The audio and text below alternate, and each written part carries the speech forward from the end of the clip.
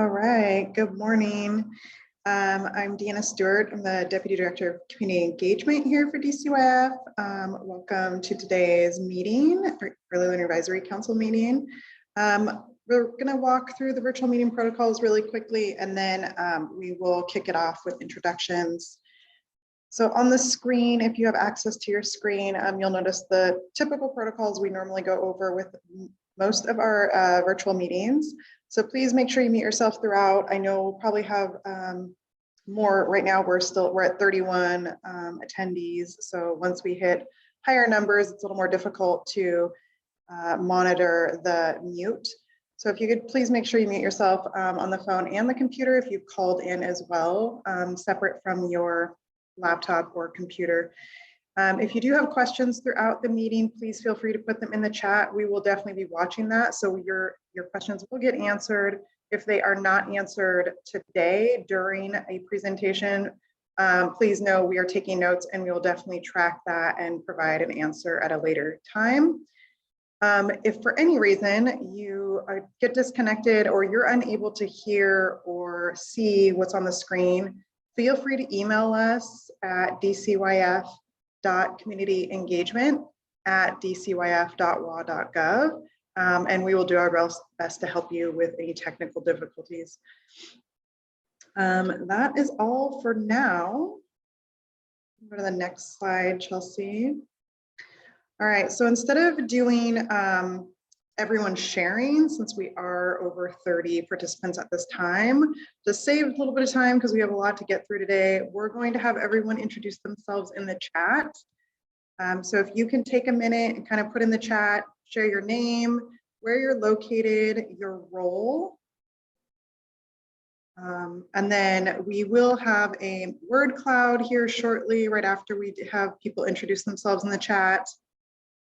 And please know that this does not, please don't let this discourage you from sharing verbally as well throughout the day, because we definitely want you to unmute yourself and share during discussion portions. We're just trying to save a little bit of time this morning in doing our introductions a little bit differently.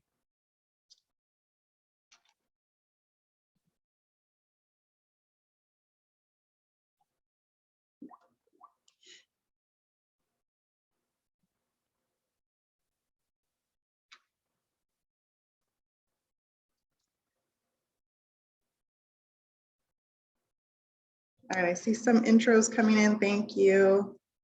Welcome, everybody.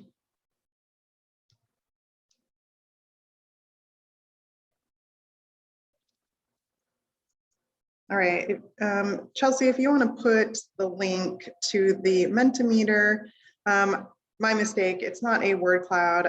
We're just doing a quick question for you to answer. And I know Chelsea's going to put the link in the chat. So what are you hoping to gain from attending ELAC today?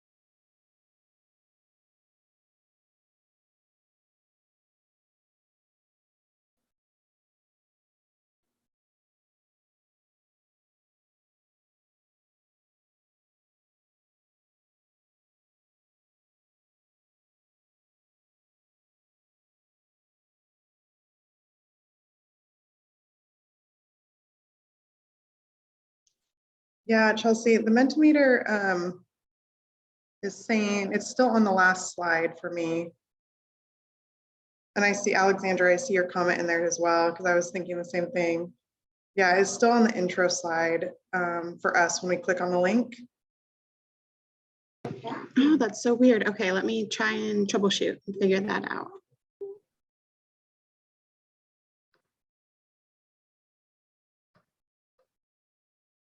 There we go.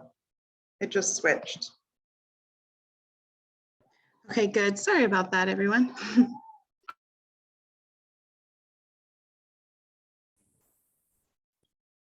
Chelsea, can you put the link again back into the chat? Yes, I'll do that right now. Thank you. Uh-huh.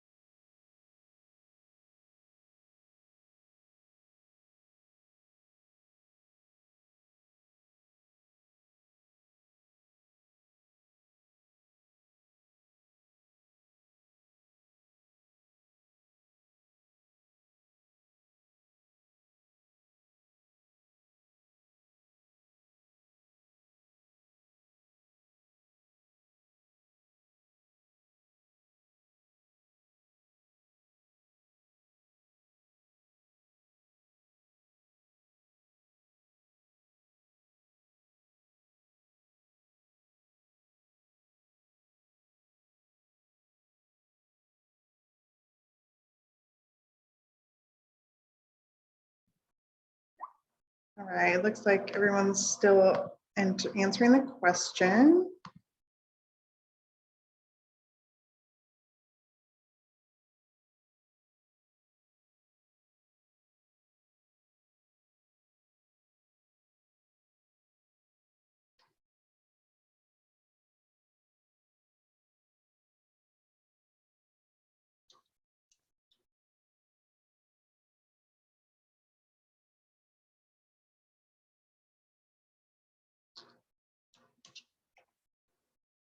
All right, thanks for scrolling slowly, Chelsea.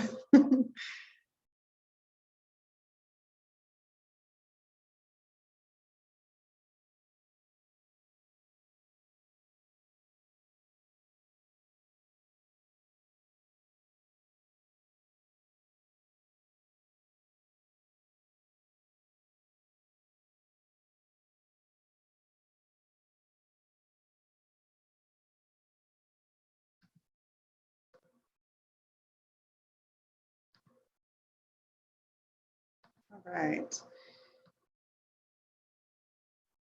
So next, and please feel free to continue to add anything else you would like into the Mentimeter to answer the question, because we'll still have this up on the screen. We're gonna walk through the meeting minutes from the February meeting. They should be linked in the chat here. There we go, perfect. Thanks, Chelsea. The link to the February minutes are in the chat. So if you wanna look at them, we will go ahead and we're going to do a vote a little bit differently this morning also. So if you want to take a second to look at them, if you have already reviewed them and you're ready to vote.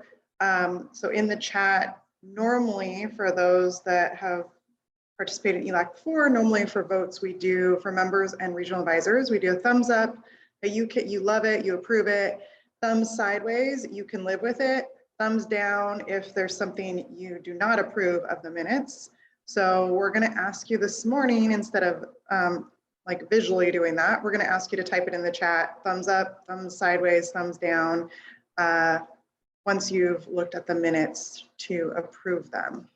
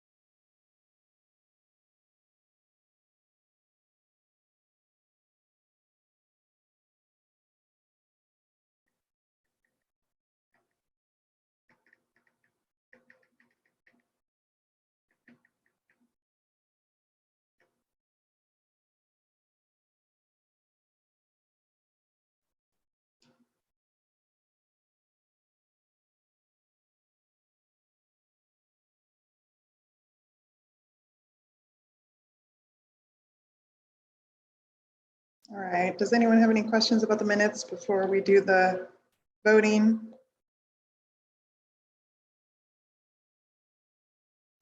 If you're ready to vote, feel free to type in up, sideways, down.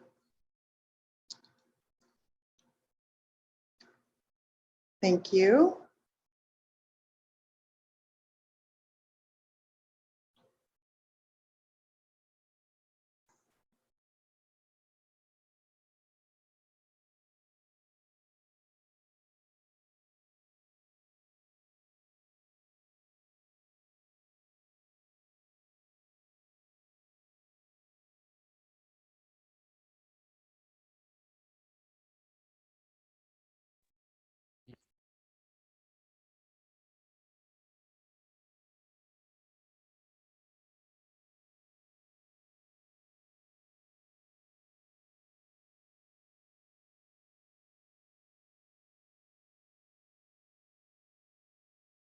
Just waiting for more votes to come in, that's all. Just pausing.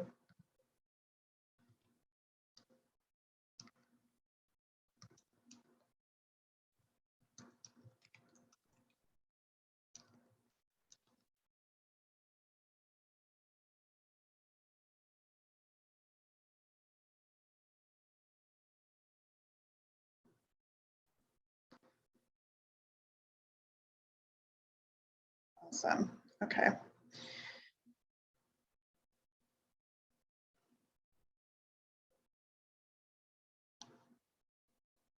All right, thank you, everybody. And I am going to turn it over to Lois and Enrica, and they'll walk us through the next portion.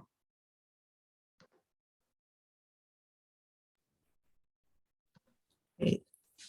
Thank you, Deanna. And can you hear me okay? Great, thank you. And it's nice to see everyone this morning.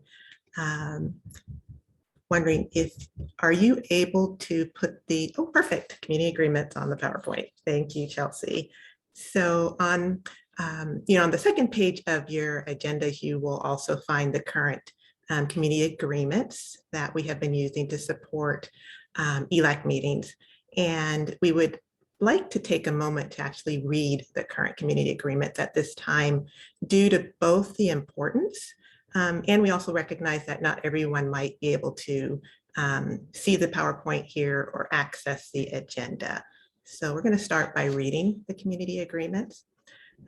ELAC is dedicated to ensuring a safe environment where quality deliberations take place by allowing every individual the opportunity to be heard without censorship or judgment. All input and questions are encouraged and welcomed. ELAC is committed to listening to the voices of those gathered to work together to provide whole child outcomes for the families of Washington State.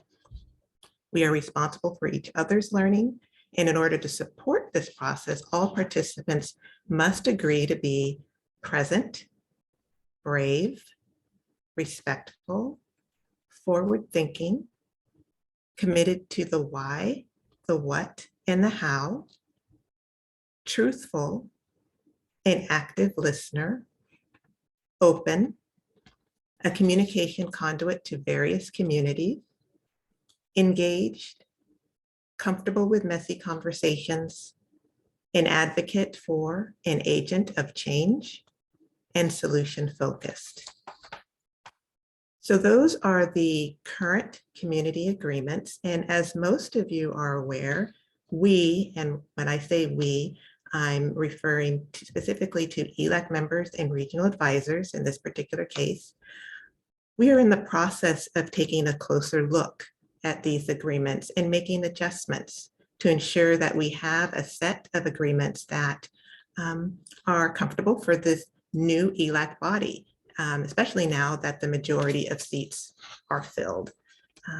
In January, most of you know, there was an initial orientation that was held for ELAC members. And during that orientation, members requested a separate meeting dedicated to the revision and and eventual adoption of the community agreements, but definitely a time to come together to look more closely at the agreements and to start to make some revisions. So as a result of that request, a second meeting took place. That meeting took place very recently on March 30th, where members did a deeper dive review of the community agreements. Also during that meeting, there was some review of the, or start of review of the ELAC racial equity questions as well. During that March 30th meeting, members engaged in individual and small group activities to provide input on the community agreements. And during one of the main activities, members were asked to respond to the following prompt. And that prompt was, please list words or phrases that are important to have and be acknowledged in a set of community agreements for ELAC. So that was the prompt.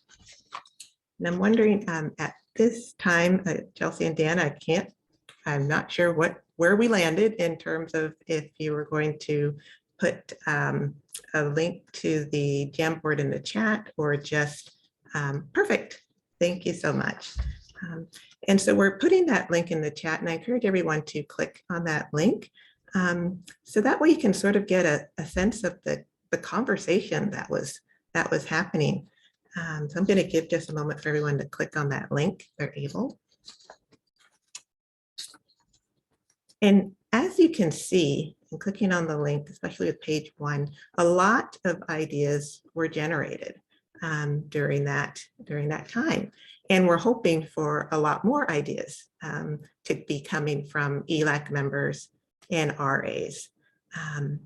And I would like to, at this point, extend an invitation out to folks that were in attendance at the orientation. I know some of you are here to share, if you'd like, about their experience during that second meeting, or what stood out to you during this process when we spent time focusing on the community agreements. So if anyone is here who was in attendance at that meeting, and if you're comfortable, feel free to unmute yourself at this time and maybe share a little bit with the group.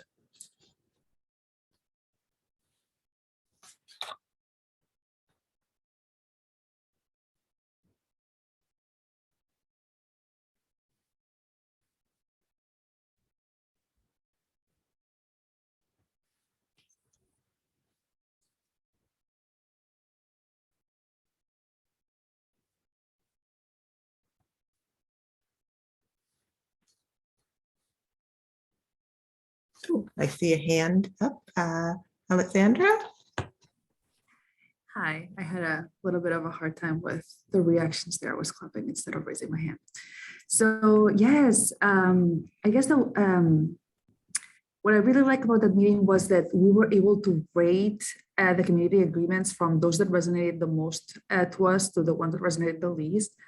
And please correct me if I'm wrong, but I feel that in general, we all really liked the agreements, but felt that some of them needed to be a little bit more detailed, like the one for truthful or engaged. And the other thing that I feel that we all agreed on was that we wanted to make sure that the agreements were not set in stone and that they were a little bit more fluid, so that they were like more dynamic and in constant development versus kind of a static document. And we also wanted to, perhaps we're discussing creating a different document where each of these agreements was explained in more detail. Since like some of these words had multiple meanings and interpretations. But it was like my first time participating in a meeting, and I was just very excited to get to know everyone. And I feel that community agreements are incredibly important. So I'm really glad that we had some time to go over these.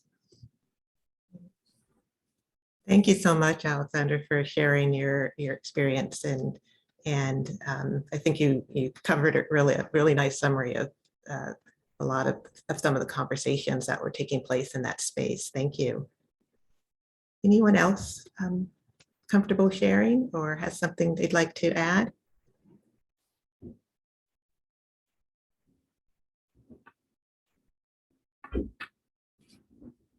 Great. Well, thank you. And again, Enrica, I'm oh. so sorry. I was trying to find my. oh, struggling perfect. with Hi, technology. Emily. Yeah, go ahead. So I think it was an interesting experience. I don't know that when I showed up to the meeting that I recognized that this was the work that we were going to be doing. And I appreciated the small group that was there that that did all of this. And Alexandra, you remembered some things that I definitely didn't. So I think one of the things that kept sort of coming up was that there's some history, there's these community norms, community agreements, and then there's a lot of history that has occurred between then and now. And it seemed a little disjointed to try to make some of these community agreements without acknowledging why perhaps some of them have needed to change, or where the lack of accountability has been in holding these community agreements. So that we did have a more robust conversation. There were a lot of long pauses, and I appreciated that, because I think conversations happen really quickly in these kinds of meetings. And so we were able to be a little more thoughtful around what does this actually mean, and how do these community agreements, what's their relationship to shaping the way that we as a community want ELAC to be, as a group of individuals, as a space that holds values, whatever those may be. So I did find it was nice to have that kind of pause. And I was noticing on the Jamboard that some things have been put together, but there were some questions that Lois shared from Best Starts that have been floating around for a little while that were on one of the pages, but maybe for some reason they're not there anymore. But that I really resonate with a lot of those. And we did have some beginning conversations around what happens if a community agreement is not followed, and is there a space for taking a break and identifying that and doing some sort of healing or acknowledgement or something before moving ahead. So the conversation about having words on paper is helpful. And also this paired conversation that we really finally, I felt, kind of got into around, well, what does that mean? How do we hold ourselves accountable to that? How do we hold the folks coming to present to ELAC accountable to these community agreements prior to even showing up? So I definitely felt like the conversation was ongoing. So what is it? Accept and expect non-closure. But I did very much appreciate it. Thank you so much, Emily, for sharing there. And I think your one question around the BSK, specifically, you had mentioned Lois had shared some things from Best Starts for Kids. I believe that was captured in the racial equity questions Jamboard. So it is there. So I just wanted to speak to that. And really also just appreciate when you were talking about there are a lot of long pauses, and just reflecting on what you said there, Emily. Long pauses are okay. Those are saying that there's a lot of reflection and a lot of work happening there. So thank you. Anyone else? Anything to share here? Jump in. I have my hand up, but I didn't see it. I'm sorry. No, sometimes it's hard to spot those little things. I think in complete agreement with everything that has already been shared. I think there was some conversation also about words and terminologies, some words that individuals within our community might interpret differently because of the ways that we've experienced the world. So words like respect, what does that mean? What does it look like? How might we experience it or not experience it in certain spaces, which becomes less it becomes less useful when words don't have clear, true meaning for everybody. And so that conversation then kind of got us into thinking about shared language. So I think there's one term right there that's power dynamics was, I think, one of the terms that we discussed in terms of, how do we understand that? What does it mean? What does it entail for us to understand, to be able to hold a sense of power dynamic within our space? And so that was the conversation around, do we need a shared list or a list of shared language definitions that's posted publicly so that we all can access it, so that we know what frame we're working from. Great. Thank you, Nucha, for that, for sharing.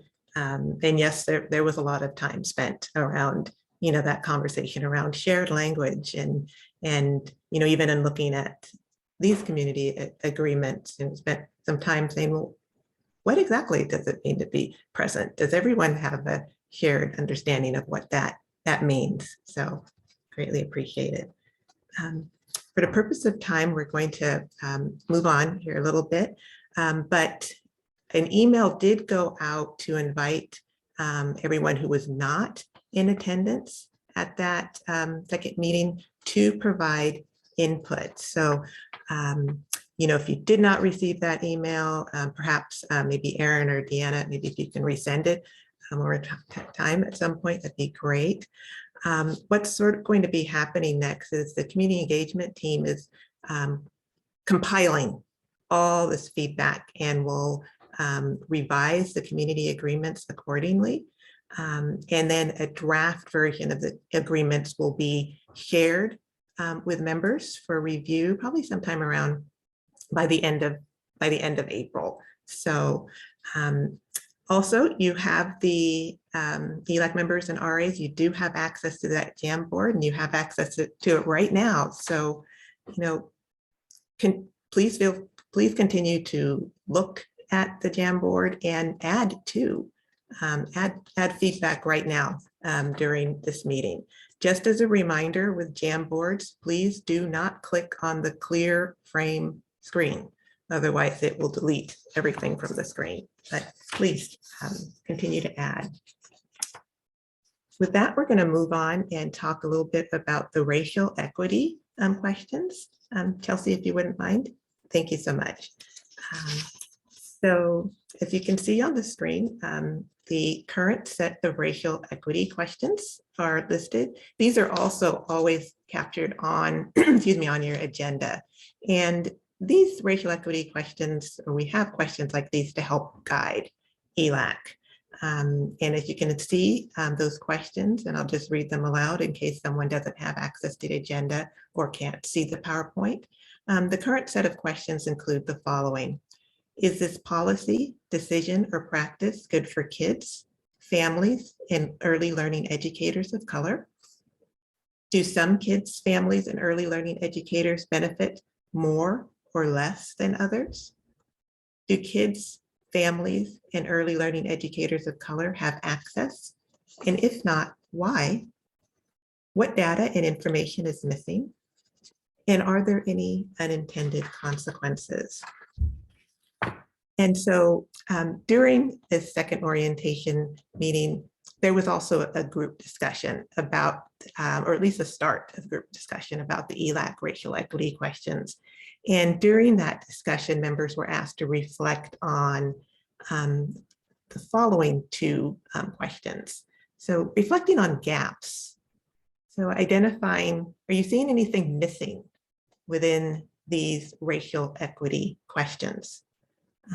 Another item that those in attendance were asked to reflect on is, what questions would you have for the Office of Racial Equity and Social Justice when updating these questions? And Chelsea, if you wouldn't mind, thank you. So Chelsea has just put the link to the Jamboard. So you can sort of see some of the discussion that was happening. We had less time for this conversation than during the community agreements, but you can sort of get a sense of some of the ideas that were starting to be generated. And Emily mentioned the Best Starts for Kids, Children and Youth Advisory Board equity statement. You'll see that captured in the Jamboard as well. If at this time, just like before, I would like to again extend an invitation to those who were in attendance during the orientation during this stage of the conversation, just to share about their experience, what stood out for them during this process when focusing specifically on the racial equity questions.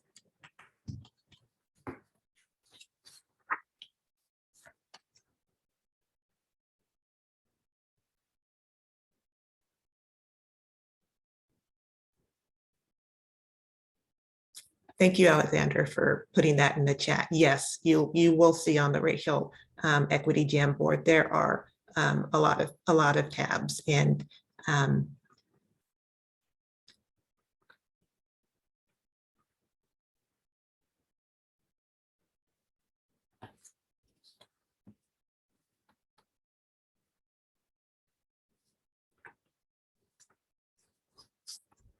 we were a little bit smaller group by this point, the conversation too. No, Lois, I'm gonna put you on this, maybe on the spot a little bit. Would you like, is there anything that you would like to share relates to this? Yes, thank you very much, Enrica, for asking. I will be on camera shortly.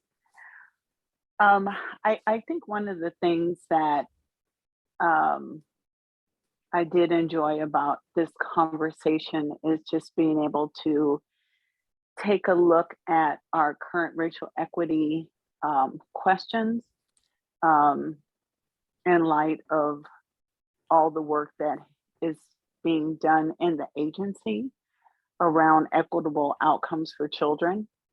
And I am looking forward to our suggestions going to their group that's led, I think it's co-led, but the person I can think of right now is Yvette Jasper, to hear their feedback as we submit these ideas, and why Enrica and I wanted to ask ELAC members, RAs and guests to weigh in, and then we'll come together and be able to whittle down and have something that comes out to the group as a draft to see what really resonates with everyone.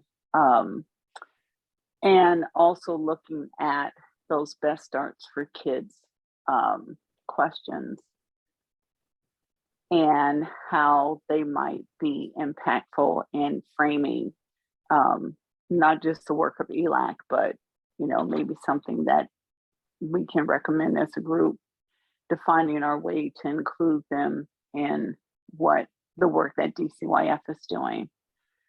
The one way that best, just for those who may not know, that Best Starts for Kids uses those questions is anytime a proposal comes before the group, the agency or department has to answer those questions and submit it with their policy, which can range from, I've seen them from 3 to 6 pages as they're responding.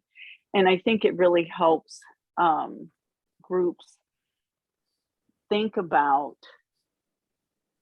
their proposal and how impactful or it will be or may not be for the communities that are furthest away from opportunity. So I am excited about this work and looking forward to what we come up with.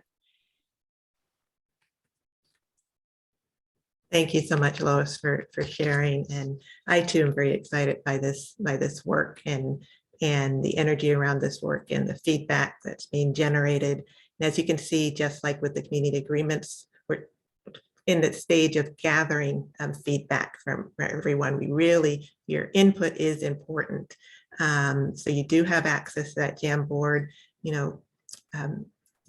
You're looking at that and there are things that you're wondering about or would like consideration to, please add them, add that feedback to the Jamboard. I'm looking at the chat, and there was a wondering about should we include a question about the racial diversity and equity of the actual decision makers? I would say please add that. Oh, good, Lois, you read my mind there. Please add that to the Jamboard. So we want to capture everything.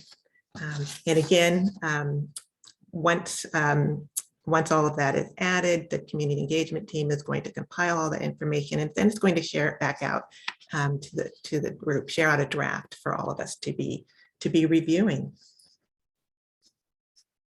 So before I turn it over to, oh, I see a hand up. Yes, Senator Wilson. Can I ask a wonder at this point?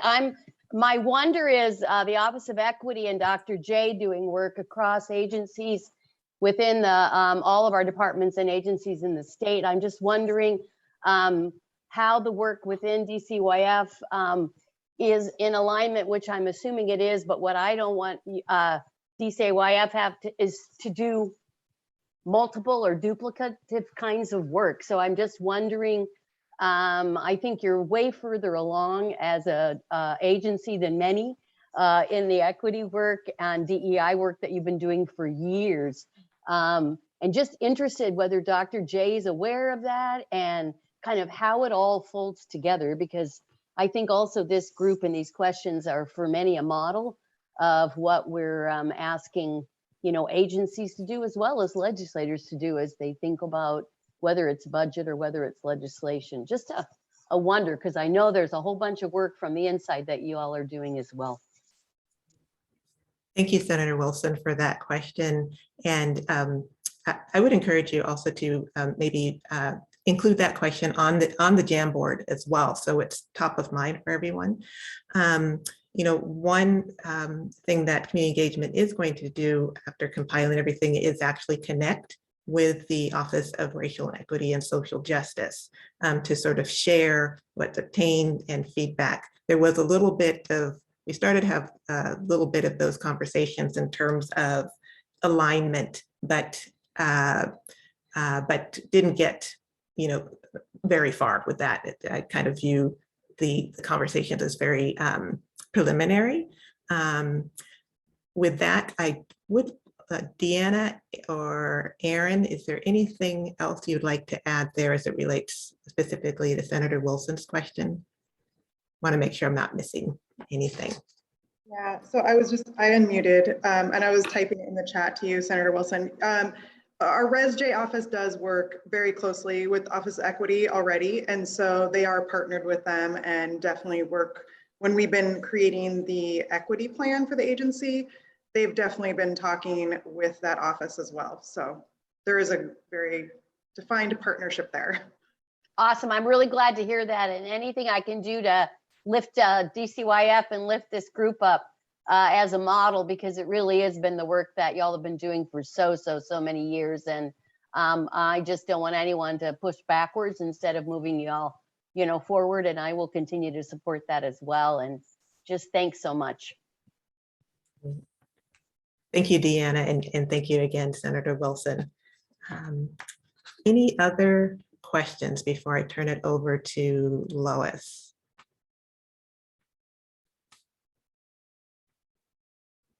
And Deanna or Aaron, have I missed anything in the chat? It's been a little hard to monitor things in the chat.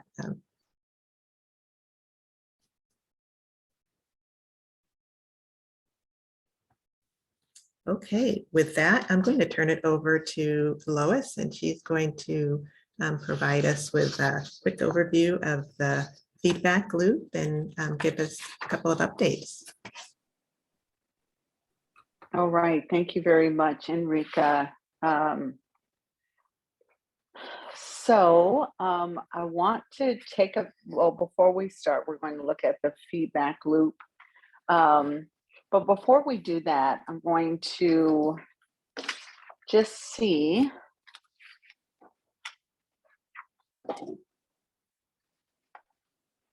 if we can start, because I want to make sure and give Colleen enough time. We're going to start with the Regional Coalition of Washington Communities for Children, the WCFC updates. And Colleen had some information she is going to share out about their work. And then when she finishes, I would encourage our other regional partners to, if they want to share out about their work, or if you have questions about what folk are doing, please feel free to put them in the chat. So Colleen. Everybody.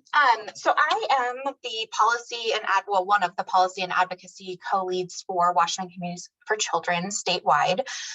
And I know a lot of folks have questions about who we are and what we do. And kind of a basic summary is being a network of networks. So Washington Communities for Children convenes various meetings throughout the month in different buckets, as we refer to them. And each of those groups is considered a learning network, and it's a space for anybody to come and meet with others who are doing work in that area and share out resources, information, programming, any of that sort of updates. And then some of our groups also work on some action items. So a really good example of that is that a couple of our groups took it upon themselves to get together and create a work group on the Fair Starts for Kids Act and getting some messaging out. So we created a toolkit, which we shared on our website, that had, social media blurbs, different things like that available to share out to our communities. We have been had partnered with Help Me Grow and doing some of that work, but this year are focusing in on our own separate learning networks and continuing that work. So right now, we are looking to have folks either rejoin into those groups or continue to do that work with us. And I will drop these in the chat when I'm done talking, but I'll put a link to our website as well as our one-pager in there. And then as far as updates go for our organization, we did have a budget request to the legislature this session, which I'm happy to report was fully funded.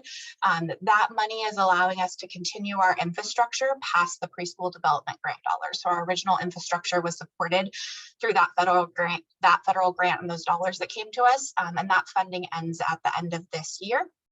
And then we will be utilizing the funding received from our state to move that work forward and continue what we are doing.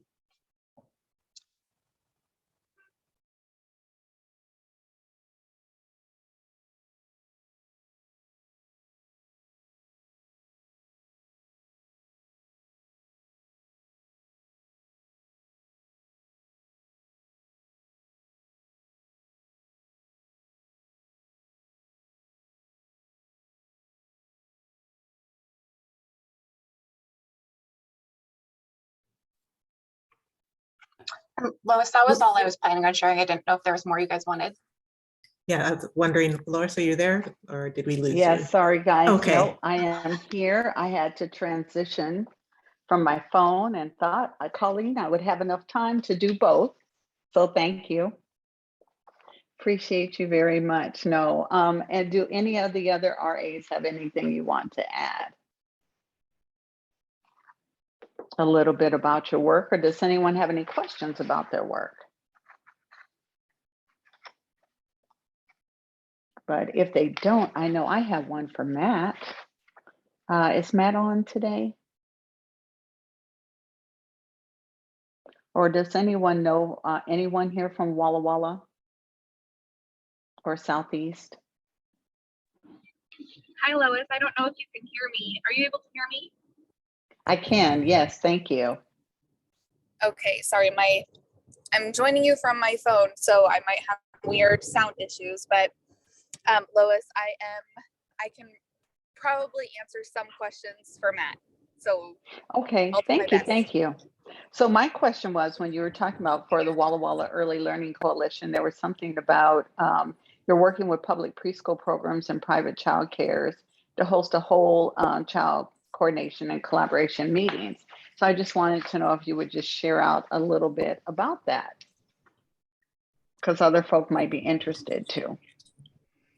Yeah, absolutely. Let me just double check that Isla Dawn's not on here or Matt.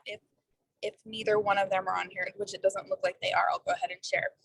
So what they've been doing in Walla Walla Early Learning Coalition is there's an early learning center, which is basically, they call it like the hub, the Center for Children and Families. And it's been a really great opportunity for partnerships among private childcare providers, as well as state-funded preschool like Ecap and Head Start, and in addition to adding some TK programs as well. So one of the things that the Walla Walla Early Learning Coalition is working to do is partner with private childcare providers within the community to help have kind of like a coordinated recruitment type of a coordinated recruitment, I should say, and working with private childcare providers to make sure that that all of the kiddos in the community and in the county are being served in one way, shape, or form. And so it's something that just started. The first meeting was last month, and it went really well. There was quite a few private providers who joined that meeting. And so it's just in the beginning phases. And I know Isla McClellan is the one who's really spearheading this. And so I'm kind of doing my best to summarize what they're working on. But it is something that is pretty new for the community, and really just trying to utilize all the various resources and programs that are available while still making sure that private childcare providers are supported and are able to run their businesses and have quality enrollment as well. So hopefully that answers your question.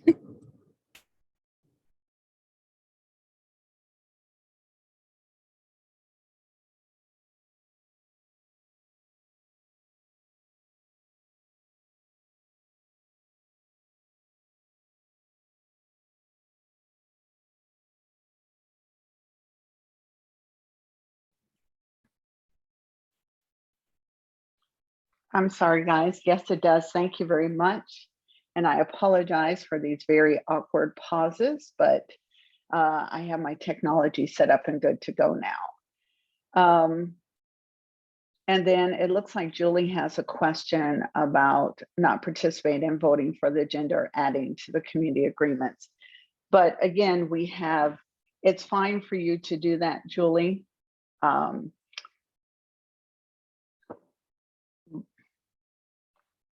One of the things that we have tried to do as the executive team is to be inclusive of voices. I think with the vote, Deanna can probably share a little bit more about that. But as far as feedback is concerned, we are definitely open to that. Deanna, can you address the voting piece? So yeah, voting, we only count votes from members and regional advisors. So that's how it is tracked. As an alternate, I would say, Julie, for your question, to add to the JAM board, unless Lois and Enrica and other members are not in agreement about this, but you're an alternate, so you're still technically a member of ELAC. And yes, you would have the ability to add to the JAM board. But to answer your question, like who is permitted to vote, it is solely ELAC members and regional advisors.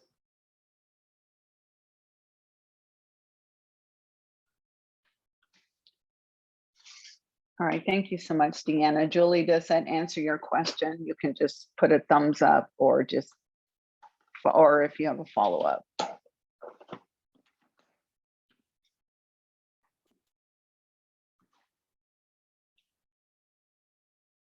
And Senator Wilson, if you could drop, thank you, Colleen, for the link to the blog and newsletter. And Senator Wilson, if you can, drop that link in the chat. That would be helpful for those who might be interested.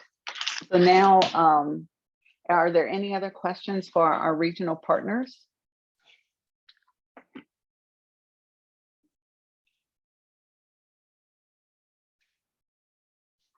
Hillary, can you, yes, for the JAM board, yes. So for those who are on the phone, Hillary asked if, do we want people to participate in the Jamboard or not? She said she was confused. So the answer is yes to the Jamboard. Yes, we do want everyone to participate.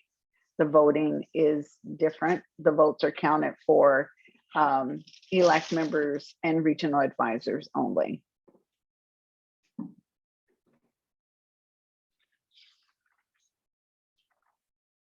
Okay, so state agency and partner updates, which also includes the update for the Fair Starts for Kids subcommittee. And so we want to find out if you've had a chance or if any folk who are here from those different state agencies would like to add some additional information, or does anyone have any questions?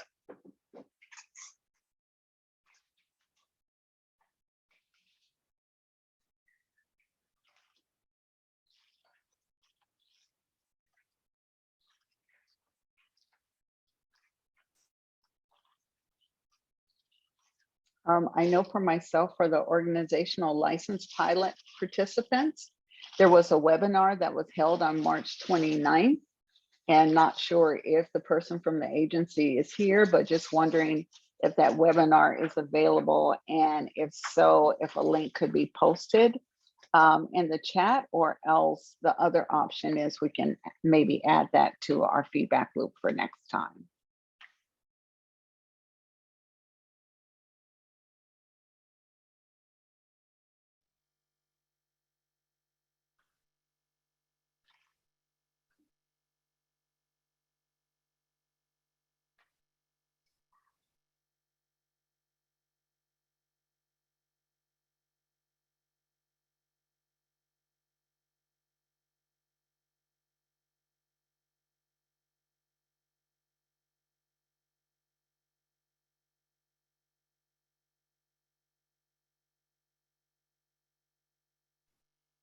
All right, thank you very much, Erin. Appreciate that. Well, if there's no other questions, we have a few minutes before we move on to our presentation and questions from the Office of Innovation, Alignment, and Accountability. So if we can just ask everyone to take these 4 minutes until Vicki joins us, to please take a look at the Jamboard and feel free to add things in there, as well as to be able to add comments in the Mentimeter about this, what we've done so far. And we'll just give everyone a few minutes to do that until Vicki comes on at 10 o'clock. Are there any other questions or comments? Oh, hi, Vicki. I am here, Lois, if that's helpful. Okay. Good morning.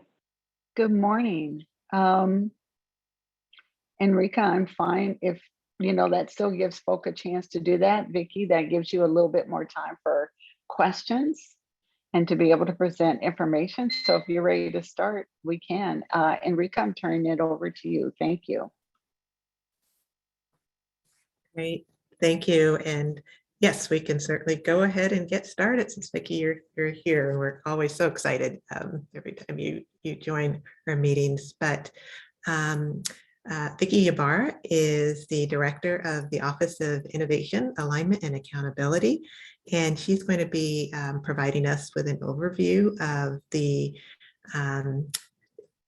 data dashboard and some updates to support ELAC's work. So I'll turn it over to Vicki. Thanks, Enrica, and thanks, Lois. And I'm here with a colleague today, Min from WASDEM, who will be actually showing you the dashboard. Thanks, Min, for joining us. But before we get to the dashboard, I did want to take a moment to do a couple of other things. Next slide, please. It's great to be with you all today. So at the last time I was here, and I do try to make it to every ELAC and get at least a little time on the agenda to do a data update. Last time I provided an update on some data we'd collected about the impact of COVID, both some quantitative data as well as some parent survey data. And I got some great questions in follow-up to that meeting. So I want to take at least a few minutes today to go through 3 of the deeper follow-up questions. We may not get through them all because I don't want to take up too much time. I want to devote most of the time to the dashboard, but did want to share with you the answers to those 3 follow-up questions. Also want to just point you briefly to some updated indicators that we have on our agency performance page. We won't go through those either in detail, but wanted to make sure that you know they are available and where we keep them in case you do have questions and want to review those. And then, of course, the highlight of today will be the stabilization grant dashboard maps, which are in draft form. Min has in a very talented way drafted those up, and we'll be asking for your input today before we publish. Thanks so much. Next slide. Okay, so you may remember, and you have the slide deck from last time where we presented some information on the parent survey about COVID that was done spring, summer of last year. And one of the follow-up questions we got was, do you have disaggregated racial ethnic data for loss of employment? So parents self-reporting loss of employment and what that meant. So this was in response to slide 14 from the deck I shared last time. And so I brought to you just a reminder of the race ethnicity data for parent self-report of being laid off or their hours worked. As you can see, on the left, we have the total number or the portion of parents who were reporting that they were laid off, that they had their hours cut, or that no, they had not, as of spring, summer of last year, had not had their hours, had not lost their job or had their hours cut back. So that color coding, green being no, pink being had their hours cut but still have their job, and then purple being laid off. That color coding translates over to the right bar charts, where we see by parent self-reported race ethnicity, by household income, and by language group, English or other, the differences across racial ethnic groups. And we see substantial differences with especially Hispanic and Black parents much more likely to have had hours cut but still have their job, and American Indian and multiracial parents reporting much more likely to have been laid off. So that's the race ethnicity data question. Next slide, please. The next question we had on the survey data was, did you collect the number of families that had to report in person to work and didn't have an option to keep the child at home? Are these families using care? We didn't ask the question on the survey quite that way, so can't get to quite all of this, but I did go back and look at the original data, and we did have data on the transition to working from home, including those who were able to transition to work from home. The number who reported that, the portion of parents we surveyed who reported they were able to transition to work from home, which was about 45%. And then you see the variation there across regions, Eastern and Western Washington. Eastern Washington, much less likely to report they were able to transition to work from home. Income grouping, as we might expect, as we might expect, those below 200% of federal poverty, much less likely to report they were able to transition to work from home. And then quite a bit of variation by race ethnicity, with American Indian and Hispanic, the least likely to report they were able to transition to work from home. And then other groups sort of more likely and in between. That's as close as we got to asking the question about working from home versus not being able to work from home. Presumably the families who were not able to transition working from home did not have the option to keep their child home with them. Next slide, please. And then the last follow-up question here that second to last, that I'll attempt to answer. Oh, I'm sorry, this is the same question. Number of families that had to report in person versus not having the option to keep from home. The other data we collected that I wanted to make sure you have available to you is the arrangements that the parents that we surveyed last spring and summer reported to us that they had for child care based on the age group of the child if they were working primarily outside the home. So of those who didn't have the option to work at home, what was their childcare arrangement?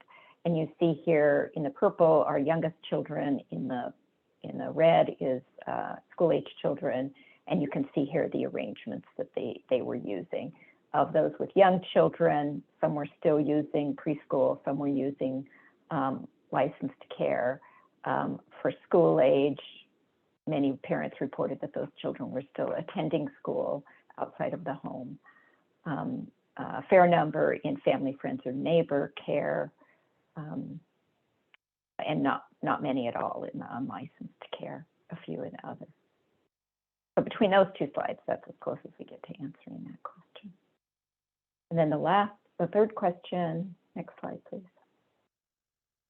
Did you collect the number of families that had to report in person to work and didn't have the option to keep the child at home? Are these families that are using care? So this is the same question, just another piece of information to help elucidate that. This is the variation by race ethnicity. So it's the same information as the previous two slides put together in a slide that unfortunately looks very complicated by age, 0 to 5 on the left, school-age children on the right. Same question, working outside the home, what is the childcare arrangements and giving up employment to help care for children. So this speaks to families giving up employment in order to stay at home and work for their children, the economic impact. I'm sorry, that was confusing.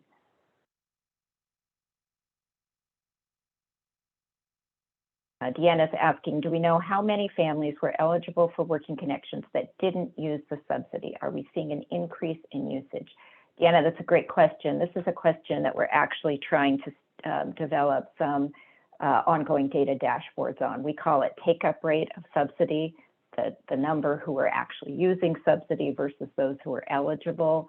And we're trying to develop some data now that we can push out in a dashboard and be updated regularly so that we can see the trend of what's happening with subsidy uptake over time. And Nicole has said we are seeing an increase in eligibility. That's great. Thank you. Okay, so I know I breezed through those really fast, and I apologize if they're confusing. Mostly I wanted to make sure you have the information in follow-up, so you can go back and refer to it if you have questions, so that you have a resource to get these questions answered. Next slide. In this slide, I'm answering the third question that we got on February 1st. What about the actual well-being of children in care? I went back and looked at each of our survey questions from the 2021 parent survey, and we did not ask about child well-being. But I did locate some additional resources for child well-being during the pandemic. Of course, you all have seen the reports on mental health. There's a lot of concern about children's mental health. That most of those reports are about adolescents or school-age children and mental health, not so much young children. Some states have seen general increases in emergency room utilization. That has not been the case in Washington. Early in the pandemic, we stood up a dashboard with RDA to actually look at that, because we were very concerned that we may not see children reported for abuse and neglect, but we may see them show up in the emergency room with abuse-related injuries. So we stood up a dashboard with RDA. That's a live link that you have, and we have not seen that increase. For mental health of young children, if you think about the concerns about mental health and how does that translate to well-being, measuring the well-being of young children, I would probably want to watch WAKIDS and TS Gold social emotional subscales. Social emotional well-being, we know, is a big indicator of how children are doing with their mental health, how young children are doing with their mental health. Most years on WAKIDS and TS Gold, these numbers are very high in an aggregate. The incoming kindergarten class, any of our ECAP class measures, they tend to show highest in the aggregate on social emotional. But we know when we dig down into subgroups that there are some subgroups outside of COVID that have substantial risk. For example, children who are involved in the child welfare system tend to have the lowest levels of social emotional subscale scoring on either the TS Gold or WAKITS. So that is an indicator that we would probably want to watch into the future as those data are collected, both in WAKITS and Ecap and other places that are using TS Gold. How are kids doing on the social emotional, a measure that's usually very high, but for populations at risk tends to be lower. So those are the indicators of child well-being that I'm able to share with you today.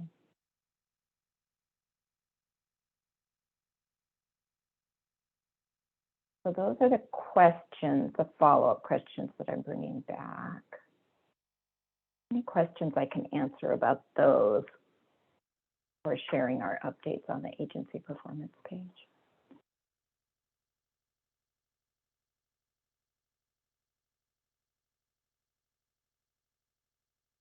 Next slide, please. So this is just an update to let you know of where we've done some update of indicators.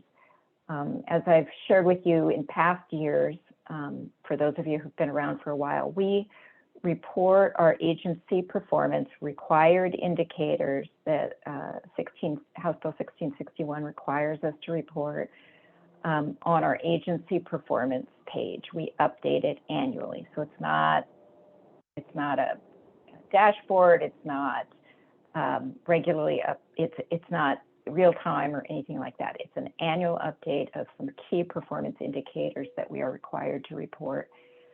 With this update, so with our most recent update, we have organized it both around the child outcome goals, which are required in House Bill 1661, but also around our strategic priorities. I think as we've shared before, our current strategic and racial equity plan has 6 priorities, 1 overarching, 3 programmatic, and 2 that are supportive. So you can see all of those strategic priorities and the indicators that we currently have available underneath to published on the agency performance page. And 2 one that I think is particularly of interest to this group is the creating high quality integrated birth to 8 system. So that is one of our strategic priorities, and we have some initial indicators underneath that if you go to that site.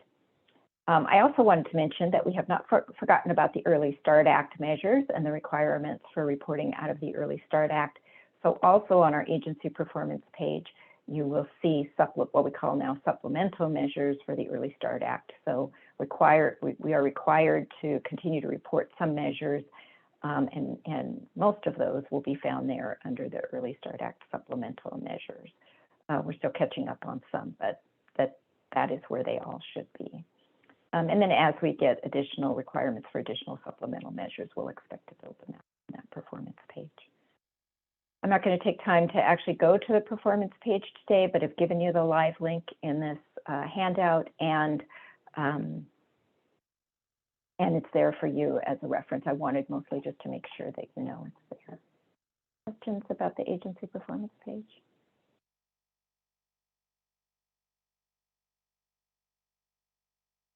Okay, thanks. All right, so now for the big show.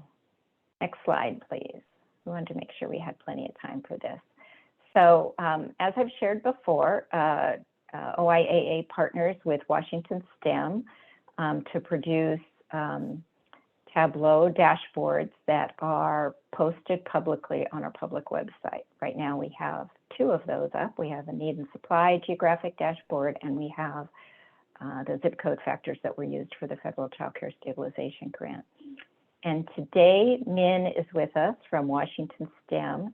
And Aaron, we're going to turn it over to Min if we can, if he can share his screen so that he can share the draft of what we have right now for the federal grant stabilization. And thanks, Min, for putting that link in the chat. You can go ahead and share your screen.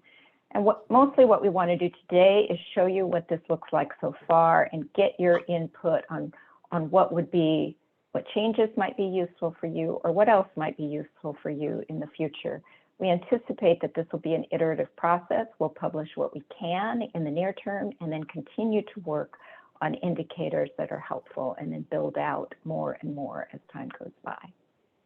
With that, I'll turn it over to you, Min. Thanks. Thank you very much, Vicki. Can everyone hear me okay? Because I sometimes have a mic issue that I've noticed these days. I guess.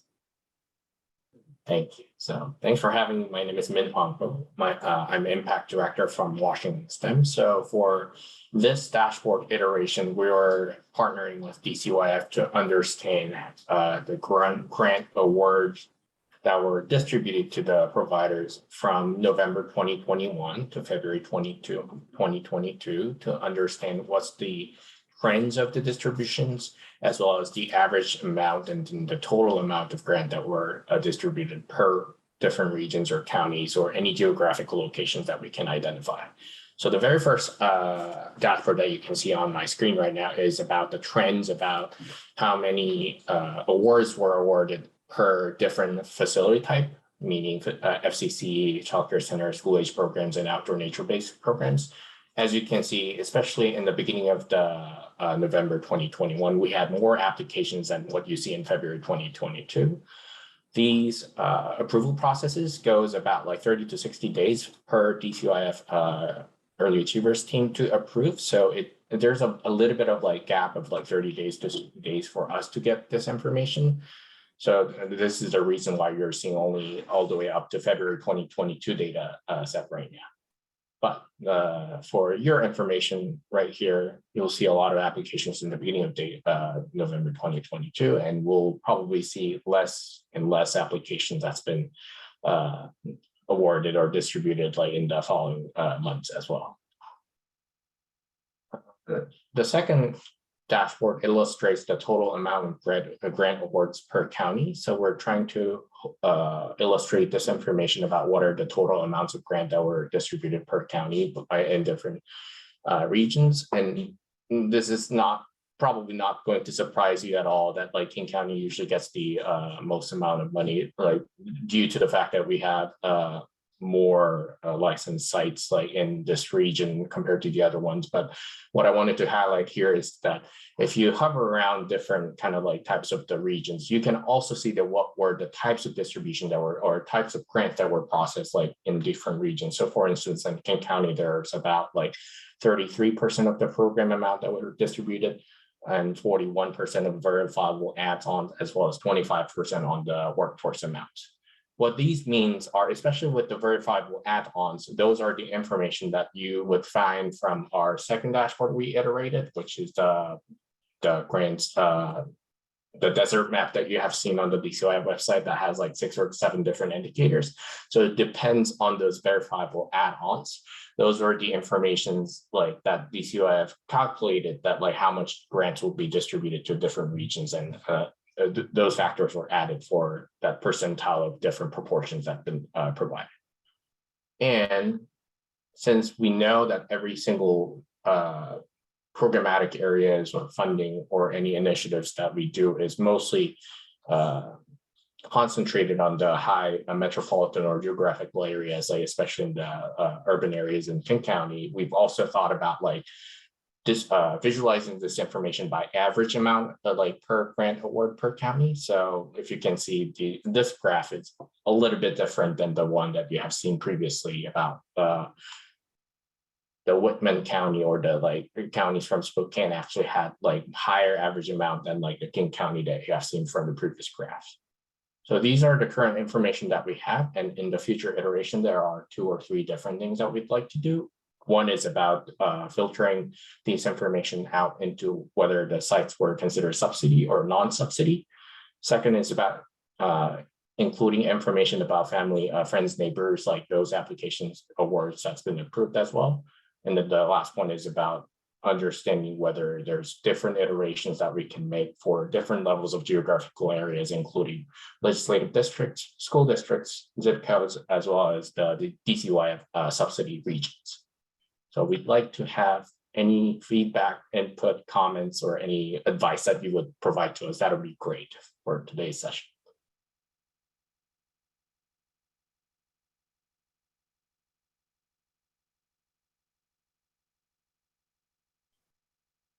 And it's a lot, so you probably need about like a couple minutes to play around on our link and then see what's in there. And then if you have any like follow-up questions, would love to take those as well.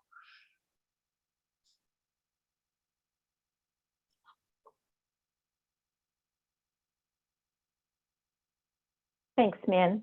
I will just share that Min and I have talked about some additional additions we think can occur in the near term before we publish. For example, Min, if you go back to number of awards, that nice line graph by licensed provider type, we could also, we've talked about also including here the percentage of awards, right? So the percentage of the award, I'm sorry, that the award dollars, the amount of award dollars, not just the number of awards, but the amount of award dollars by facility type.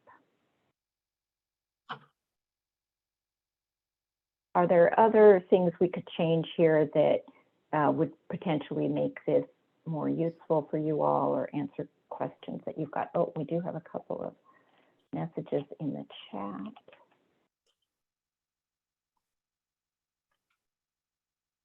I'll go with Deanne's question first.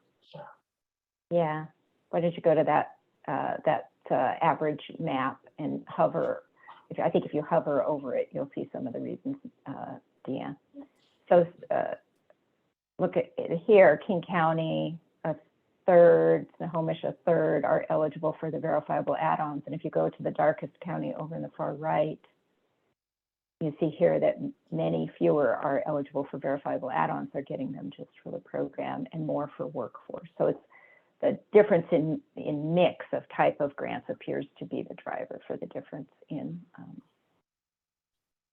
the averages.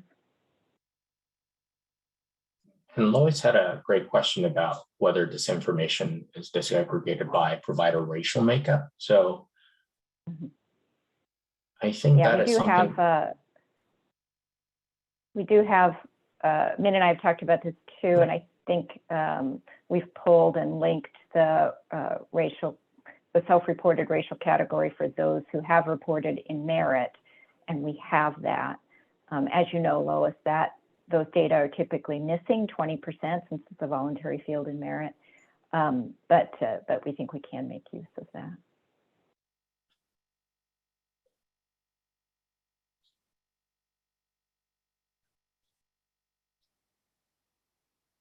Gary asks if we have the number of grants awarded by county and by type of facility. Yeah, so if you go to either the second or third, right, you can get that. So as you'll see, this filter on the left side can kind of like show you the differences like by childcare centers or family childcare homes, outdoor nature-based programs, as well as school-age programs.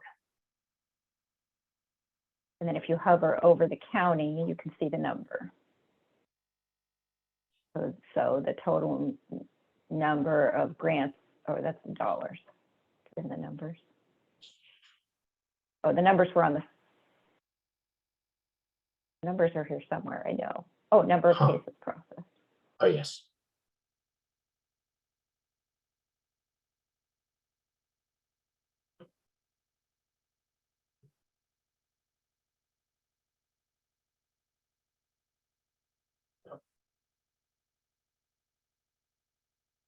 Thanks, Lois, for the feedback on the merit. I will share that feedback with the merit folks.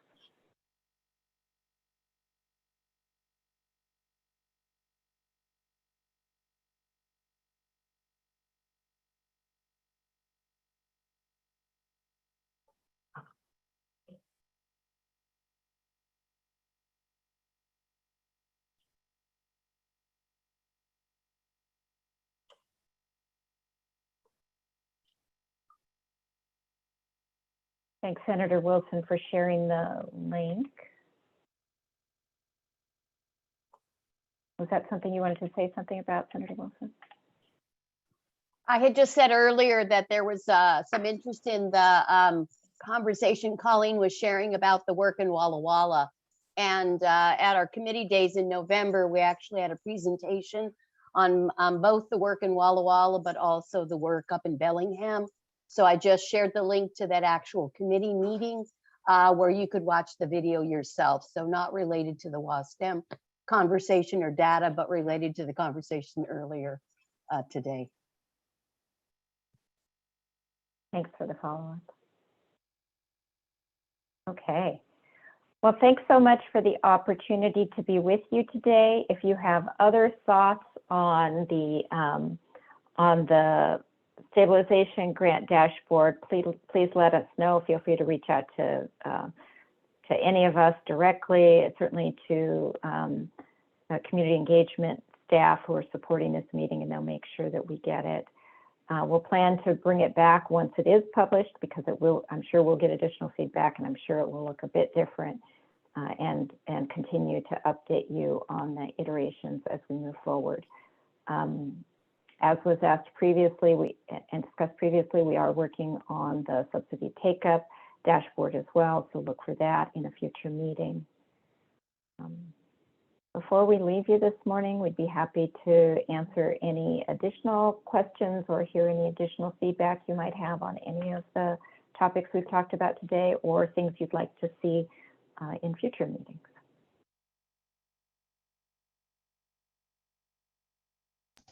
Hi, this is Susan Brown with KidsCo. I put this question in the chat, but I was curious how this data actually has been, or, you know, as data has been collected in the past and currently, how has data been used to influence decisions or policy, and how do you envision this data will influence policy and whatnot in the future?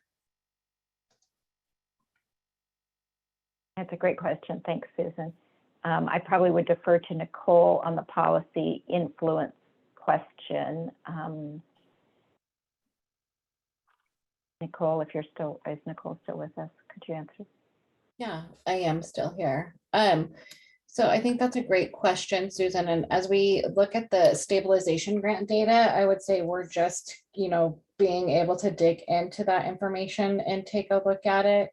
I would say data around languages and things like that really drive things related to how we're translating our language access coordinators that were just hired.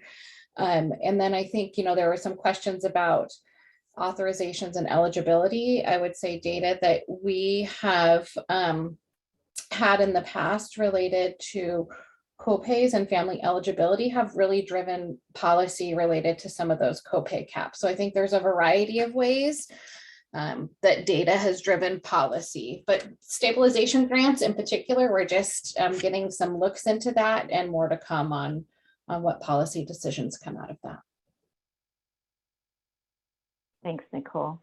Erin, if you could move to the last slide, there is some information there that may also help answer Susan's question. So Susan, part of the reason that we in OIAA produce the data is for accountability purposes, right? To demonstrate that the agency is doing what we were told to do. And then additionally, as we develop future indicators, we are also mindful that the legislation has particular objectives: advancing racial equity, growing diversity, promoting access, promoting kindergarten readiness, and stabilizing and supporting childcare in the workforce. So, so we anticipate that we will need to develop quite a suite of indicators in order to determine if the legislation and the money has done what it was intended to do. So that's a part of our overall agenda. And this is a reference slide that I keep in the appendix of all my decks with ELAC, because it documents some of the discussions we've had before about indicator development. Colleen asks, is there a similar dashboard for CARES grant dollars? And I believe that's you're referring, Colleen, to the previous rounds of grants. No, we do not have that. We hope to have that in the future. The data source for those grants is not as accessible as the current grants. We have the best data on the more recent round of grants, but we hope to have that in the future. So I have a question, which is, I think, related, but not specifically about this. Is there going to be some kind of evaluation or feedback from the provider community about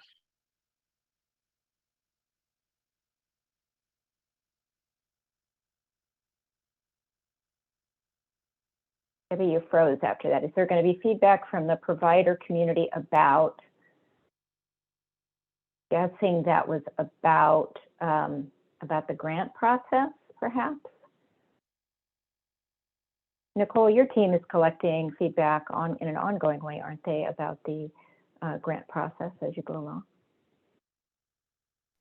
Yeah, I would say that there was, as we went out and talked about stabilization grants, I think we got a lot of feedback, and I've tried to incorporate that as we're moving forward with other grants and design processes. I'd be very curious what Debbie's question is, and then I'd be curious from this group also, if it is about grants and feedback, what feedback you would like us to hear, or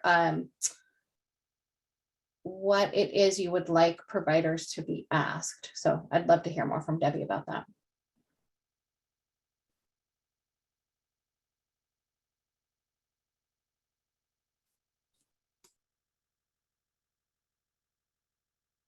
Thanks, Nicole. That may have been unfair since Debbie froze in the middle of her question. So we'll ask our community engagement partners to make sure you follow up with Debbie and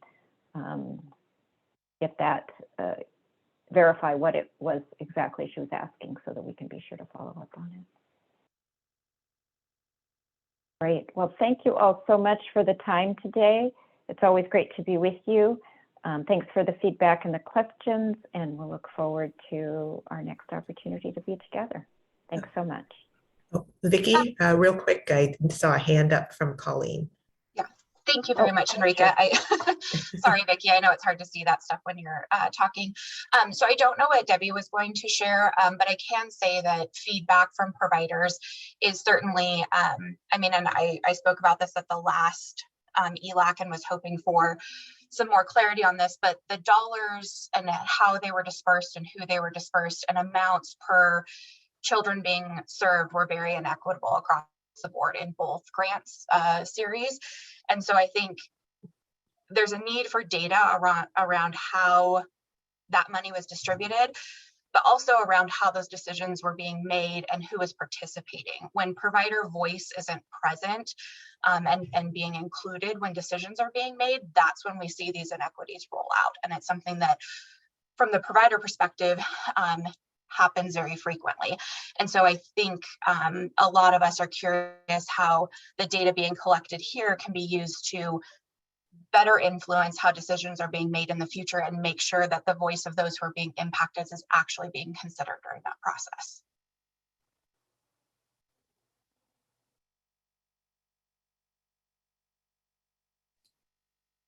Thanks, Colleen. Appreciate that detail. I know Nicole was listening intently. Yeah, and I would just say that we certainly received a lot of feedback about stabilization grants and other grants, and I see Susan's comment as well. And I think that's why we have really tried to shift and are really doing some intentional design work with providers as we look at the equity grants, the dual language supports, trauma-informed care.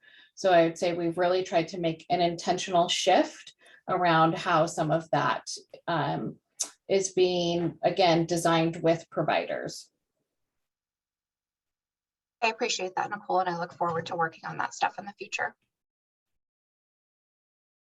I apologize, I got bumped off, but I think Colleen might have was probably more articulate about what I was asking anyway, it sounded like from. And I guess one other question I would just have is, can you maybe just remind me what the co-design efforts are around with the provider community, or what you're thinking? I've probably been told before, but just a reminder would be helpful. Sure. So one of the shifts that we made, and we started this really with the equity grants, I think one of the things that we needed to do was to go back and look at the legislation and also get really clear with ourselves what the purpose was behind some of those grants, and then go out and talk with others and get some feedback on that purpose statement to help try and guide some of the work. And so some of that has happened really with provider supports And I believe some of that has come to ELAC, but I would need to go back and check on that. And then we have some community partners that we're working with to do some design groups. And so we really want to honor the role of our advisory boards, but also have some design groups for providers as well. So working with Voices of Tomorrow, Imagine, Child Care Aware, and One America on some of that, where they are actually helping to shape, within the parameters of the legislation, what do they think are sort of the most impactful pieces to implement, helping us shape what the amounts look like for providers. One of the things I would also just note is that the equity grants, dual language, and trauma-informed care supports are smaller amounts than we have put out in the past. And so there's a little bit of a difference in what some of that looks like, but really trying to, again, engage providers in designing what they think the process could look like. And then being clear about where there's are known parameters, like the application needs to exist in WCOMPASS in order for us to be able to roll some of this out.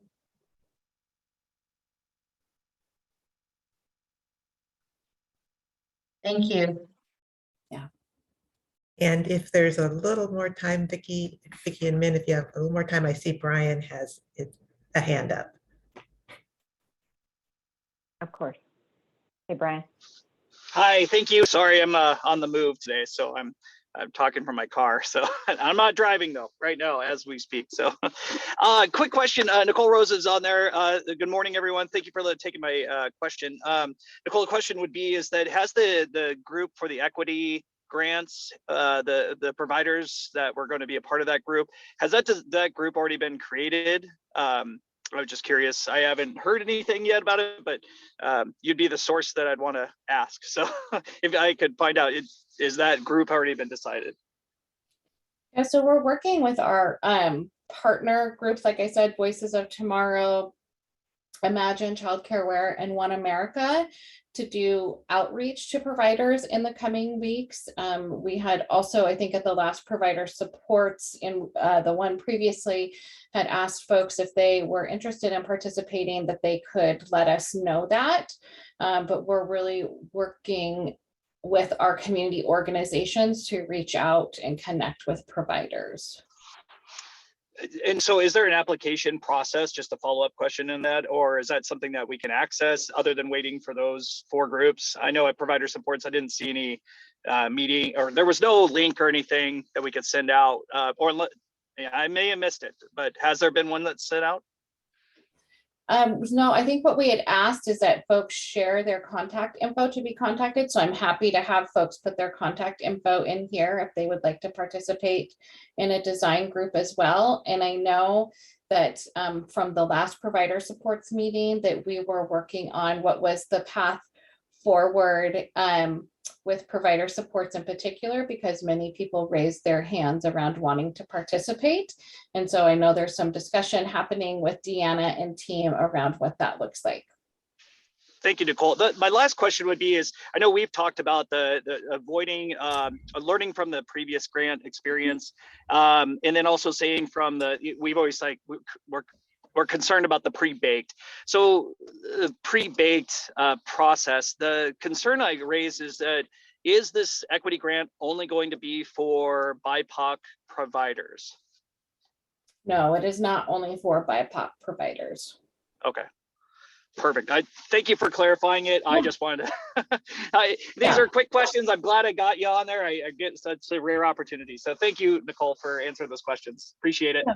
Absolutely. And I think I want to acknowledge that the grants previously, there were dollars and trying to get them out the door. And I want to say, again, really trying to take the moment to take a step back and think about how we do some intentional designing with. And I know we might not always get it just right, but trying to make some steps there and have some ongoing dialogue about how we can engage a little bit differently. Also, I want to acknowledge there's a couple of comments related to sort of relief dollars and stabilization funds. What I would say is there aren't dollars earmarked for stabilization moving forward, but we're certainly keeping an eye on the amount of stabilization funds that we have right now and who has applied. So more to come on that.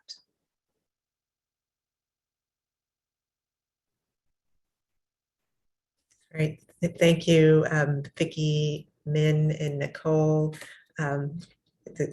And thank you everyone for all great questions. For the purposes of time, we're going to have to move on, but please continue to add your comments, any questions in the chat. All of that will be captured and we'll make sure get feedback, responses back to everyone through the feedback loop. And with that, I'm going to thank you all. Great to be with you. Thank you. And with that, I'm going to turn it over to Lois. All right, thank you very much, Enrica. So now we're going to move into our presentation by the DCYF OSPI Joint Agency Integration and Inclusion Work, which we all know as Integrated Pre-K, or should I say previously referred to, kind of like Prince, the artist formerly known as Integrated Pre-K. And I want to welcome Nicole Lohr, who is, and Nicole, I hope I pronounced that correctly. She's the Ecap Assistant Administrator at DCYF. And also want to welcome the Pre-K Ecap Administrator, Karen Gantz, who will provide update on the legislature between OSPI and DCYF on early learning programming for children. Oh, well, it's true, Deanne. Programming for children ages 3 to 5. So Karen and Nicole, welcome and thank you. Thank you so much for that welcome, Lois. We really appreciate it. And just want you to know, we've actually said those same lines about Prince ourselves as we have been navigating our way through this work. And I think, okay, Nicole, you've got the slides up. Lovely. Just want to start out also by saying how grateful we are for you creating some space for us to be able to gather your feedback and help us determine the next steps in our inclusion, integration, and ECAP entitlement work. The agenda for today really has us revisiting some of the work that occurred last year with this work, and that was when we were calling this our IPK, our integrated pre-K work. We want to let you know about current reporting requirements that are currently in proviso for us to work on. So the work is not done. The work is still moving forward, and we want to be able to talk about the work that we're working on right now and start to gather some feedback from you. We'll mostly be wanting to touch base with you today about ECAP entitlement, but we will also be asking you about the other topic areas and other opportunities, and sharing with you other opportunities for input as well.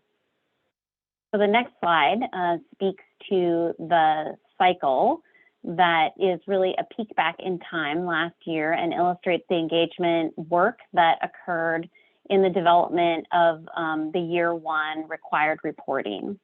The graphic represents the work that DCYF completed with ELAC and provider supports last year related to the integration report that the governor required DCYF to create in partnership with OSPI. I want to acknowledge that last year there were some different people up front talking with you about this work, some of whom are on the call with us today, or in the meeting with us today.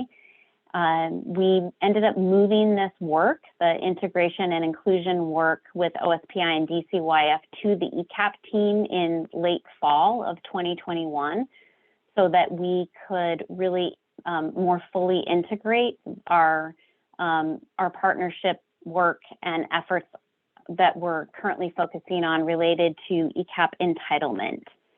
And we see really strong connections there that I think we're going to be talking with you about today, and are very excited to have this work as part of our growing work and as part of the way that we are working to meet entitlement and to make sure that we are able to pull the information together that is required in this work. So the next slide just is to let you all know, in case you've forgotten, that the final report for the first year was published in late December and is posted on the DCYF website. It can be found by going to the Our Practice tab and then searching in the reports for integrated pre-K. The report created recommendations, as I'm sure most of you know, for both near-term administrative efficiencies and longer-term strategies. And based on that joint work from that first year, we have 3 near-term strategies that we are currently in the process of moving forward. The next slide shows you those near-term strategies. It includes the work that's currently underway. We have a state-level committee that started meeting in December. It's our Coordinated Recruitment and Enrollment Committee, and that is really looking at how to support state, regional, and local partners as they help families access inclusive programs for preschool-aged children that meet their needs and choices. We are also working with our partners at OSPI around our ongoing robust work around the inclusion pieces. That's specifically happening with, most specifically happening with Ryan Guzman and her team at OSPI with developmental pre-K, and working as partners to make sure that we're doing what we can to have there be as many inclusive services across our mixed delivery system for children with delays and disabilities, identified delays and disabilities. And then the communication plan, we're also working to see how we can create greater clarity with the work that's currently underway, and identify the pieces that are already in place, and be much more clear about the work that we still need to do for providers across the state. So you'll be hearing more about all of this in the next handful of months as we continue to lift this work up. I just want to say a little bit more about the coordinated recruitment and enrollment work. That work is specifically focused on pulling together providers across the mixed delivery system so that we can work to create a plan so that there is not this sense of competition for enrollment, and instead it's more coordinated and will result in more children being served by the services that are being provided in communities.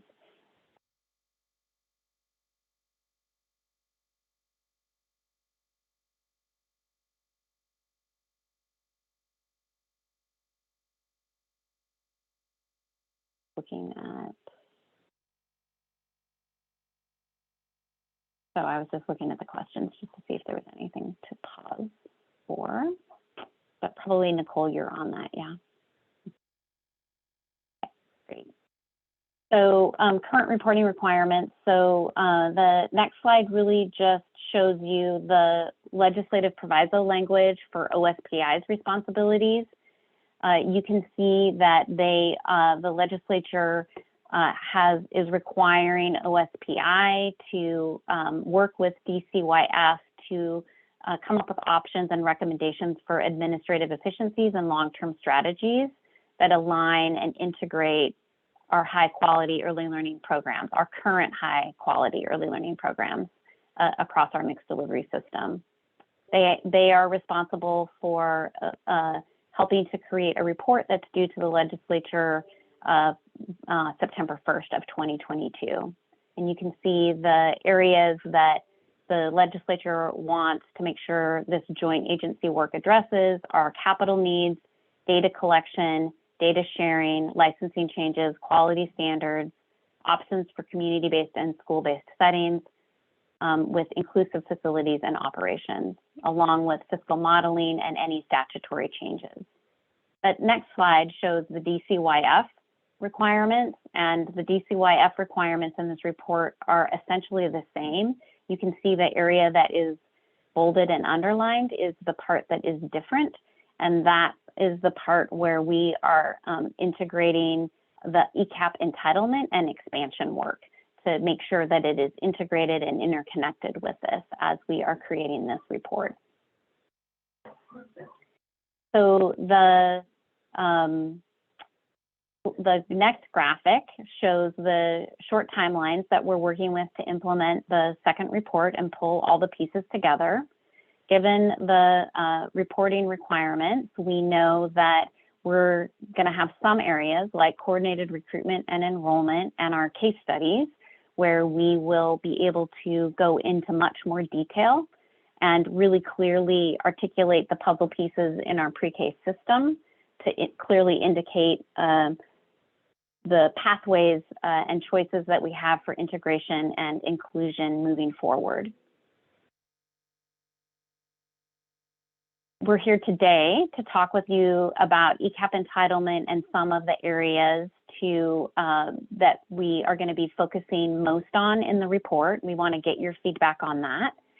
And then we'll be back in June to talk with you as well. In addition, we are currently in the process of, it's not reflected here on the screen, this is just talking about the ELAC and provider support meetings that we're going to be attending, but we're also in the process of pulling together some interviews and focus groups on the areas like fiscal modeling and inclusionary services and the other topics that we discussed for people to be able to participate in. So if you're interested in participating, Nicole and I will share our emails in the chat, and we'll take your information and we will definitely add you to the list of providers who we will be interviewing and asking to help provide feedback, a deeper level of feedback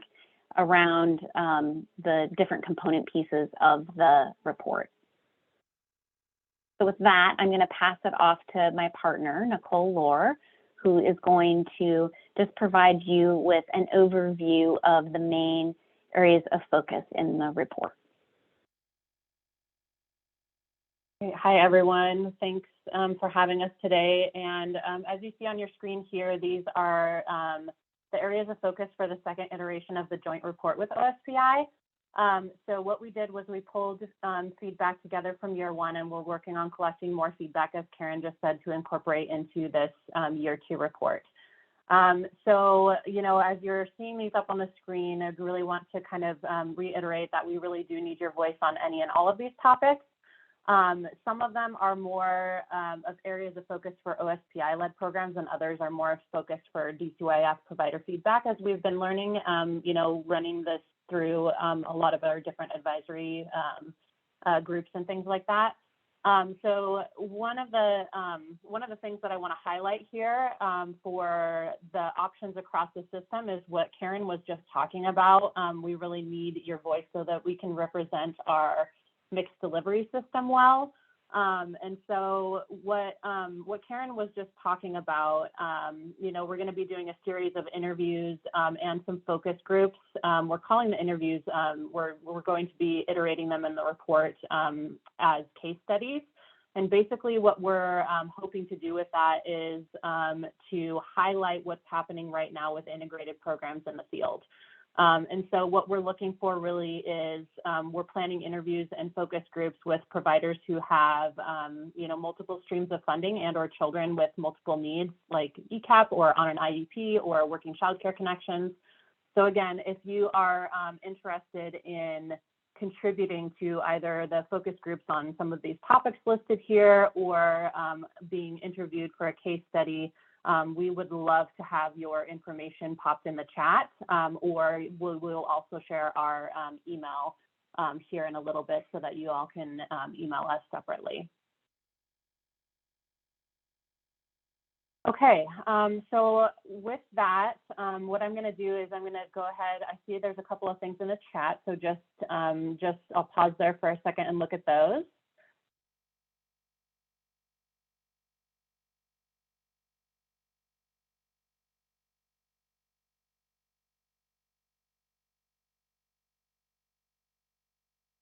Okay, I think the first question we have, Karen, is will the community have opportunities to weigh in on the draft report? Yeah, and I just responded in the chat saying that really I think the best opportunity is going to be through the interviews and through the focus groups that we're going to be pulling together, and would ask that you consider sharing more of your time with us to be able to provide feedback to us that you see as being most important in having be included in the report.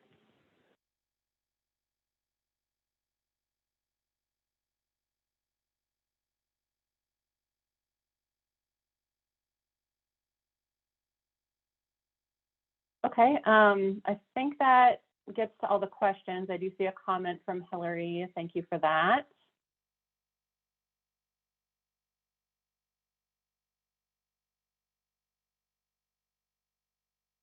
Thank you, Julie. See your email there.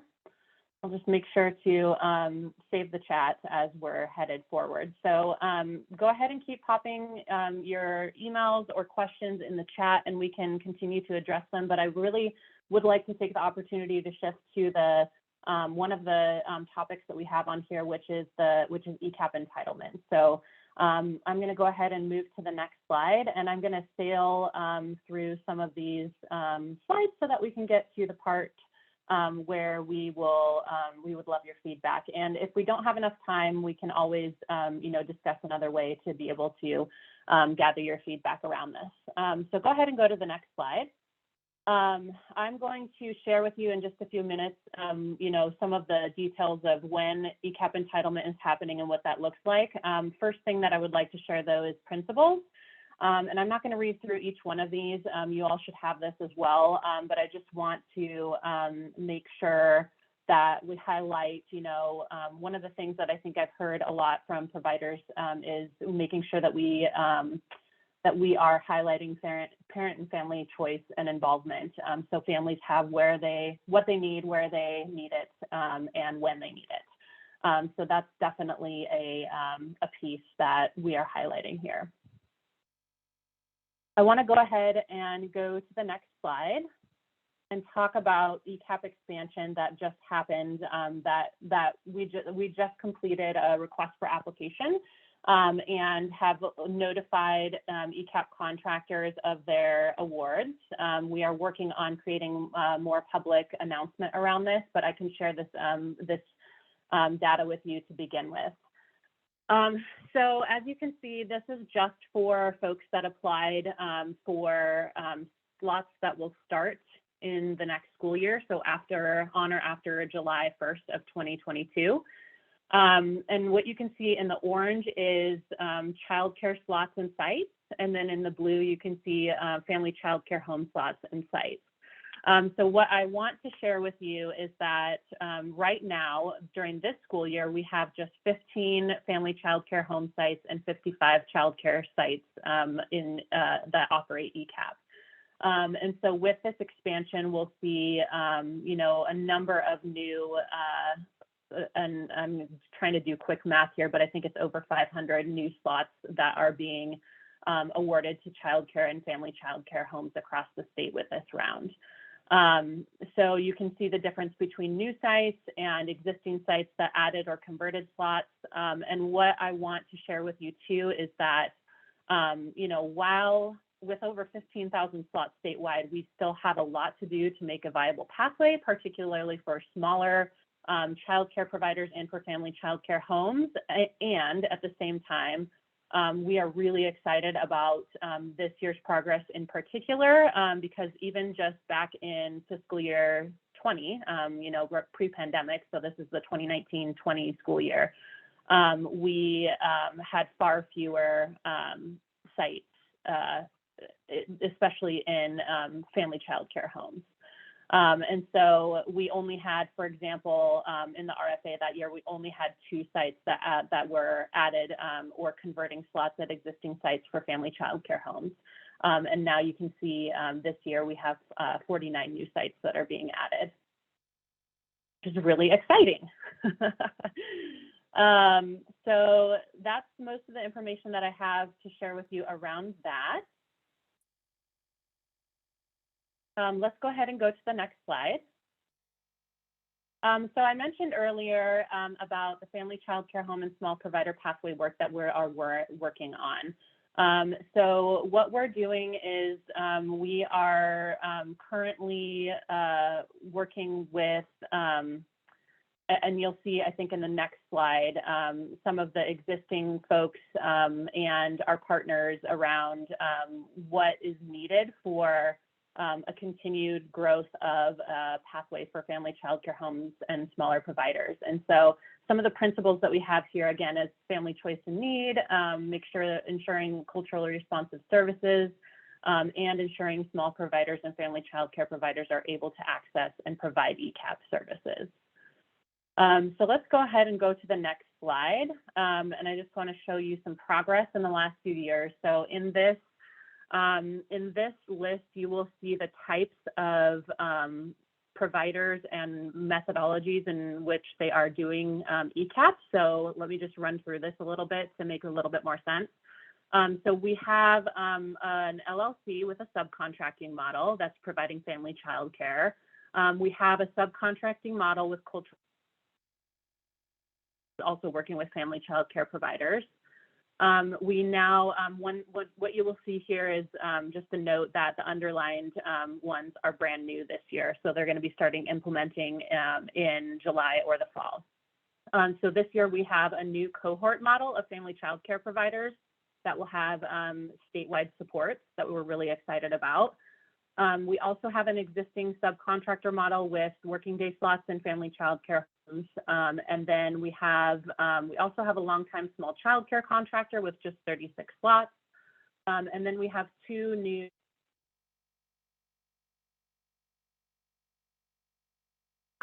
combined that will be becoming ECAP contractors this year as well. So we're really, really excited about, and one of those is just the last point, one of those is a smaller child care provider and one is a little bit larger. So one of the things that we're attempting to do with these different kinds of, models and methodologies of providing ECAP is to ensure that it really starts to address that 75 slot minimum barrier that we have heard oftentimes is, impossible for childcare and family child care home providers to be able to provide ECAP. And then one of the other things that I want to highlight here too is that there's some intersection here with our tribal pathway as well. So we're working with a smaller tribe that has a smaller amount of slots as well to figure out a way that we, what's actually needed as support from DCYF in providing a smaller ECAP contract so that we can begin to address some of the more rural and also tribal specific needs that providers have. Karen, would you add anything there?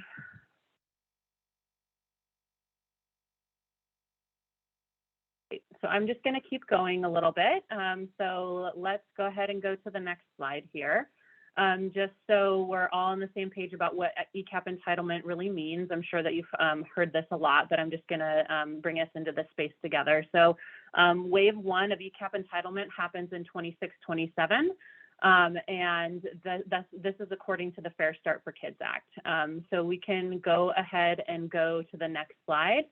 And you will see what is needed in order to make that happen. So we did just receive another 326 ECAP entitlement slots from the legislature this year. So I will note that in school year 22-23 in the yellow there, it's not 750 slots, it's 1,076. But you can see we need to get up to 28,760 slots statewide in order to meet the current projection of ECAP entitlement, children who are eligible and entitled to be enrolled in ECAP. And we will be doing, we need everybody in our mixed delivery system in order to do this. So just as a reminder, go ahead and go to the next slide.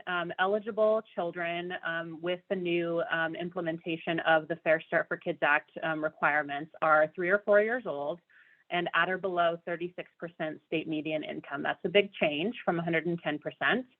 The other adds that we have here are families currently experiencing homelessness and families with children who have participated in ECLIPS services, ESIT, early ECAP, or early Head Start. Those, all of those are changed or added categories of eligibility for ECAP according to the Fair Start for Kids Act.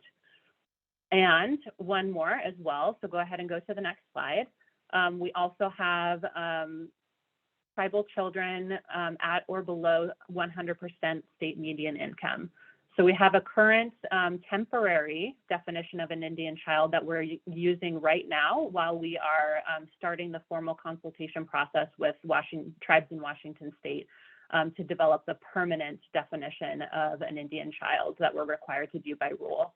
And that is not, I think that's the due date for that is in 2024. So we're starting that process now. But in the meantime, we are also implementing with this temporary definition. And then one more reminder slide here. According to the Fair Start Act, there is a category of children that are allowed. Now, these children are not eligible and entitled for services, but they're allowed as space is available. So this is kiddos that are above that 36% state median income with prioritization factors, and then children who are turning 3 that are aging out of other services that turn 3 during the school year and have participated in those additional services that you see there or have a prioritization factor. So that's who we're talking about when we're talking about 26-27 entitlements. And then there's an additional wave of entitlement in 2031. You can go ahead and go to the next slide. And the main thing that will change here is that the state median income limit will pop up to 50%. And so we'll have state median income at 36% for a while. And then once we hit 2030, ECAP eligibility will pop up to 50% of the state median income, plus all the other groups that I just mentioned. So you're probably wondering, okay, we saw what that looked like for 26-27. What does it look like for 2030? Well, go ahead and go to the next slide. When we did our projections for the Fair Start for Kids Act, we did our best to estimate the 2030-31 populations and participation numbers. These are over a year old now, are not recently updated, but still remain our best guess. And so the caseload forecast is not yet projecting to 2030-31. But we wildly estimate that about 40,000 children and families will be eligible and participate in ECAP at that time. And then, so we have that first wave of 28,760 in 26-27, and then the second wave after that.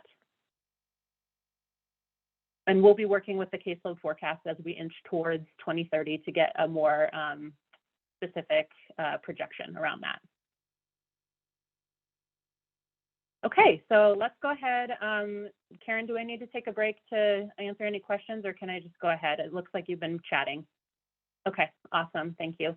Let's go ahead to the next piece, and this is really, we really want your feedback on this as well. So this is about implementing ECAP entitlement. So we've gotten a picture of what the law says and what a number of children we're kind of thinking about might be participating here. And this is really about how will we implement it in communities.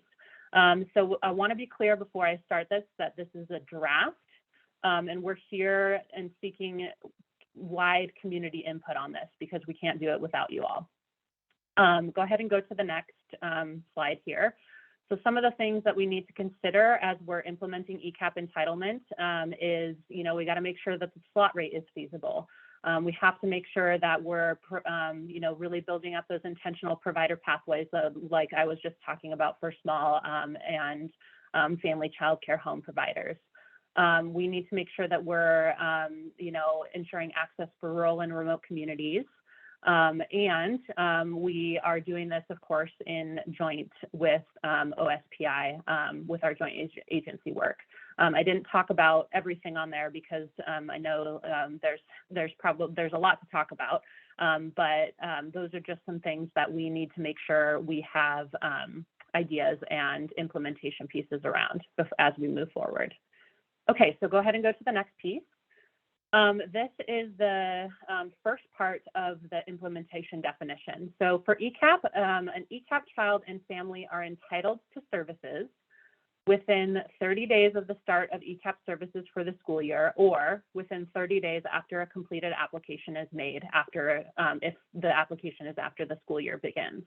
So that's kind of parallel to our 30-day enrollment policy right now. An ECAP child and family are also entitled to services within a reasonable distance, either any distance a provider or family is willing and able to transport to and from ECAP, or a distance that is 60-minute drive from the ECAP site. So then in addition to that, we are also suggesting that an ECAP child and family are entitled to an ECAP schedule that best fits the needs of their family. And so as we move towards entitlement and work on converting a majority of our part day slots to school day and working day, our 6 and 10 hours models, we will say that if an ECAP family has a need for a specific schedule, that schedule must be provided for them in the appropriate ECAP model.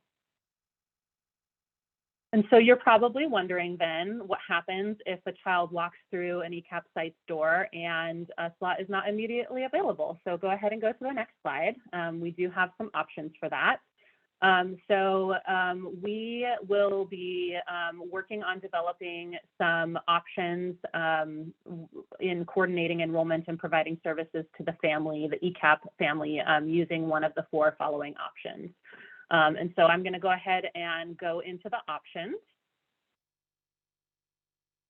But first, what I want to say too is that we want to ensure that children and families receive the highest quality experience possible.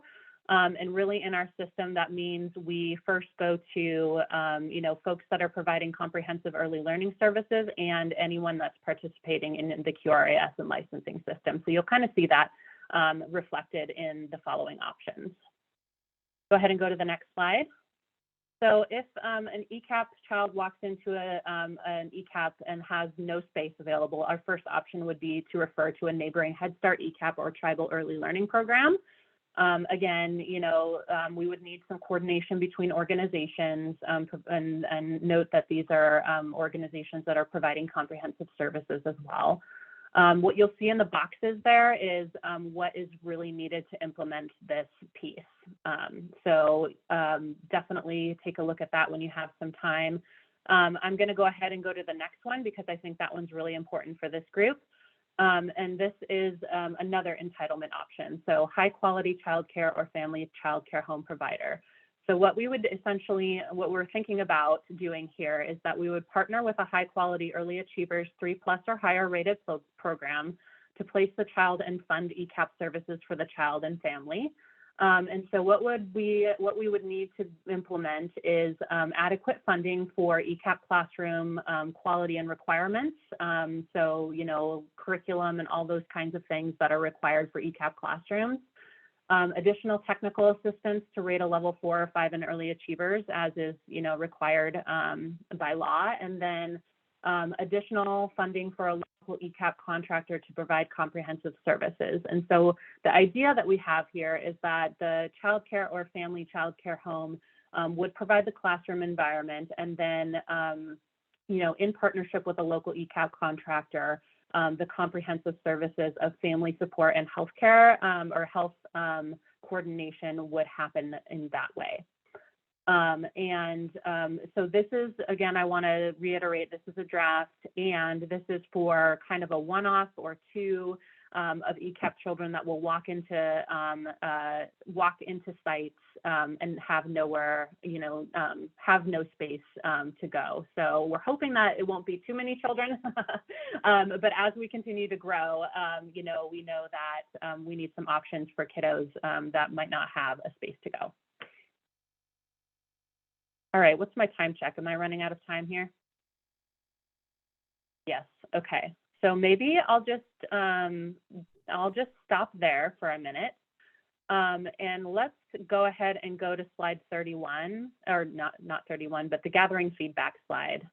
And we will pop there to just pause and ask if you have any questions or feedback pieces around the entitlement topics or any of the other things that we shared today.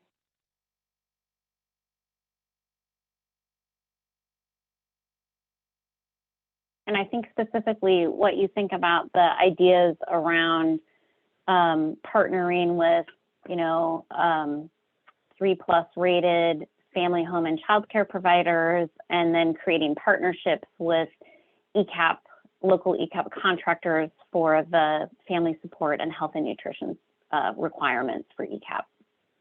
Dan, I see your hand up. Yeah, I have a number of questions, and hopefully I'll try to make them brief.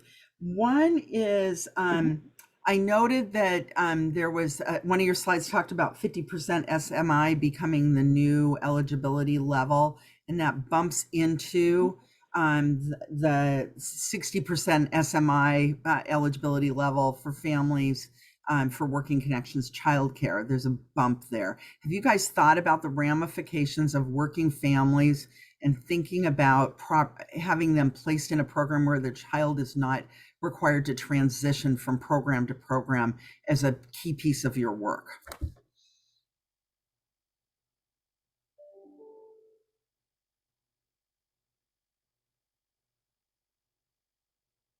Yeah, I think that's definitely why we're why we're here, and especially Deanne, I think I want to highlight the piece around integrated programming that we're really trying to gather feedback around and get more intricate details around with the focus groups and the interviews, because yes, that's exactly what we're hoping, is that a child will have what they need where they need it. And so if they are ECAP eligible and also need working childcare connections, the system would work to ensure that that child could receive their ECAP services and their working childcare connections services in the same place that meets the needs of their family.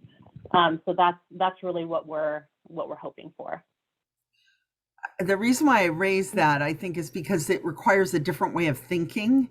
A whole nother way of thinking about things that I'm seeing a lot of comments in the chat about, which is, are we putting ECAP into a quality childcare setting, or are we figuring out a third way there around the way ECAP services could be delivered in a full day model, which is a very different model than an extended day, I think, to use ECAP speak.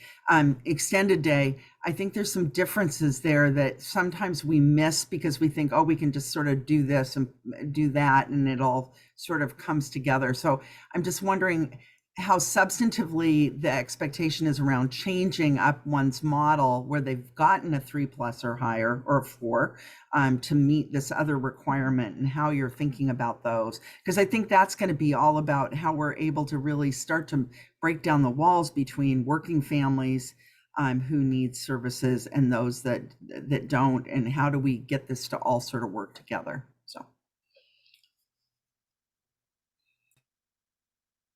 Yeah, and Deanne, ECAP serves many working families. I think actually it's a large portion of the families that we serve in ECAP are working families, and contractors. I think that our current sites or contractors who are childcare providers and family home providers, they're really showing us the way forward in how you can provide ECAP in a 10-hour day model, and how you can provide ECAP in a 6-hour day model, and add and extend the day through working Child Care Connections funding. So I think that there's some good lessons that we've learned from the providers who are currently implementing, and we have some processes in place that allow for individualization for different contractors in different situations that we would continue to lean on for someone who was a provider who wanted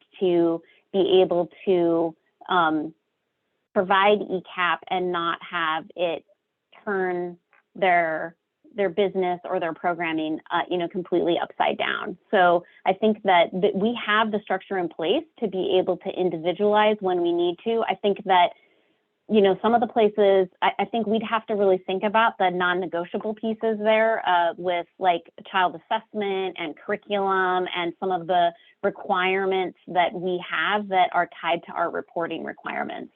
So although there is an alternative curriculum process that has been created. So if somebody, doesn't want to use one of the 2 approved curriculum, they have the ability to use an alternative curriculum. So we try to create individualization where we can. Yeah, I think all of that is great. And I think that what you're talking about, if you could more broadly talk about the non-negotiables, which opens up a door, would be really valuable around really showing the way in which you're trying to be flexible in engagement. That would really help, because I do think there is this sense of, we have our model and we want you to take it and plop it into your environment, even though you've gone through a whole lot of steps to get to quality already. I think figuring out how to fix that message is really centrally important for you guys. And I hear, Karen, I really appreciate that, the sort of that sense of non-negotiables and what that looks like, because that, I think, changes the conversation. Then it's less muddy and it's more clear. So thank you for that. Yeah. Thanks for that, the question and your feedback.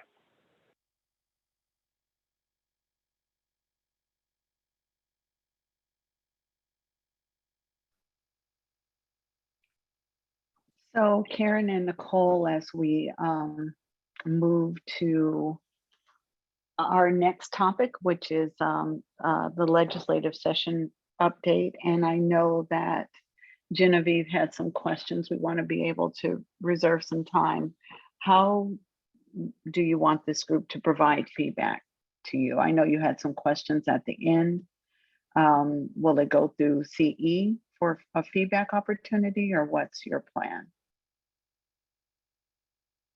Yeah, so I think some people have reached out in the chat already, letting us know if they're interested in participating in the interviews and the focus groups that we're creating.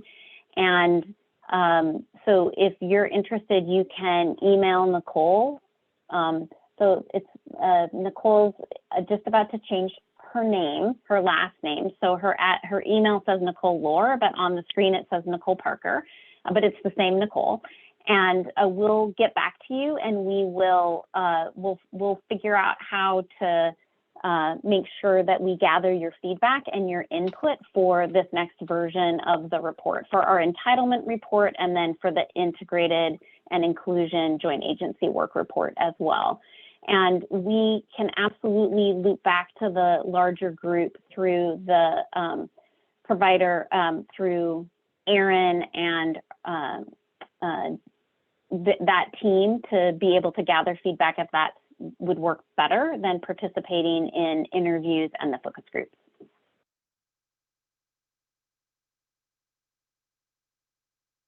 All right, thank you very much. Thank you both for being here. We look forward to receiving that information and getting that out to the providers so that they know how they can be involved in this work. And I am going to turn the meeting over to you, Enrica. Thanks again, Karen and Nicole. Thank you, Lois, and thank you again, Karen and Nicole. I can see that Genevieve is here. I can't tell, though, if Allison is here or not, or possibly Mary. But Up next, we do have our 2022 legislative update, and we'll get an update on that session, as well as we'll hear a preview of the 2023 planning and process. Thanks. So Allison and Mary are not able to join today, so I'm flying solo. Okay, thank you. And yeah, so I'll just go ahead and I'll introduce myself for those. I think I've met many of you, but for those that I haven't met before, my name is Genevieve Stokes, and I am on the government affairs team here at the Department of Children, Youth, and Families. And my portfolio really covers all of our early learning division, all of our licensing division, both childcare and foster care, and half of our administrative services divisions. I have sort of a motley assortment of things that I cover. So if you could go to the next slide. As Enrica mentioned, we're going to do two things today. The first is to give y'all a sort of early learning specific wrap-up summary from our most recent session that just ended last month. And then we'll talk a little bit about how we are going to be planning, or how we are already planning ahead for next session, and how that will look with all of y'all. So if you could go to the next slide. Oh, sorry, go one more. Okay, so there were a few factors that were at play this year in this legislative session. The first is that it was a supplemental year. So our legislature and our budget runs on a biennial basis. So every 2 years they do the full budget, and then in off years, they do what's called a supplemental budget, which means it's really only meant to be tweaks or edits to the biennial budget. It's not a full big budget. This year was also a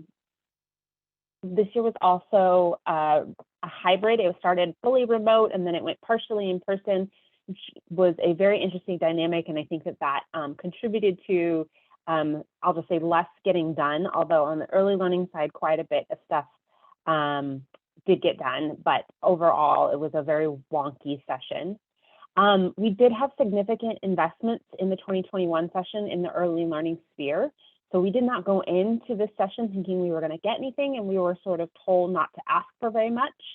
But the economy in Washington State was ended up being much stronger than anticipated. Our revenue, which comes from taxes, was much higher than anticipated. And so we did end up with some really strong and positive steps forward for early learning this year. If you could go to the next slide.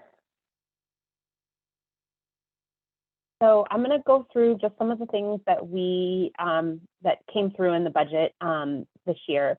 So we did put in an ECAP decision package. Decision package is the way that we make a request for budget, and that goes from us to the governor and then to the legislature. We did get a number of ECAP items funded this year. So we were given additional slots, 366 slots, which is helpful getting us towards entitlement.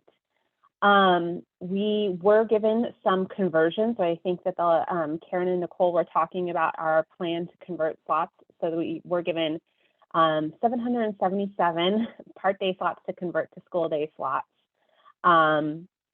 And then a quality support rate that had been previously funded by philanthropy, and the philanthropy dollars went away. The legislature picked that up with the state budget so that could be continued, and that includes like the teaching strategies goals and some other quality support elements. Next slide, please. So the next couple slides have budget items that have to do with, as our agency's strategic plan as we see it, these items contribute to creating a high quality integrated birth to 8 system. So these include, they funded one-time summer ECAP. this is for us to provide just this summer, and it's meant to deal with some learning loss having to do with COVID. They increased the amount of infant and early childhood mental health consultation, both generally across the state and then specifically for tribal communities, and we're tasked with sort of figuring out what tribal communities want and need. They gave us funding to contract with a clinic that treats prenatal substance exposure in children up to age 13. And this is a really critical prevention and early intervention service. The legislature provided some gap funding for the Washington Communities for Children to finish some work that they started with the federal preschool development grant. That grant expires at the end of the calendar year, and so this just provides gap funding for the end of the fiscal year. And then it looks like it's a little bit cut off there. Lesson to me on not trying to squeeze too much onto one slide, but the legislature did fund additional SFN play and learn groups across the state, with some money specifically for Grays Harbor County, but then money to explicitly do it statewide. The next slide, please. Okay, so there are a few other things that we think fit into our agency priority of improving quality and availability of provider services. One was that the legislature funded the cost of care rate enhancement that had been bargained between the governor and SEIU 925. They also funded, the legislature funded for just the last quarter of this fiscal year, additional enrollment-based pay. So that has already gone into effect and providers have already received notification about that. They also funded a 16% subsidy-based rate enhancement for childcare centers just for this fiscal year. We'll talk a little bit more about what comes in the next fiscal year as we get down in the presentation. Really exciting, they funded the background check fee assistance. So DCYF will be paying the application and fingerprint fees on behalf of childcare providers for the next fiscal year. And then we had been waiving copays last year, and we had sort of gotten permission to do that without actually having the funding to do it. And so that is to just backfill that funding. And then if you could go to the next slide.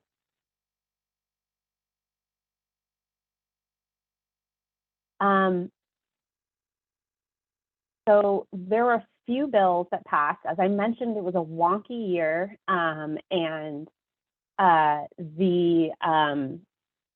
there weren't very many bills that passed this year, surprisingly, but there were just a handful that we think do impact early learning. The first is that the Children and Youth Behavioral Work Group had a series of recommendations, and House Bill 1890 funded those. House Bill 2068 created the Imagination Library in Washington State. For those of you who haven't heard, this is Dolly Parton's, yes, that Dolly Parton's reading program that she started and is sort of promulgating across the United States. And so this is now coming to Washington. It will give free books to children, but it is fully funded by the Imagination Library program. So this just sort of authorized it as a program in Washington. And the last one on here is really exciting and I think really important for this group to be aware of. And so I wanted to take a moment on this one. It's this Senate Bill 5793. And it did a couple of things. It removed the prohibition that had been in statute for a long time around offering stipends to folks with lived experience for participating in boards, commissions, and committees. Now, there were always a handful of groups that had been sort of authorized explicitly to deliver stipends, but for the most part, it was not allowed for any agency to offer stipends. And so this bill sort of said, okay, agencies can offer stipends, and it puts some guardrails around it. The stipends can be, I think, up to $200 a day, and they have to go to folks with lived experiences and who are low income and low income. And low income is defined in the bill as being at 400% of the federal poverty level or below. The other thing that the bill did was, I think quite rightly say, we haven't figured out all of the implementation implications of this. So we want the Office of Equity, which is a new office under the governor, to come up with guidelines that all agencies will follow so that these stipends are applied equitably and sort of consistently across agencies. So the Office of Equity will be developing those with all of the agencies and with stakeholders, and those guidelines will be due December of this year. It does put us in a sort of weird place where we're supposed to use those guidelines in order to implement the stipends, but we don't have the guidelines yet. So we're sort of working with our authorizing environment, so the Office of Financial Management, the Governor's Office, to sort of figure out what that means for particularly groups that were already offering stipends. So more to come on that, but in general, this is a great thing to be able to recognize the value of having people with lived experiences, but also recognize the value of their time and their expertise. If you could go to the next slide. And let me pause before we go into the next piece here, and I'll take a quick look at the. So Colleen, you're right, the Washington Communities for Children will have ongoing work, but the work that was funded by the preschool development grant is only what the legislature was funding. They weren't funding longer or the rest of the very robust work that the Communities for Children does. So sorry, I didn't mean to imply that Communities for Children was done, but just that one funding stream will be done. Thank you for that correction. Yeah. So Kathy, will the 16% subsidy base rate increase be distributed equally across the board, or will underfit? So Kathy, it says a 16% subsidy base rate increase. So we are looking at how we do 16%. It's not a percentile, which is usually what the legislature funds at, right? Which then is like the percentile of what the market is. So we're figuring out the how on this. And I know that Nicole Rose, Jason Rymenke, the subsidy folks will be coming to providers when they have a little bit more details on what this looks like, because this is different from how we've normally been told to increase. So more to come on what that looks like. But they did not, I mean, the language is very limited and didn't say, you know, it just said a 16% subsidy base rate increase. Any other questions on this part before I move ahead? Okay, and Erin, Kerrigan, or Chelsea, I'm worried that there may be a couple slides at the end that were not included. So if not, I have one slide that I want to add, and so if I can share my screen at the end. Okay, so that was 2022. Good, strong session. We got more than we had anticipated. And I think the value of what we got last year is that it kept us moving along, right? It didn't like put a pause, but obviously it did not put us where we need to go, where we all think we need to go with the system. So we are already gearing up for the 23 legislative session. So what I want to go through today is I want to talk about the process. I'm not going to talk about like what are our decision packages going to be for next year, because we're not there yet. But I want to sort of get into the process and then talk about where we're going to go with this group in specific in terms of coordinating on our asks for next year. So if you could go to the next slide. So just as a reminder, I think I have brought this to this group before, but obviously probably not everyone has seen this. When we are planning for our legislative opportunities, we're really trying to think of this as a circular thing. It is not, you know, a linear, have an idea, propose the idea, and then it's done. It really involves a framework that is consistently improving and evolving, and it does entail, you know, for folks who do theory of change exercises, it's very much like that. You collaborate with stakeholders on potential solutions. You conduct a theory of change exercise to figure out what you're doing. And then you determine the best option, because sometimes our gut is to say, oh, we need a bill, but not always. There are things we can do, practice change, that don't require legislation, so figuring that out. We make a policy proposal to the legislature, well, to the governor and then the legislature. And then if it's adopted, we undergo that change. And then we have to reflect on that process, both internally and with stakeholders, reflect on how far that got us towards our ultimate goals. And then we keep identifying areas for improvement, and the cycle keeps going. So next slide.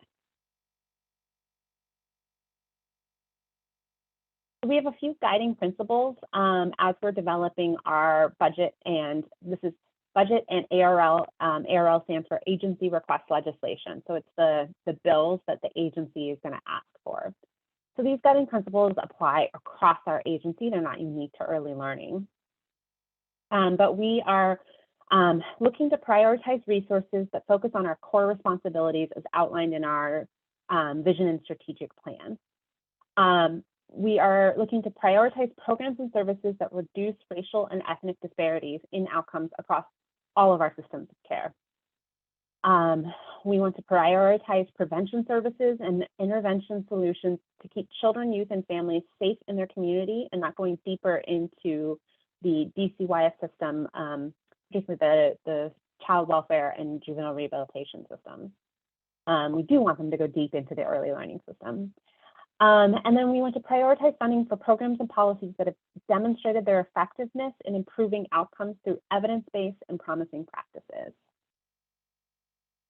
I'm going to pause and see what these questions are.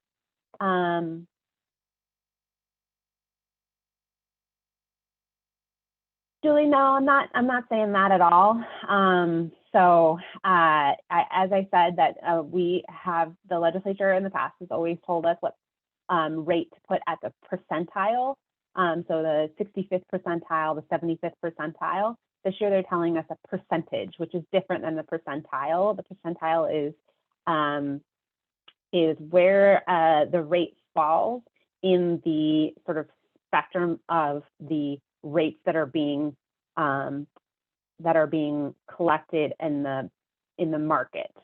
So it's a different measurement than what we've typically been given to use to increase rates, and so that's why we're trying to figure that out right now.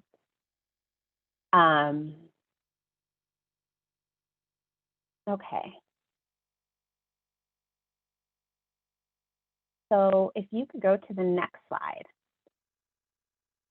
So some of you have seen this before. This is our timeline slide that sort of gives a general overview. I won't read all of the pieces, but you can see that there are some deadlines that we are beholden to each year, particularly that we have to submit our requests for both funding and legislation to the governor's office by September. The governor then takes those requests and looks across the board at all of the agencies and decides which bills that he and his office think should move forward, and decides, puts together his own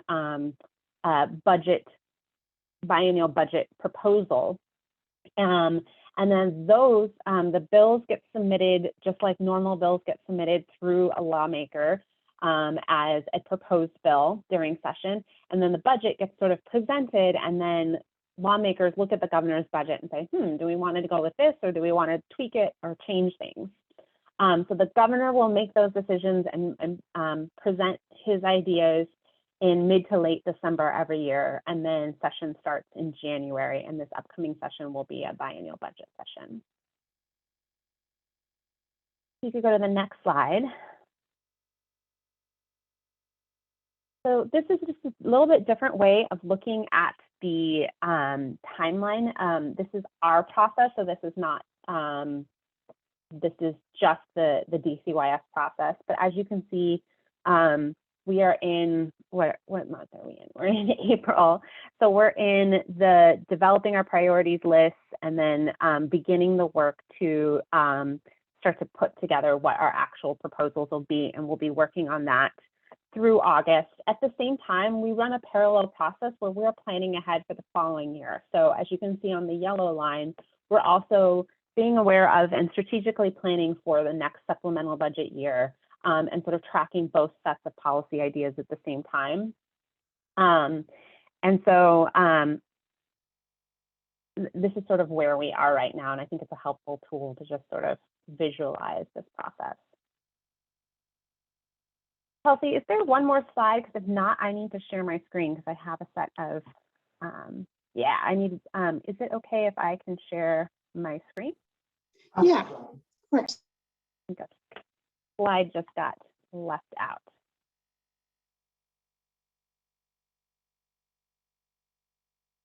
Okay, can y'all see that? Somebody give me a thumbs up or a yes or a no. Anybody? Yes, I can see it. Yes, I can see. Hey, Rep. Callan. Okay, so the next steps with ELAC. The Government Affairs and Early Learning Program staff will plan on joining the June meeting to discuss the ideas that we have for the 2023 proposals. These ideas are going to come from a few different places. One is, are there things that have changed federally or elsewise that like sort of we have to do? I don't necessarily know of any like that right now, but those are the types of things that we look at. And then what have the conversations been with y'all and other stakeholders throughout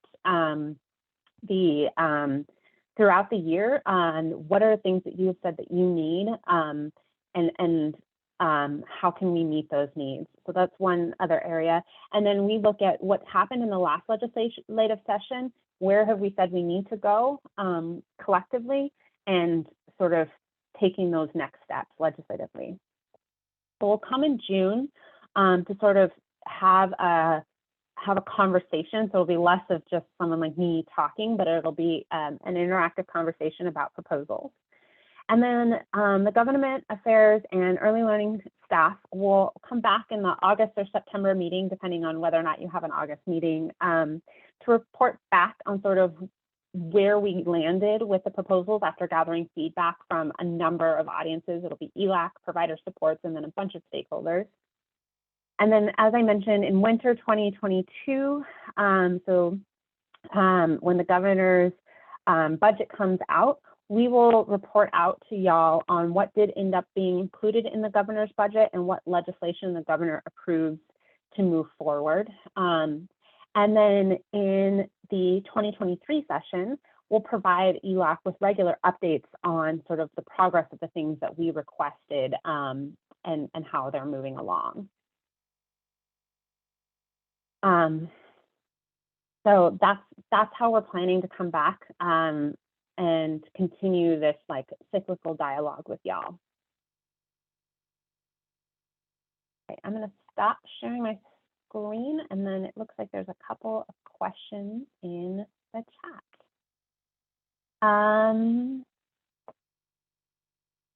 So Colleen, the proviso said that we need to, there was a 16% subsidy base rate increase. So we don't have the ability to not do what the proviso says. So there will be more information on how that will get delivered out and what that will look like for folks later. So Sandra asked, what's the status of the Child Care Workforce Compensation Committee? will DCYF be able to submit legislation to fund perhaps the current wage and career ladder?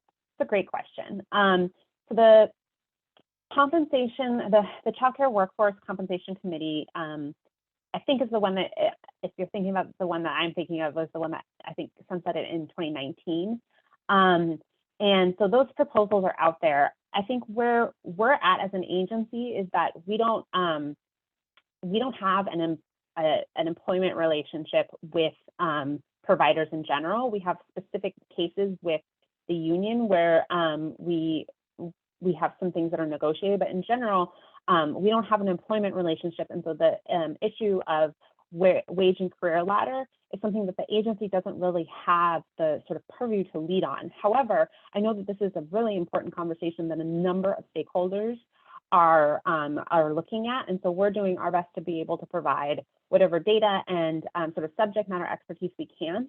And we can continue to talk more about that as we come and look at our 23 proposals.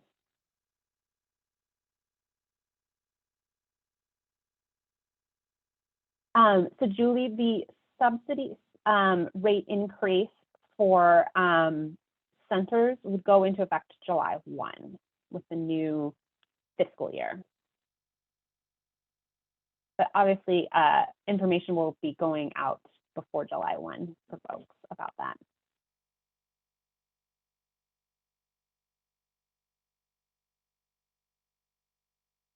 So Colleen, I'm going to continue to say that what was in the proviso and that more information will be coming out. I do not have all of the details right now, but I will refer folks back to the proviso. Any questions about the process for the 23 session?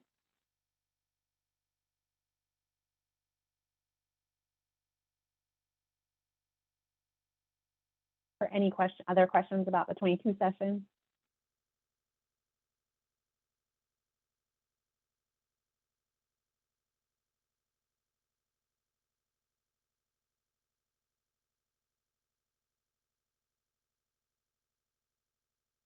All right, I will hang out for a couple of minutes in case some other questions come through. Our email address is there on the screen. So if you think of something later that comes up, and I will be sure to make sure that last slide, I apologize that I didn't make it in. I think we just sent the wrong version over, but I'll make sure that that gets added in so that when it comes back out to y'all, you have that, you have the sort of process.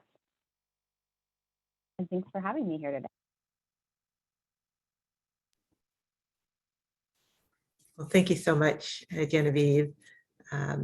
It looks like we are ending a little bit early. I just want to do a quick check-in. Does anyone else have any other questions or comments that Genevieve can address at this time?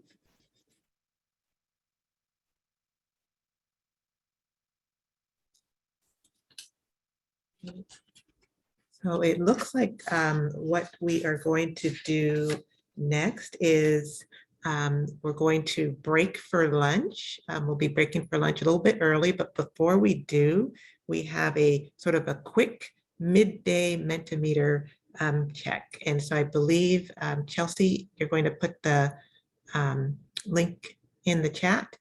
See, Chelsea just did. If you can click on the link and provide us with some feedback about how you're feeling so far about today's meeting.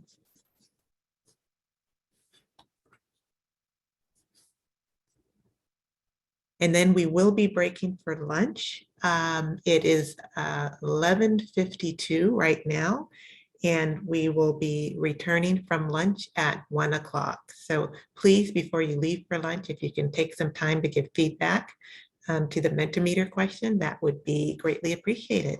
And then please go and enjoy your lunch break. Thank you, everyone.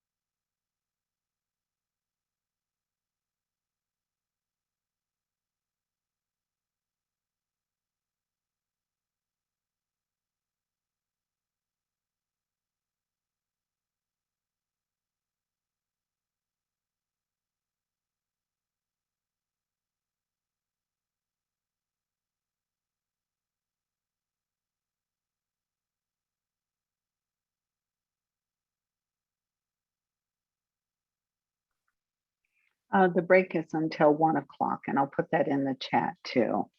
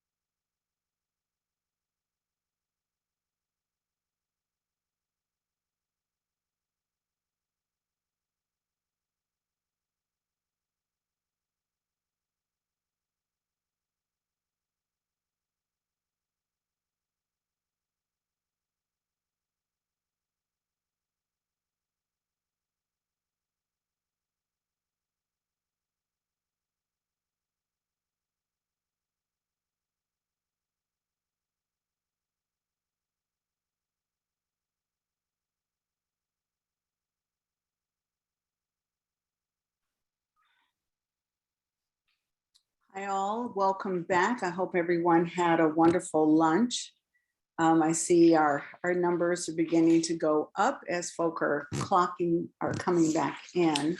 I just want to point out, I know we usually have Mentimeter questions, opportunities for feedback, but right now it's pretty, as you can see, our presentations are very full, and somehow that affects the tool and how much room there is for it to be able to function. So if you have any feedback, that type of thing, please be sure and share with any of the CE community engagement staff or with myself or Enrica directly. So again, if you have any feedback along the way, feel free to share it out. And just a reminder that during the presentation, as we're going along, type any questions or comments in the chat box. And once the presentation is over, we'll answer all type questions. Sometimes the presenters will do so as well, and open it up for additional questions too.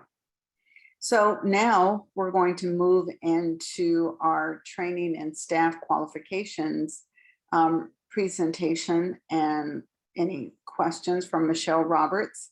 Michelle is the DCYF Professional Development Manager, and she is going to provide an overview of the community-based training model known as PACE, which stands for Provider Access to a Community Equivalent, as well as talk a little bit about provider pathway selections.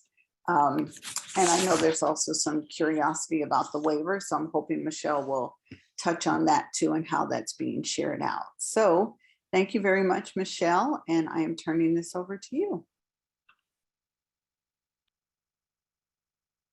Thank you so much, Lois, and thanks for the introduction. It's nice to see everyone today. And yeah, I'm really excited to talk about training and staff qualifications and what Lois was calling is PACE. So I don't think I'm the slide driver. Do I just cue when I need a next slide? Yep, that totally works. So first, what's that? I said, yep, that totally works. Great, thanks, Chelsea. So yeah, so right now I'm going to talk to you a little bit about the community training equivalent known as PACE. And then a little bit later, you'll hear me say some updates around the dual language designation, and we'll have Mallory talk about language access. So next slide. So I just have to say just a little bit of context for all of you. It's so exciting to be talking today about the community training equivalent.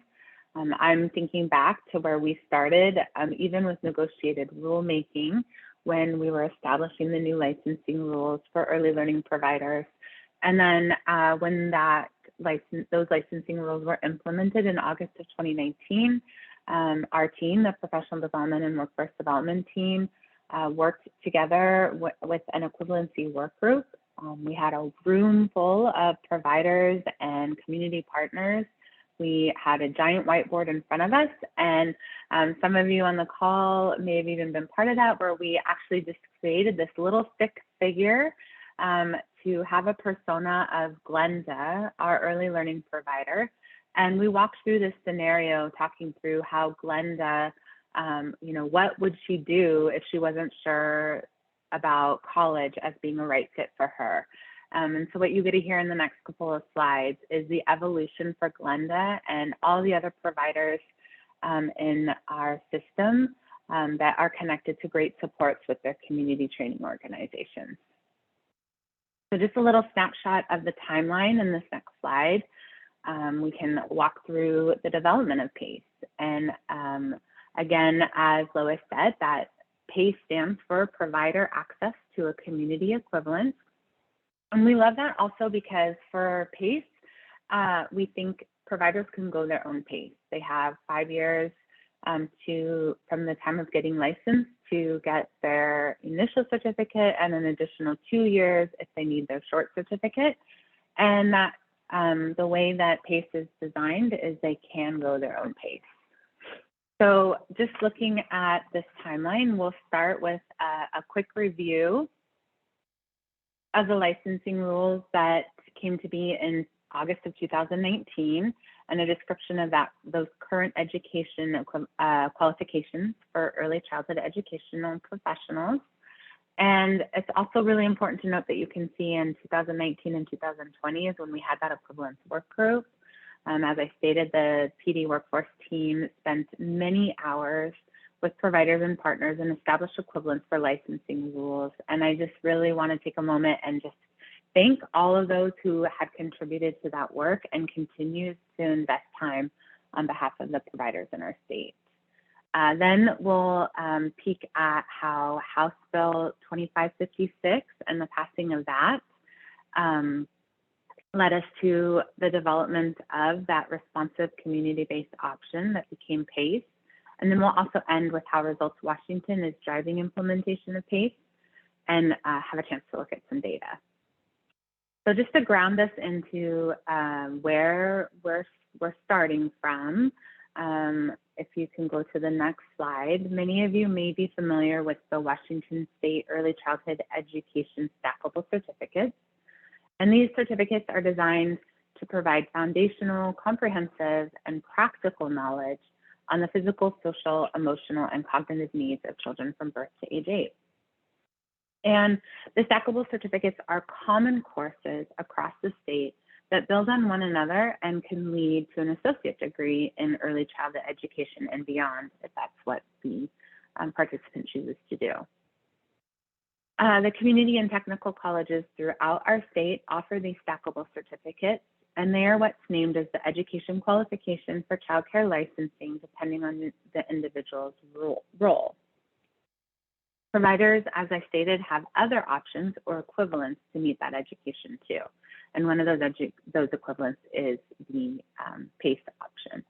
So you can see what I mean about how they build on each other in this visual, starting with the initial certificate for center assistant teachers, licensed family home assistant teachers, and licensed family home lead teachers. And then the short certificate builds on the initial for center lead teachers and licensed family home owners. And then the state certificate builds on that for center director, assistant director, and program supervisor.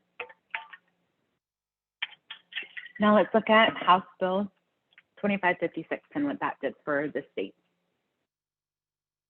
So you can see this is what House Bill 2556 asked DCYF to do, knowing first that we needed to have a range of accessible options. And we've been engaged with the community to establish this through the equivalence work group, and the legislation allowed us the resources to develop the community-based training pathway. So we began on this work late 2019 in preparation for this, and then continuing even once the bill passed to make sure that we had what we needed, working with community partners, Cultivate Learning, and University of Washington, and other college partners and providers to establish this pathway. And in section 3, you can see on that bottom line there that we then worked with the State Board for Community and Technical Colleges, or SBCTC, to develop a plan and allow community-based training to continue on in the college pathway. And then we submitted that plan to the governor in December of 2021. And then you can see next that during that kind of in transition to that, then Results Washington really led us to ensure that we had a plan for implementation of PACE. And so the 400 providers to access training on trauma-informed care, that is completed through the Enhancing of Quality Early Learning, or EQEL, and that you'll see in a moment is part of PACE. For PACE, having 100 providers complete the community-based training, we have cohorts starting this month, and we'll have another one starting in summer, and then 3 more cohorts will start early fall, late summer in that September timeframe. These cohorts are going to make up that third line there of our focus groups, who will inform the ongoing development or revisions and updates. So the next slide, let's explore together what came from the group who informed PACE, or again, the provider access to a community equivalent. This is our community-based training equivalent that's available for those who need an initial or short certificate for their early learning role. Again, from that visual in slide 4, that means assistant teachers, lead teachers, and family home owners. It's not available for the other roles or school age only programs at this time. We're really focusing on that initial and short certificate. And then again, this is a direct result from the equivalency work group and all the work that they did from April 2019 to January 2020. And once the bill passed, we had the resources and means to create this pathway for Glenda and our other providers that came out of that equivalency work group. So let's look at what's included in PACE. This next visual shows you how we're really intending to build on the knowledge and skills that providers gain in childcare basics and enhancing quality of early learning. And we have 2 parts that are new for PACE to meet the initial equivalent. And you can see we have the fields of early care and education and supporting child development and wellness. And when you see that little nudge there that says more modules are coming, next year we'll start development of the parts that will make up the short certificate. PACE is available at no cost to participants, and it will be available in English, as I said, starting in April, and Spanish in the summer. And we held a pilot in early 2021 where we had a small portion of the field of early care and education that we implemented in English, Spanish, and Somali. And based on what we learned from that, we're adapting what PACE will look like for providers who speak Somali. And we have a current group of training partners working to establish some guidance around that. And we'll be including providers to help us plan and establish what will best meet their needs. Again, you can see that the model has part 1 and part 2 that also includes on-the-job learning. This is work hours for, where you can see the little bullet that says work hours, where people can use their work hours towards the hours of completing PACE. And then also putting it into practice as a job-embedded learning experience to plan activities and try things out and practice them, and then be able to reflect with their trainers about it. The other piece that's really helpful to know is we, from the pilot, learned that there may need to be some additional supports that we add in PACE. We know that when we talk about going your own pace, some people might go right through all of this content, complete the job-embedded learning, apply their work hours, and be ready to go. Whereas we did notice others may need some time to slow down a little bit and have some opportunities to ask more questions or have some work sessions where they can work through their job-embedded learning experience and do some planning with their peers and with their trainer as a support. So we added some additional supports that trainers will be offering in between these sessions so that the providers feel supported on and can pick the support that's just right for them. Susan, I see you're asking about where work experience factors into PACE, and that's correct. Your work hours, so out of the 120 hours of PACE, 30 of those hours come from childcare basics, 20 come from enhancing quality early learning, and then the work hours count for 10 of those hours as well. So if you're currently working in a program, then that goes towards the PACE package, and then the putting it in practice is a job-embedded learning experience. And I'm just tracking some of these questions. I may find myself going a little bit through the presentation and coming back, but I'll try and catch them as much as possible as I go along.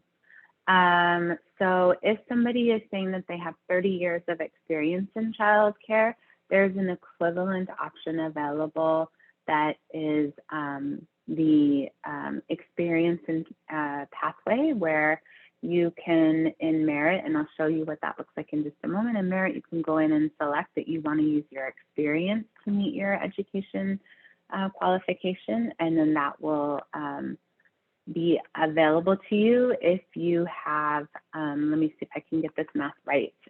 So if you have, from the time that the WAC went live in August 2019, if you already had at least 2 years of experience, then you would be eligible to select your experience as a pathway and an option to meet the licensing qualification. And that would mean that you would have 7 years experience. So that's the goal, is that somebody who has had experience before the WAC was updated, if they had 7 years experience by the time that they needed to meet their education requirement, then that would be an option for them to select.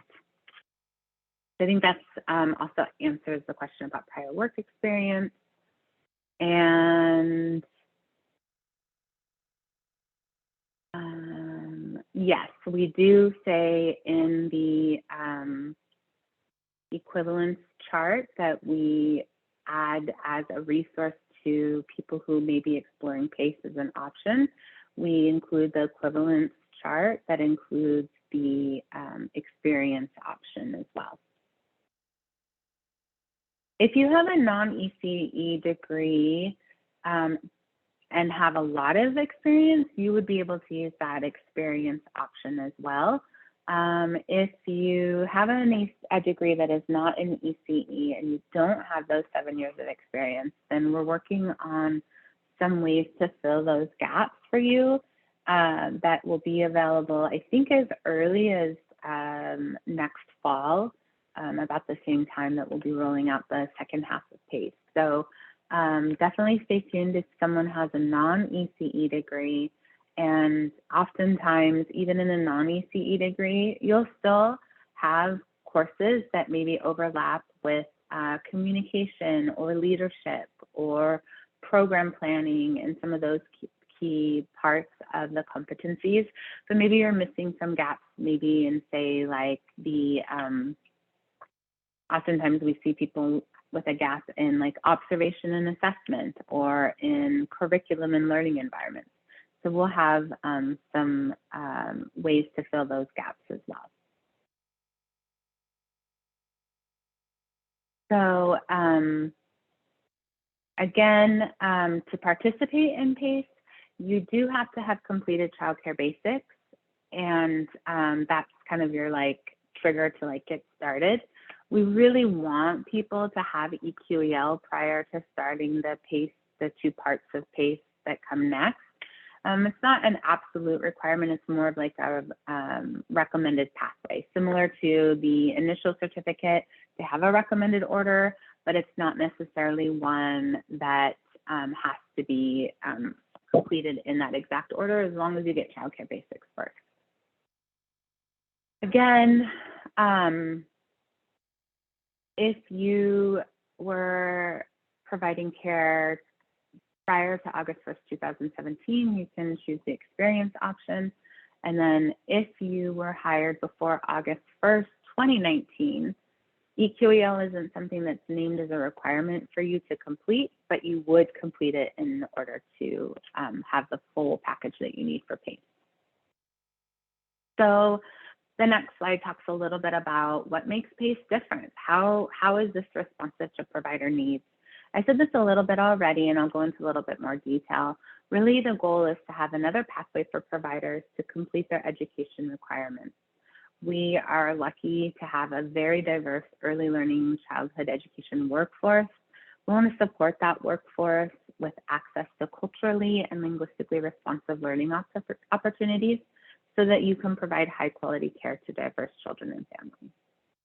As I stated, you will have the opportunity to attend in-person learning opportunities, to engage in live discussion and activities, and deepen your learning if you're selecting PACE as an early learning provider.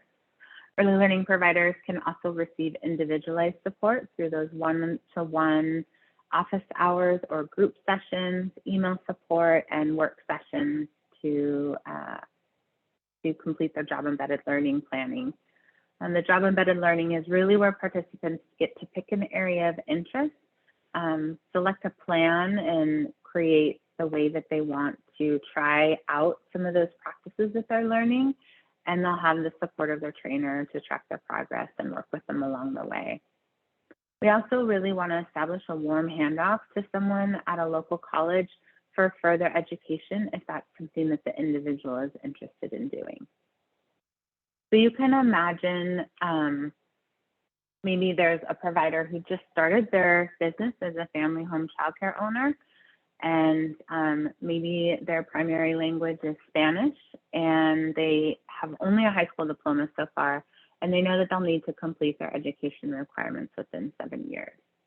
So they would be able to go into Merit, our workforce registry, and indicate how that new provider wants to meet their education qualifications. And so let's say this person selects PACE as an option, then we'll be able to communicate out to those people who are saying that they want to take PACE.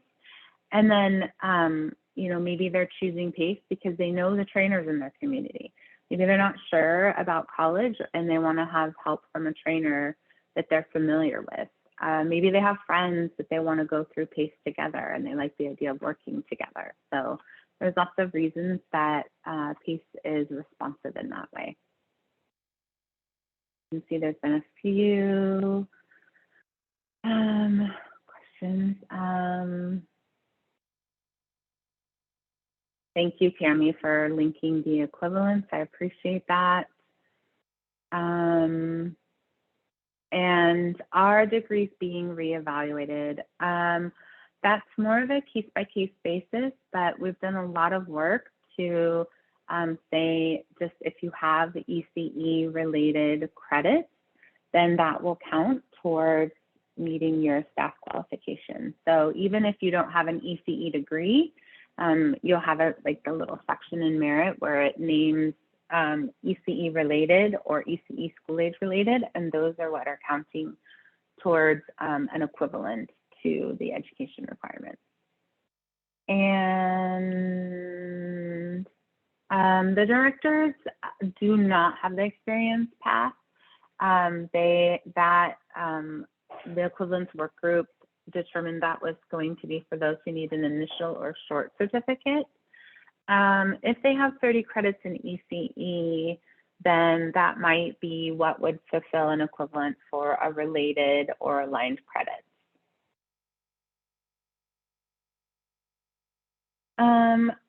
Let's see, I see a graphic that shows a breakdown of the 120 hours. If you go back to slide 8, Chelsea, I think it's just that previous slide. And I can send also the link to the PACE informational document, but this is how the hours are broken down. So childcare basics is 30 hours, EQEL is 20. The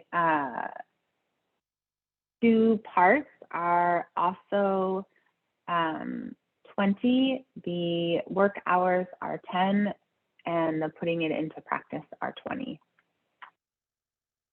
I think I'm saying that right. I may double check. Are these also articulated with four-year institutions? That's something that we would need to work out and isn't currently established. What may happen is that the PACE completion to go into the community college allows people to continue on, but it's not necessarily giving the college credit at the institution. We're still finalizing what that agreement will look like with the state board. We submitted our report to the governor and have been working with the state board to work those details out since then.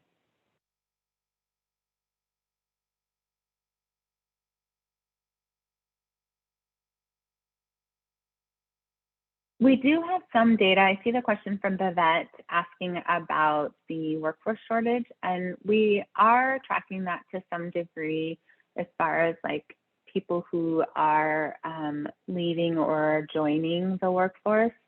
It's not always exact because the individual would need to end their employment or the director would need to end their employment. So sometimes it's hard to see the exact numbers in merit, but we have some good ideas about this. And I think right now, one of our responsive solutions is that we had a timeline for people to meet their education. So even if you are hired and don't yet have your education, you have 5 to 7 years to get that. The staffing miracles, definitely, Julie. Thank you, Adrian, for adding the breakdown of the hours. That's super helpful. So let's take a look at slide 10. You go on just a little bit. I think there's one more before that, right? So one slide before that? Oh, maybe not. Okay. So just kind of seeing here for a moment, we can say merit is our system of record for provider qualifications. And we're using the data from the early childhood education professionals in merit to consider ways to track and learn how providers want to meet their qualifications. So here is a look at some of those early numbers that we have in merit right now. And we know that about 23% of all providers have met their education, and about 20% have met their education for those who are in the roles who need an initial or short certificate.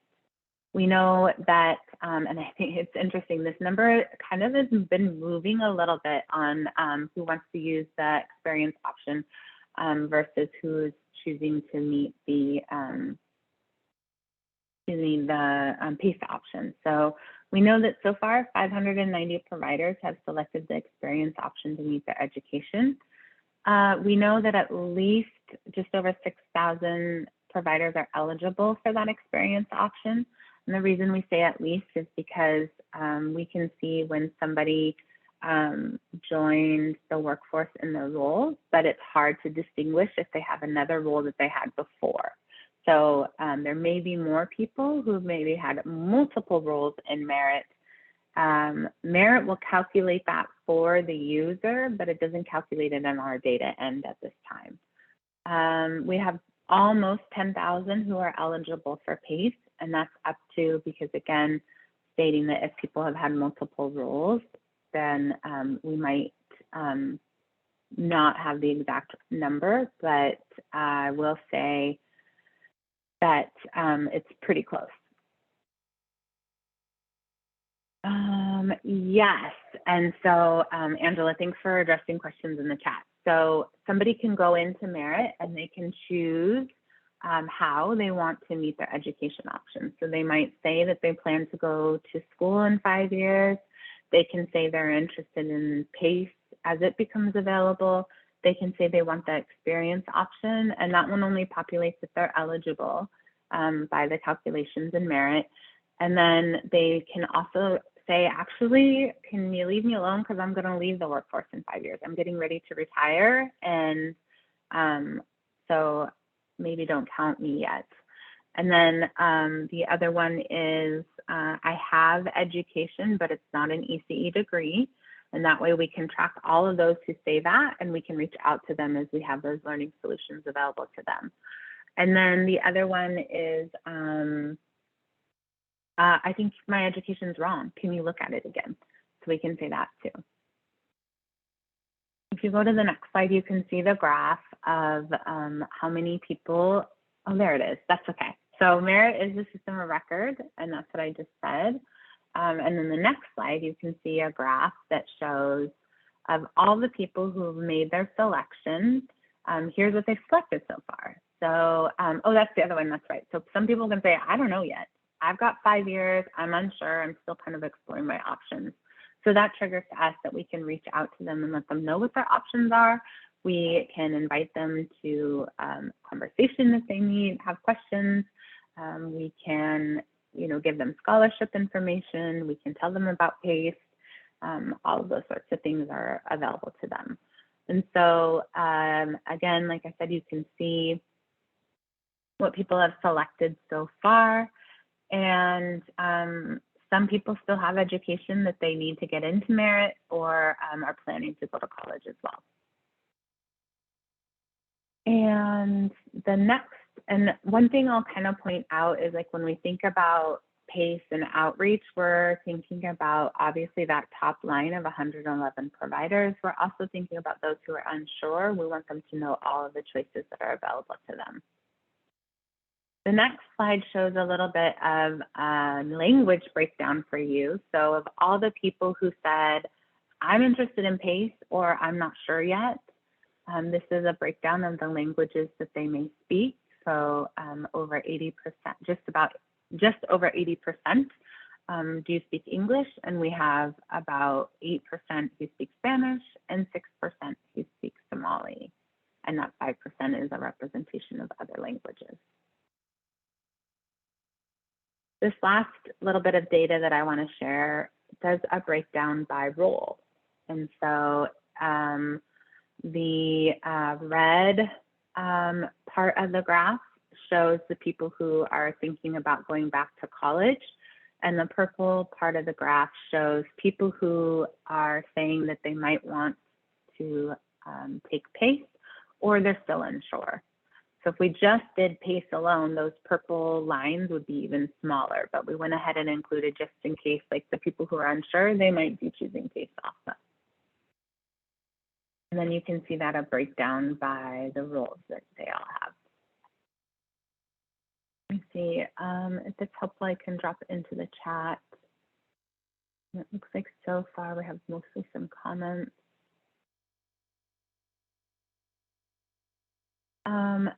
Yeah, for sure, Brian, we understand there's definitely a correlation between higher ed and compensation. And I think those are things that we're constantly wanting to tackle. And I think there's a lot of movement and a lot of, I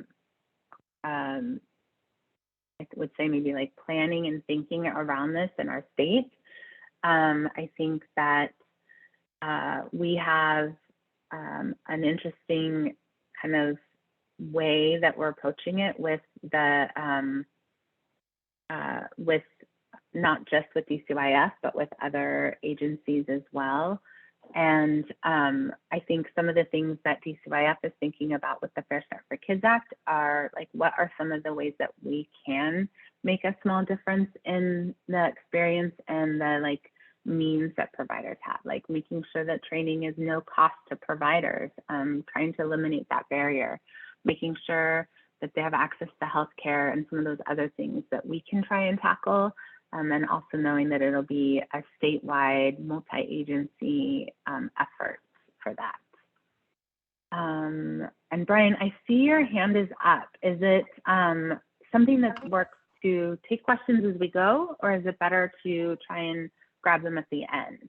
You can grab it at the end. It's totally fine. Thank you. Yeah, I'm fine with either, but yeah, that sounds great. I'll go right to you first, Brian. Okay. So Soleil, I see you're saying, is there anything about who chooses PACE and is undecided versus college? So I hope this slide sort of shows you, oh, meaning like who are they? We do have that information. I don't have that slide, but it's something that we might be able to share. Chelsea, I'm not sure you can do this, but they're asking to see if you can adjust the screen to show the key. But what I can say is that the first line for center assistant teacher, or actually, is it helpful if we provide the slides after words so that people can have them?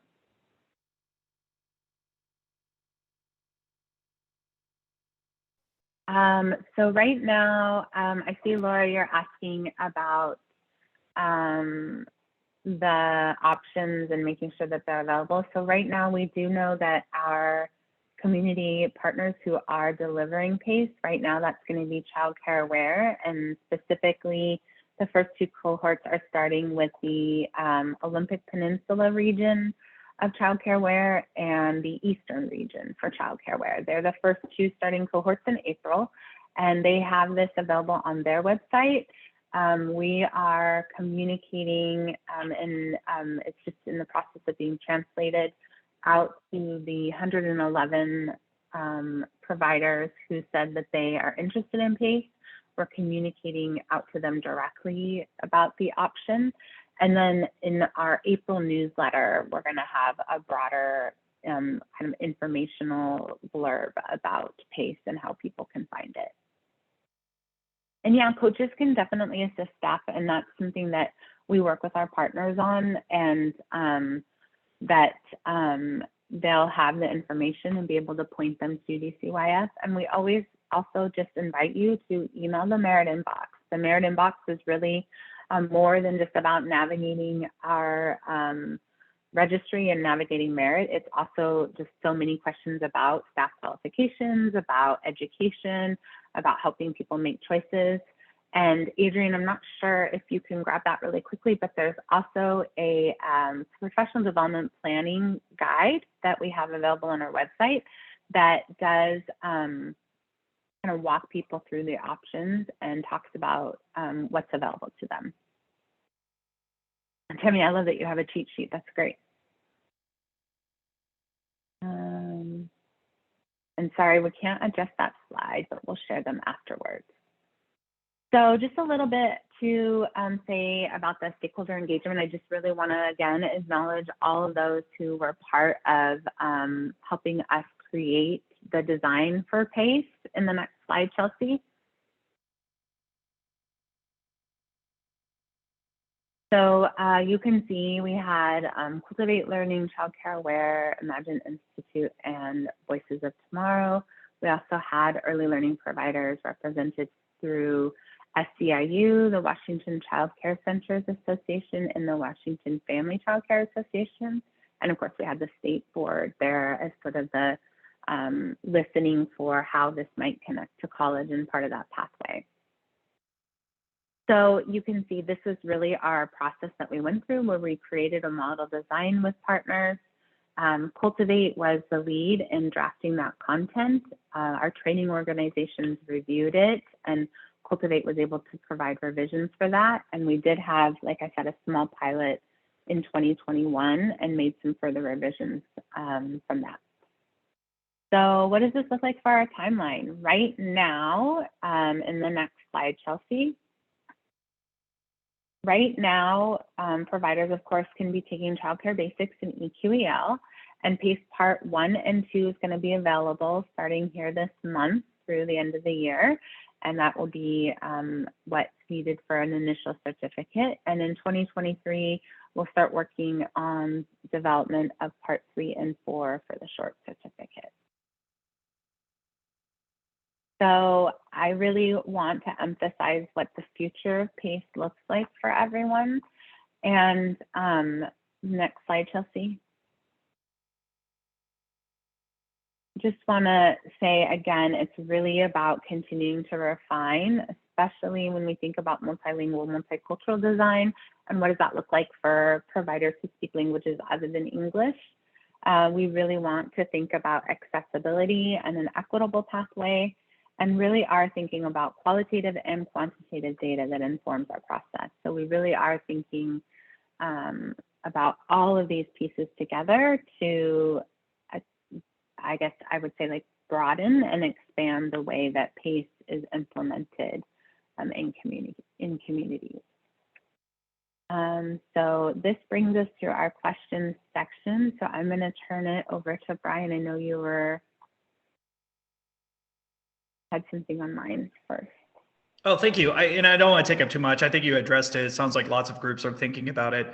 I guess my argument's always been is that there's a lot of talk of making sure that we set an education requirement for those that are in the early learning world, but then we say that we will come up with a compensation plan for them later. Ultimately, early learning costs money only because of the teachers that we compensate. And I guess that's the argument I keep going back to is if we're going to set those expectations, let's make sure it's a funded mandate versus the other way around where we'll take care of it after the fact. I'd love to see that the carrot instead of the idea is that we will do it only once it becomes a massive problem. I guess that's the push. I'd love to see more incentives for the education side of it versus the idea is that you'll do this with the potential support from DCYF or our legislation. Mm-hmm. I think, I think that I think speaks for so many of us on the phone, and that we all really wholeheartedly agree and feel strongly, just as you do, for all of us. So thank you for bringing that up. Let's see. I think, Tammy, I see your question in the chat about more and larger groups of cohorts, and that they're filling up so fast. I'll answer that question, and then I'll also see if you have additional questions as well. So there will be more cohorts, yes. This we wanted to start with a small sample so that we really could learn and refine and continue to expand. Almost even thinking about how are there different configurations that work, or is PACE, is there different supports that we should be thinking about, and all those sorts of things. So we're going to learn with this first 100 this year, and then continue to expand. The great news is this Fair Start for Kids Act really allows us to be able to do that. It's also allowing us to broadly expand delivery of childcare basics and EQEL, and at no cost to providers. So you'll be seeing, and may have seen that we recently did a request for qualifications to get successful bidders to deliver more training in the regions throughout our state. And many of those trainers, organizations that are our successful bidders, will be delivering childcare basics and EQEL a lot more broadly. And then for We Care, just kind of expanding on what Tammy was asking, that is why we're saying EQEL isn't absolutely required, because we know we need to increase saturation for that before we can make that like more like a requirement. It's like a preferred pathway, but as long as you have childcare basics, you're good to start going. Tammy, you still had some other questions? Just real quick. So as far as like the equal training, I know right now there are specific groups and trainers out there who institute it and make it happen. For those who are qualified STARS trainers, like those who go out and do a variety of classes based on the core competencies, is it going to be opened up for people who are qualified as STARS trainers to maybe be able to offer those classes, or will it only be specific organizations? I would say I wouldn't say for sure yet what the answer to that is. We're definitely starting with our training organizations, because that's our opportunity to really learn and refine. And then that, I think, is going to tell us what it could look like in the future. We also want to be really thoughtful and intentional about the trainers and the qualifications they have. And I think we'll continue to learn. Hillary, you asked something about international degrees, and we do have some stronger practices that we are implementing now and continuing to refine. Angela, I'm not sure if you can grab the information about international degrees and maybe plug that into the chat also. And yeah, we're definitely expanding EQEL. I think you'll see lots more of those becoming available, and also available on the LMS too. So people can go to our DCYF training site and be able to select EQEL in that model as well.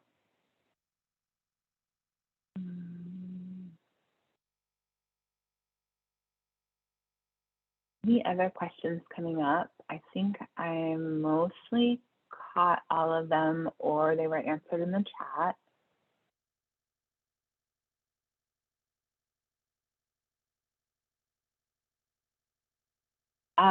EQEL available on the student portal, on the DCYF training site. I believe that the earliest cohorts, I would have to look to see what the calendar says for sure. I know that we have it planned in people's training plans. I would just have to look at the calendar, but I believe that it's available through one of our contractors now. So I'd have to double check for you. And see how fast I can multitask for that.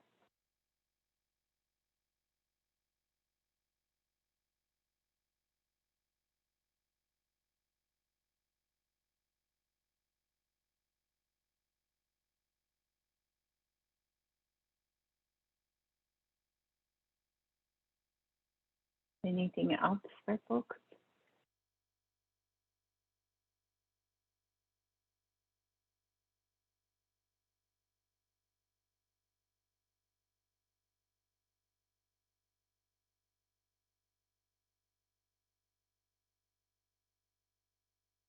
Yes, that is the PDP guidebook. Thank you for dropping that in there, Adrian.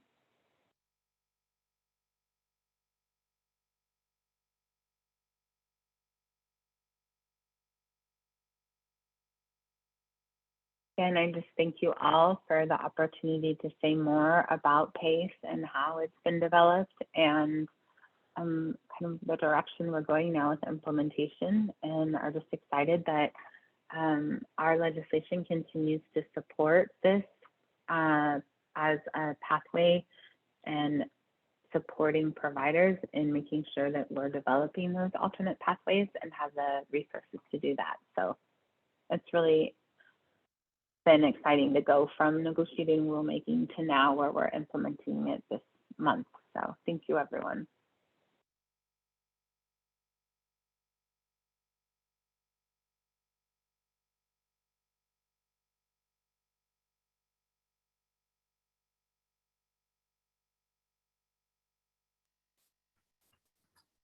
Thank you so much, Michelle. So it looks like we're ended a little bit early, and I'm not sure if our next presenters are here yet or not. So before we let Michelle go, are there any final questions that folks would like to pose while she's here?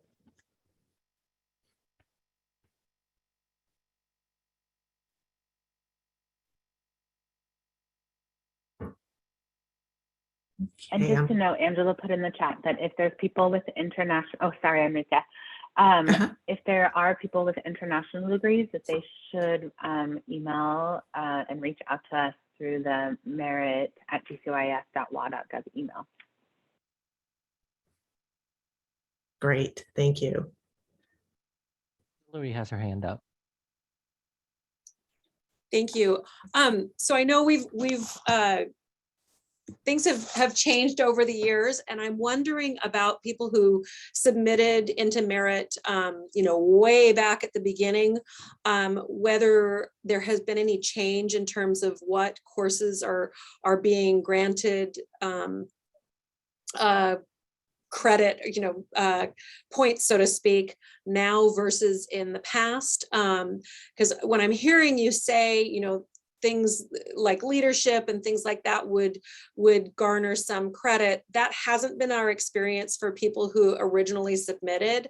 So I don't want to bog the system down with a redo of things, but I'm wondering whether there has been a change and whether that is something that would be of benefit to staff members who already had put their things in long ago.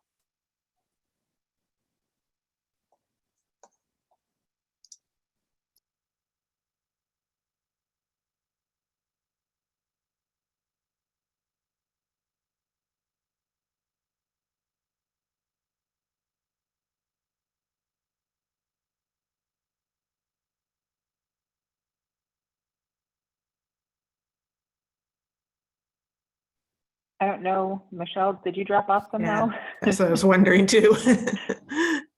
I was just saying maybe she got disconnected. Oh my Okay. gosh. Oh, there you go. All right. Go for it, Michelle. I mean, for sure, you can chime in too. I'm so sorry. But mostly what I was saying is that as people start to make their selections in merit, we'll be doing that sort of targeted outreach to people who say, I already have a degree and it's not an ECE.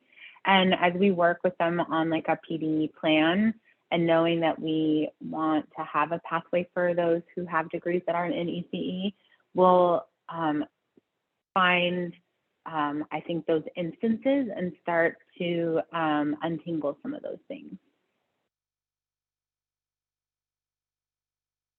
And Hillary, you're asking, do we keep transcripts for individuals? Yes, and I think, Angela, you might be able to speak to some of the work that's been going into some of those files recently. Sure. And I would we have those, yeah. Our goal is to not have to go through people's transcripts who have already submitted it. And so Hillary, to go to your original question about what about people who have submitted in the long past, our goal is to be able to kind of draw a line on the sand if someone has already been qualified, that we recognize them as qualified and don't put them, like reopen their education file, so to speak. So that would be one option. And if for some reason they are seeing themselves as not showing qualified as immediately on their status bars and merit, then I would suggest reach out. It's hard to give personalized information without knowing, but know that we have the ability to look at information and to think about how do we best support them. It doesn't always mean that someone has to go back and do something else. But I hesitate a little bit to say, this is exactly what's going to happen, because we see so many people on a daily basis where their background's slightly different. But I think the takeaway that I would like to relay is we don't expect that everyone who has already been qualified or turned in their education and meets something already now, that they would have to go back and do anything else. Our goal is to be able to support people in recognizing the credentials and the education that they already have, or if they're working towards something, helping them to see what roles they might be qualified for if they choose to do so.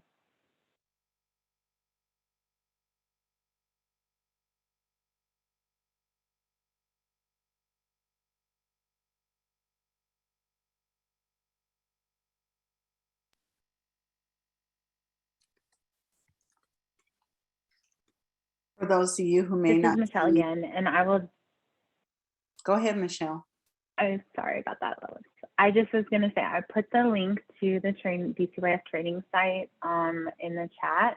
And when providers log in, you can go to see the menu of choices that are available.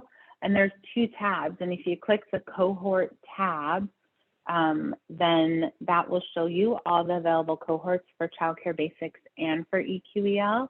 And you can self-register. So you don't have to do anything other than you'll click on that cohort and say that you want to participate. There's multiple cohorts because trying to figure out what's the right rhythm that people want to go. Some people want to go in a week. Some people want to be done in 2 months. Some people want to be done in a month. So you'll see multiple options there.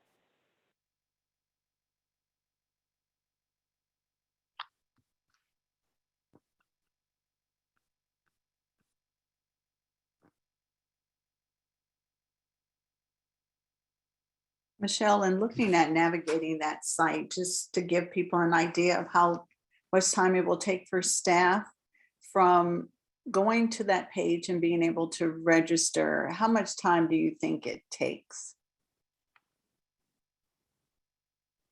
Lois, you're saying how much time does it take to complete the entire training? No, to complete the registration. I mean, minutes. Yeah, you can register in just a couple of minutes. You would just log in as with your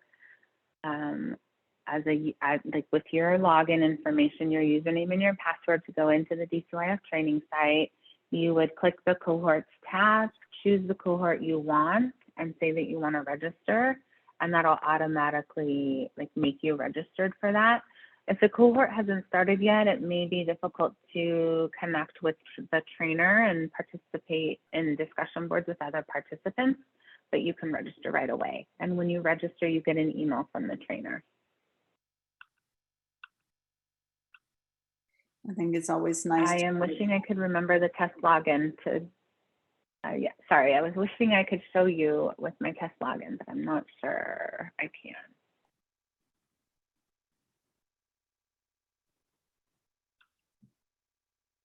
Okay.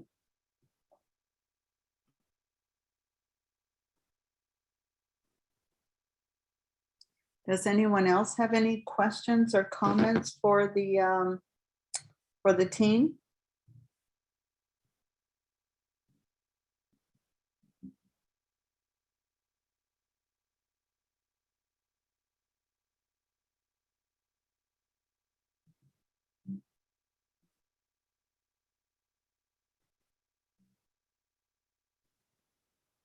Okay, well, I just wanted to give everyone just a couple of minutes. If I'm missing any hands, it's kind of hard to navigate. Feel free to jump in.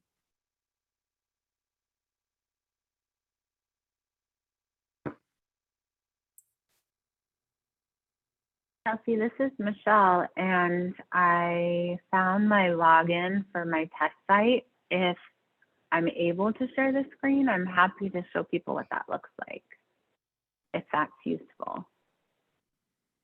Yeah, I can stop share so you can share.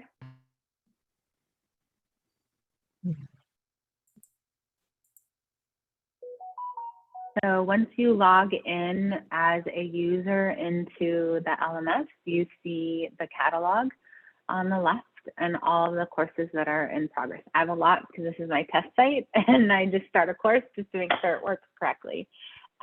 So you see the courses option here and the cohort option here. So if I click on the cohort option, then I can see all the childcare basics and EQEL options that are available. And it'll tell you if it's in Somali, English, Spanish, and so on and so forth. And then we ask them to add who the trainer is too, so that you can pick according to that.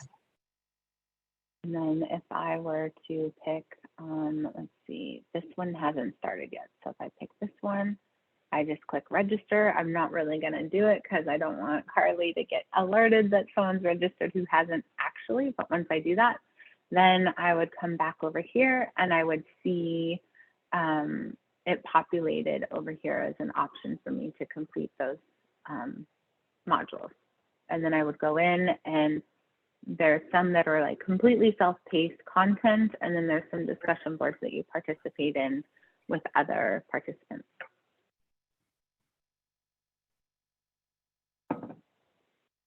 Just remember, it'll always default to show courses first down here, and then you just want to click the cohort one so that it'll flip to your cohort.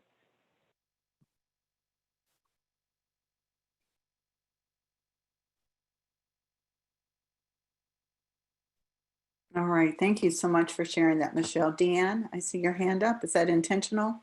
Yes, it is. I just wanted to point out just an interesting thread that I'm seeing from a couple of the presentations over the course of the day is this sort of constant questioning of the participants to the presenters around sort of the bigger picture. And, you know, I know, Michelle, that you guys are working hard to create pathways that can connect up to other systems so that we're able to accomplish things. I feel like the same thing happened with the Ecap integrated preschool presentation, where there's sort of this sense of how does that connect up to the broader sort of community. And so I just bring that into the space because I know that it's an important one that I hear us all questioning. What if we don't want to do the college route? What is in line for us, and how do we look at experience versus the other pathway, which is how do I keep all the doors open so that if I do want to go to college later, even though I don't right now, that's available. And so I just keep hearing that theme resonate throughout the day. So I just thought I'd bring it into the space.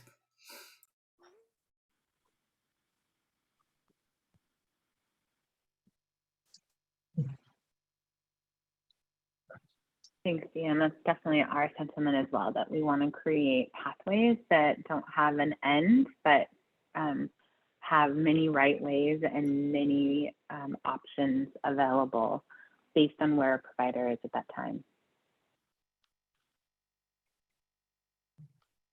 Yeah, thank you, Deanne, for sharing that. It's so true. And then when you look at the ass of the field, and I noticed that some of the one that stood out for me in the Mentimeter feedback is feeling a little bit overwhelmed and exhausted. Those kind of stood out, and we definitely want to be able to continue to support the field as much as we possibly can, in ways that are impactful. So I am hopeful that from our feedback today, from the small group work and everything else, we can begin to mitigate some of these concerns and stressors that are on the field right now. So, and speaking of that, Enrica just reached out to me and said, why don't we I know we just came back from lunch, but it might be good to take a 2-minute stretch break before we dive back into the ECAP WAC conversation. So why don't we reconvene at 2:05? I know that takes a little bit of your time, Karen and Nicole, but we will make sure and make that up. So why don't we come back at 2:05 and Rika will bring us back. Thank you all. Thank you very much, Angela and Michelle, for sharing the information.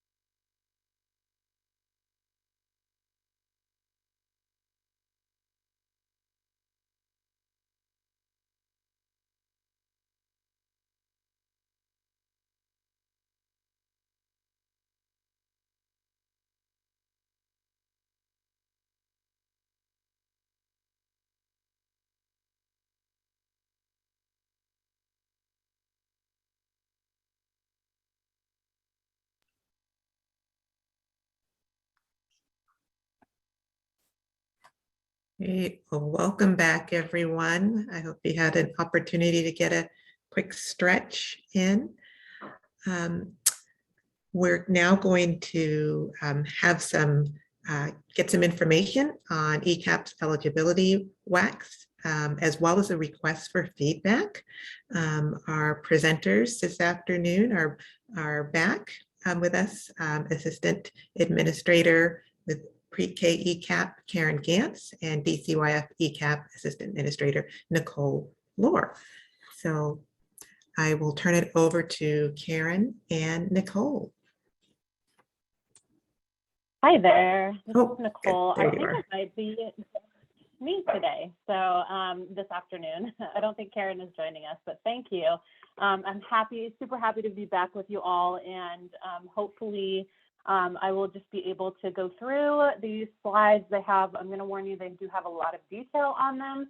I did also attach for you all a track changes version of the ECAP eligibility WAC that is changing, which you can see the strike through of what the old language said versus what the new language will say.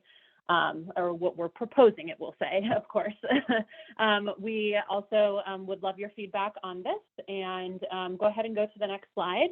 I'll give a quick overview of the proposed changes. Sorry, the next slide after that. And then I'll go through some slides with the details of proposed major changes, and then have some time for questions and feedback.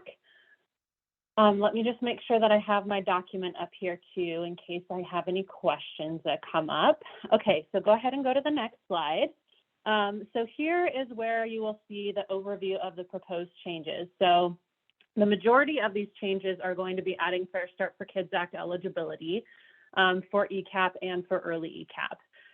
One of the things that you will also see is that we are aligning early ECAP and ECAP eligibility and adding early ECAP into the WAC. This is the first time that it's been in this WAC. So we're doing that this year as well, as we anticipate, continued expansion and potential continued expansion, and then obviously early ECAP becoming a state program, a state-funded program. We are updating some prioritization factors that I'll share with you, and then there's some language and definition updates mostly to include early ECAP, but there's some other language and early and definition updates. One of the things that I will say here, an important note is that, if you were with us earlier, you also saw that when I go through the details, you also saw that there's a category of kiddos, tribal families that are up to 100% state median income that are eligible for ECAP. And I wanted to note that we are not adding that into the WAC, into rule at this time, and that is based on feedback from our ECAP tribal pathway participants. They shared that they would rather wait until the permanent definition of an Indian child is decided by tribes as DCYF engages in that consultation process with them. However, we are still implementing the eligibility criteria for families using the temporary definition. We're just not writing it into rule at this time until we wait for that permanent definition. So I just wanted to say that up front as we go through the changes. All right, go ahead and go to the next slide. You can see the sections are affected here. Hang on a minute. I have a barking dog. Hang on one second.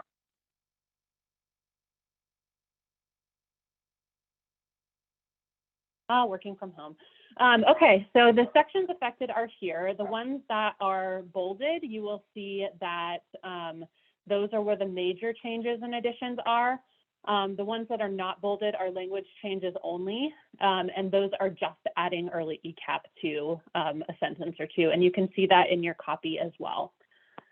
So there are also two sections that are not affected by any change, and that includes section 0010, which is authority, and section 0090, which is staff qualifications.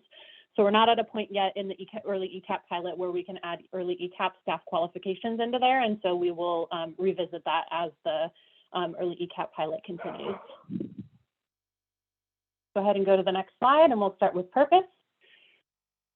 So the first affected section is purpose. And as you'll note, very nicely, I've put some pictures in here to kind of spice this up a little bit because it's super fun seeing cute pictures of kids. So you'll see that throughout. We added an early ECAP purpose, and it is the Birth to Free Early Childhood Education and Assistance Program. They're otherwise known as early ECAP. Provides care and education, family support, and health and nutrition to low-income birth to 36-month-old children. So we added that to the WAC. Go ahead and go to the next slide. The next change that you will see is in section 0030, and I just did kind of an overarching change here, and I'll direct you to your the PDF, hopefully, that you can see. The definitions that we are adding, we're adding one definition that defines what early ECAP means so that we can just continue to reference it as early ECAP throughout the rest of the WAC. And then the other change that we're making is instead of federal poverty level, the Fair Start for Kids Act changed it to state median income. So we have a definition for state median income in there as well. And both ECAP and early ECAP will be going by state median income. So go ahead and go to the next slide. And this is where the big changes happen. So this is where I've put more detail onto the slide. So we're in section 0080, which is children eligible for enrollment. And I think you all saw this slide a little bit earlier about what is changing to the eligibility criteria. So you can see there in A where the bolded part is. The child is eligible for enrollment if they're from a family with income at or below 36% of the state median income. So that's the big change there from 110% federal poverty level to 36 SMI. And then the next big change that you'll see is in letter C there, and that's experiencing homelessness as defined by the federal McKinney-Vento Education Act. And then you'll also see D is a big change, and those are the kiddos that have participated in early Head Start or early support for infants and toddlers or Class C developmental services, from another state, early ECAP, or the Early Childhood Intervention and Prevention Service Program, which is ECLIPS. So those are some big changes there that I'll note. And then in E, we are also, you'll note that the word prioritization is highlighted there. And we are updating our WAC now. We're starting to update our language. Instead of using the term risk factor, we're using the term prioritization factor because it's a little bit more strengths-based. And it highlights, that children and families will get more points and then be prioritized for higher enrollment based on factors. And then you'll also see that we added some language to note children in tribal or child welfare systems there as well. Okay, how about I do one more, and then I see a couple of questions in the chat. So go ahead and go to the next slide, because this continues on the same WAC. So we're in 0080 still. And this is all new because it's denoting a difference in early ECAP. So what the Fair Start for Kids Act says is that participants in early ECAP are eligible if they have a family income at or below 50% of the state median income. And for ECAP, our pre-K version, it's 36% of the state median income. So we needed to make sure that those were detailed a little bit different. We also have done the work to align eligibility. So you'll see with ECAP, it's qualified for an IEP, and for early ECAP, it's qualified for an IFSP. Then we also have the two categories that are listed in ECAP as well, which is the experiencing homelessness and then having participated in another program, the same programs that I listed earlier. So that's all new. And that's all for early ECAP eligibility. Okay, I'm gonna check the chat here. Okay, it looks like we have the draft in there. Can you share what the FPL to SMI means for income allowable, for example, under old rules, a family of 4? Yes, I can pull up what I have, Deanne. and just give kind of a comparison. The question is, where did we save it? So I'll have to find that really quickly. Hang on. And then I'm sorry to jump in, but and then you say 50% in this slide. So you said 31 in the last and 50 in this one. So could you address that? Yep. Yeah, so this one is for early ECAP, as you can see. So early ECAP is 50% state median income eligibility, and regular pre-K ECAP is 36% state median income. So there's two different eligibility incomes there. I know it gets a little bit confusing, but that's why we had to make a separate, list for what who was eligible for early ECAP. Okay, hang on a second. I think I've got this. Okay. So like a family of four, we'll go with annual. So a family of four at 110% FPL, that was about $30,525 annually. At 36% SMI, it's going to be about $38,940. And then at 50%, it's going to be about $54,000. So it takes a small jump up to 36, and then there's a larger jump up to 50%. And again, early ECAP is there right now, but ECAP will join them at that 50% state median income level in 2030. So we're just talking about right now what we're implementing right now up until 2030 when it changes for ECAP eligibility as well. Hope that is a helpful. And that's a comparison that we have right now that is going out to our eligibility enrollment staff so they can start to understand the difference between FPL and state median income too. Okay. So I'll go ahead and go to the next slide. So we just talked about who's eligible and entitled to ECAP. So there's this different category now of kiddos who are allowed to be enrolled. So these kiddos will not be for the time until we get to, I think, 2030. Again, these kiddos will not be entitled to services, but this is just all adjustments that are based off of the language in the Fair Start for Kids Act. So we had to change the SMI language again, of course. No more federal poverty level. We're switching to state median income. And what the Fair Start for Kids Act says that children are allowed for enrollment if they're above that 36% state median income, but less than or equal to 50% of the state median income. So they can be enrolled after the eligible kiddos if there's space available.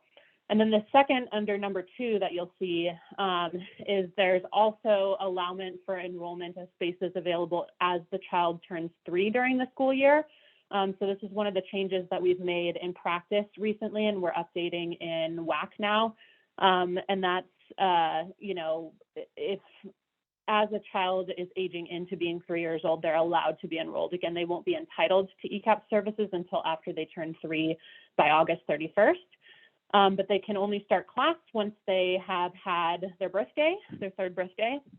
They also have to have received services from one of those programs that I mentioned earlier. It's all the same language. So ESIT or Class C developmental services, Early Head Start, Early ECAP, or ECLIPS. And then they also have to have a family income at or below 50% state median income or above 50% state median income with some prioritization factors. I realize there's a lot of differences between, allowed and eligible, but trying to do my best to share the differences there. But I understand if there's some questions. So we'll go ahead and move on to the next slide because I want to leave time for questions and feedback. And I did not put all the detail around here, but we're looking at 0084 now. So I'm going to go ahead and scroll to that in my copy of the document here. And the main changes that you'll see here is that we're adding early ECAP language into number 1 and number 2 in there in 0084. And then in number 3 and number 4, we're adding some language about allowing for the dual enrollment of children enrolled in ECAP or early ECAP and Eclipse. We're just making it clear that children who are enrolled and participating in ECAP can also, participate in Eclipse services. So that's a new add this year. And then we'll go ahead and go to the next slide. And we'll talk about the prioritization system. This is 0085, where we went through and changed all the references from federal poverty level to state median income as we're making those changes. And then we're also adding into WAC a new prioritization factor that we added last year in our priority point scale that's built into our early learning management system. And these are based off, again, research that is linked to school success. And so we added a priority point factor, a prioritization factor for children who have a family member that attended an Indian boarding school. And this was based off of direct feedback that we received again from our tribal pathway participants, our ECAP tribal pathway participants.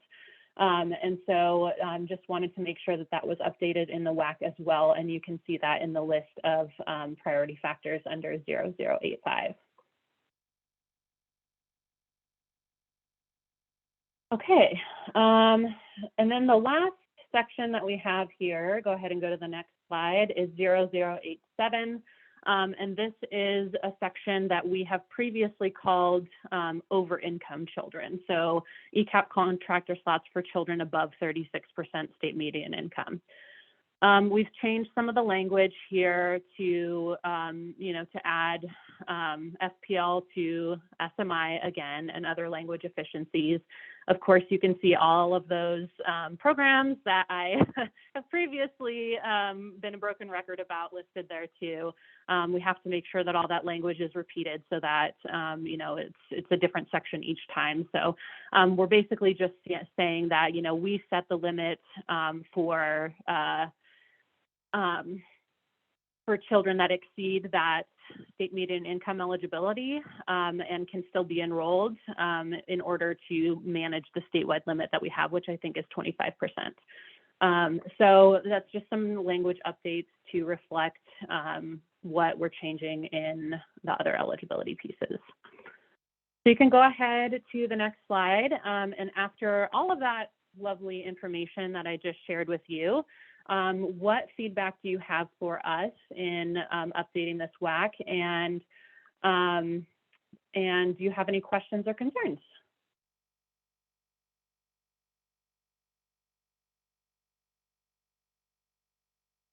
Okay, I think I see a question from Sandra Nelson. How young can a child be to be eligible for early ECAP? I believe it's birth. So I know there are other early programs like Early Head Start that do prenatal, but early ECAP is birth, I believe. And Nicole Rose or anyone else, if I'm wrong there, go ahead and pop in here. I see a question from Antonia about, I'm curious how it will be verified. Oh, do you want to add something? Was that just me echoing? Might have been me echoing.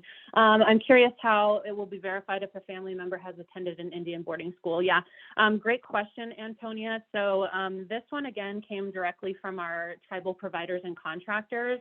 And so within their own organizations, they will be able to ask that question of families. And really, when we're talking about prioritization factors, it's a list of questions that we ask folks, and we don't necessarily ask them to verify it. It's amongst the ranks of like, hey, have you ever experienced domestic violence? Are your children involved in CPS and or other child welfare services?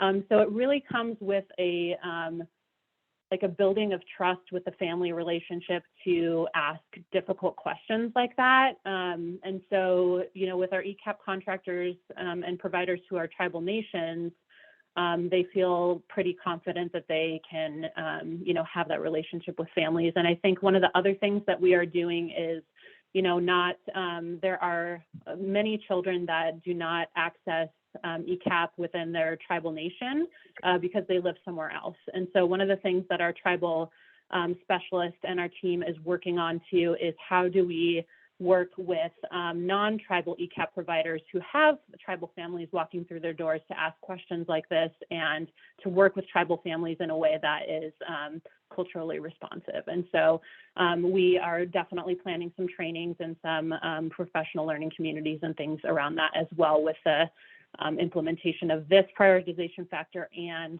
the eligibility piece around tribal children. Yes, thank you. Thank you, Antonia.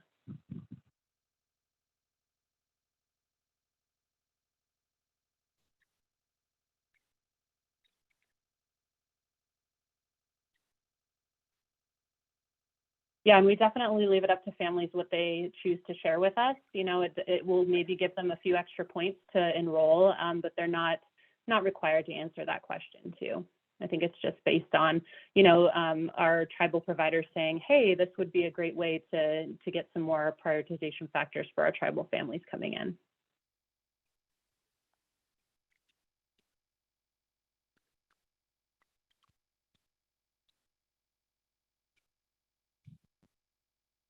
And to recognize, sorry, I'll just add one more thing, and to recognize that it's an intergenerational trauma piece, that does have ties there to, school success and the trauma and school experience, right? So.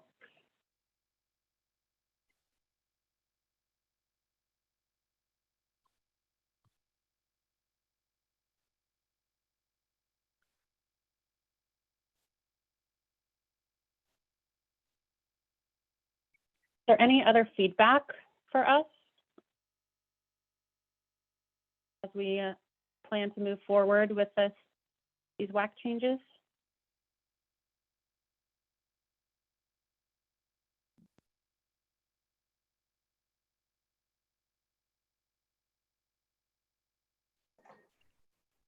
I just want to call out for members that we have a Mentimeter link in the chat. Chelsea put that in the chat, and that is a way for you to submit any written feedback for Nicole on this piece. So please take a moment to submit your feedback into the link.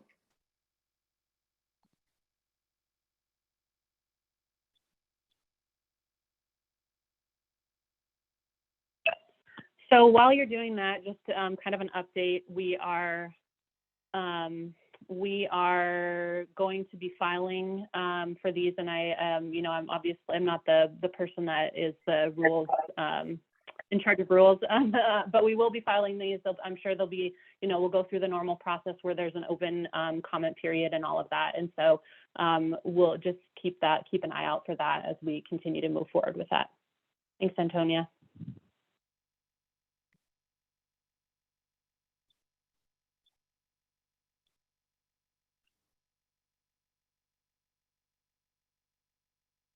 All right, thank you, everyone. Thank you so much.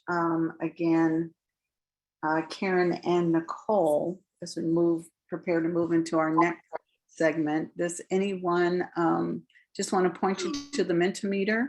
Again, if there's any additional feedback, you can always add that, even if it comes to you after we've moved on to the next presentation. Which now kind of fits into as we look at our, we're going to hear from Michelle Roberts again and Mallory Lopez. They're going to talk a little bit about the dual language designation work group and early learning language access coordinators. And we're going to actually break into a Jamboard activity for this and break into small groups. So I'm going to invite Michelle and then the Contracts and Relations Manager, Mallory. If you guys are ready, if you can go ahead and share out your presentation to give us a little bit more time for our small groups. You bet. Thanks so much, Lois. And hi, everyone again.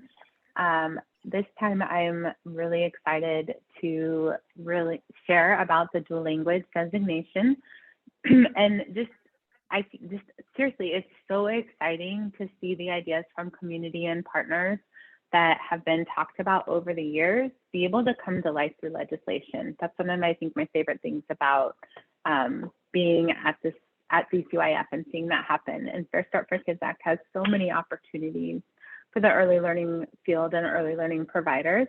And this time I get to share a little bit about the work that's happening for dual language designation. And I'll just share out, I think we have her on the phone. Listening is our dual language coordinator, Athena Jimenez Manalo, has been leading this work and also working closely with our quality recognition team to make sure that we're finding solutions and coming up with the strategies that fit within our early learning system. So let's take a look at the next slide that talks through the legislation. And again, this is from Fair Start for Kids Act. And this little slide just kind of take a moment to orient to it. The first box on the top left talks about what DCYF will do. And then the next one talks about who is eligible and when will we do this by. And then there's a few requirements in the legislation about this. So we are given the opportunity to establish a dual language designation, and that is connected to subsidy rate enhancements or grants. And this includes anyone who's licensed or certified from accepting state subsidy, or it includes ECAP or early ECAP contractors. And this is by July 1st that we're going to be implementing this. You can see below the things that we want to, that we will be using the designation for. And these rate enhancements or site-specific grants will include potentially increased wages, professional development and training, purchasing of dual language culturally appropriate curricula and training programs, instructional materials, or other related expenses. And so with the Fair Start for Kids Act, it also says that we need to have a diverse advisory group. And so Athena's been working very closely with an advisory group to develop the indicators and criteria for the designation. And we'll also be working with providers to make some decisions about implementation details. So a little bit about our roadmap and what we have in mind for the dual language designation you can see in the next slide.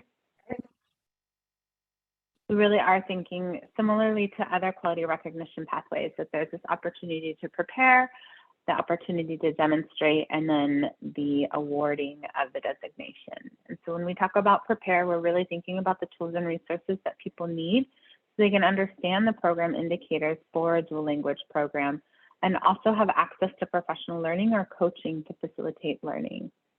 This is really about the ability to assess, for programs to almost like self-assess where they are, knowing that some might be ready for designation and others may need some additional support. And then of course, they need the opportunity to be able to demonstrate that. And one of the things we established very early on through multiple conversations with external partners, providers, and internal partners from other teams at DCYF, this has to include credit for lived experiences. And by credit, I don't mean like college credit. I mean like, because we were just talking about college credit earlier, so I don't want to be like crossing that line and like being confusing, but that there's the opportunity that part of the award is determined by lived experience and providers who speak languages other than English. We also really are thinking about design with racial equity and social justice, and thinking about the community success and insights as well as nationally recognized practices. So you'll see how both of those fit together in the next couple of slides.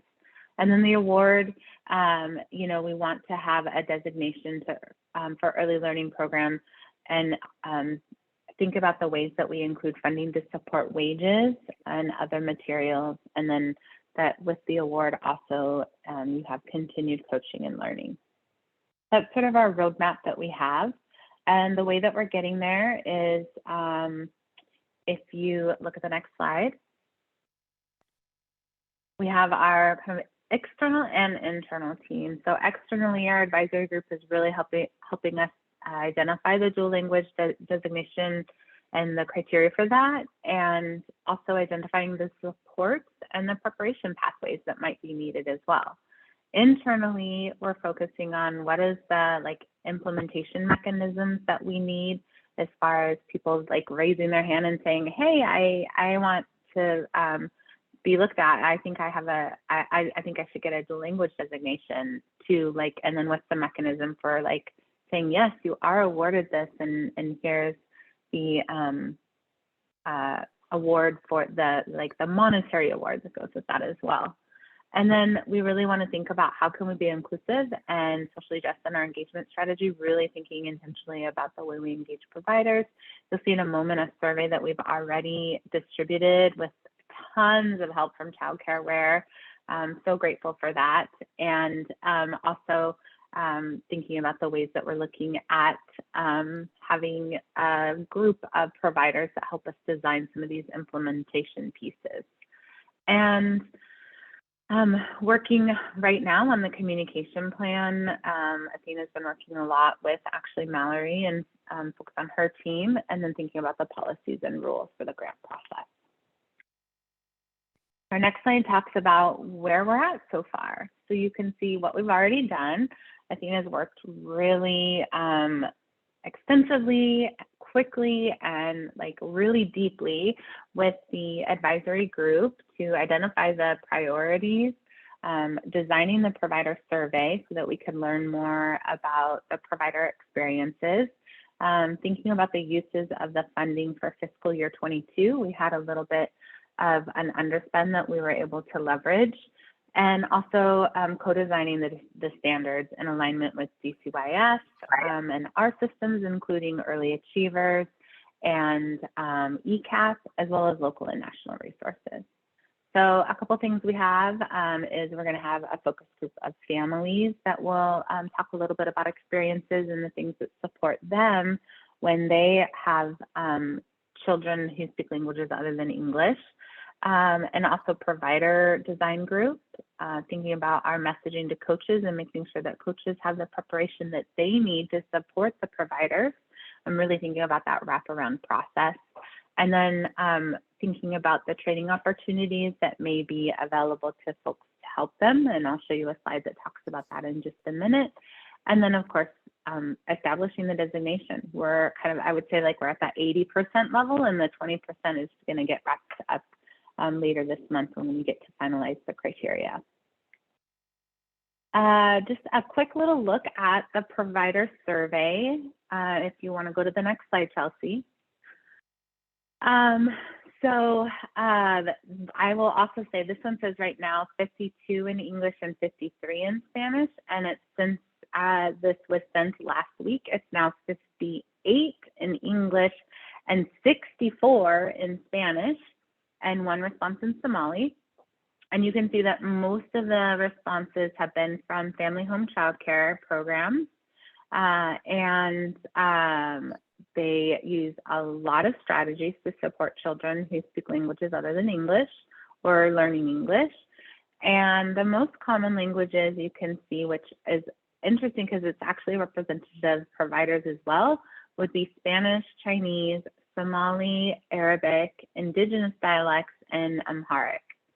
And I think it's also interesting to see that when asked what supports would be most helpful and what are most needed, it matches exactly what's in the legislation, and what people had shared as what's most important is what's showing up. So I think that's pretty exciting to see that they are talking about classroom materials, increased wages, access to training, and time for planning. And so we think of that as part of that professional development bucket, as far as you need the time to get out and be able to plan and meet with your coach and have some of those opportunities to deepen the learning that may have happened in the training and conversations with coaches. Here's another little snapshot you can see of where the respondents are from in our state. It's pretty good representation. Again, thanks to ChildCareWare and others who really helped get this out through coaches and trainers. And you can see where you see a concentration of provider responses, there's a concentration of provider population. So it's been really interesting to see how those responses are reflected. And another thing that came out of the work group so far, and something that was really important that you'll see on the next slide, is that we really thought about a tier designation, really making sure that it wasn't all or nothing. It wasn't either you have the designation or you don't. We wanted to really have scaffolding and really at that first tier, really be able to support those who are serving children speaking languages other than English and are themselves speaking those languages other than English, and being able to say that I might not meet all this criteria, but I'm telling you I'm committed, and I know that language is of value, and that there's benefits to having being multilingual or dual language, and that we want to be able to say, great, here's a tier for your designation, and you can continue to work and build up on that designation. And we also know that some programs are already doing this a lot for providers and families. And so we really wanted to make sure that we had these tiers built in. And you can see what the designation standards are based on. And these were things that were developed with the advisory group. And you can see that it really matches, and some of this matches what shows up in early achievers and our quality recognition work there. And then some of it are specific indicators that would be relevant to dual language programs. So when I talk about national standards, and when we talk about the ways that people might access training or content or information, one of the things we're super excited about, if you go to the next slide, Chelsea, is the partnership that we're establishing with WIDA, so World Class Instructional Design and Assessment. And this is a national organization that is supporting OSPI and many other states. And I mean, you can see that the consortium has 41 states in their K-12 since 2002. And just since 2018, when they introduced the early learning years, there's 9 member states, and Washington will be the 10th. They're aligned with the Head Start standards already, and they have research-based educator-informed processes in all of the things that they develop. So it is the both and that we really wanted to embrace in our dual language designation for Washington State. And what's so great about WIDA, if you go to the next slide, there's so many benefits to being with WIDA and linking with them. And one of the things I really want to point out is there are webinars about helping us as a state come together and build awareness around dual language programs and the benefits of multilingual and dual language. And the other thing is they are there to help us, and they can evaluate some of the criteria that we're implementing and how it's getting used in programs and applied.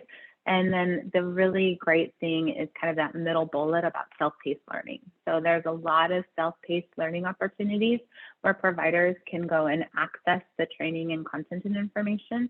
And Athena and I are talking about how we can then deepen that through community of practice or reflective sessions or some sort of a discussion board experience to be able to have in-service hours for that. So again, just really excited about the direction we're going. And the last slide really shows all the community partners who are part of our advisory group. Oh, is it not there? Well, there are many that couldn't possibly fit on the slide, it seems like, so no worries.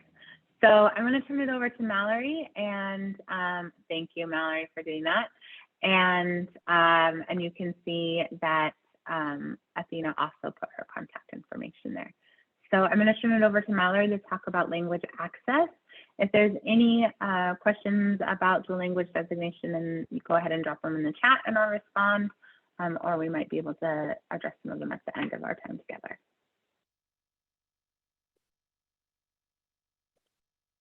Thanks, Michelle. Hi, everybody. My name is Mallory Lopez. I see some familiar faces here, so some of you may know me, but I'm really excited to talk with you all about language access today.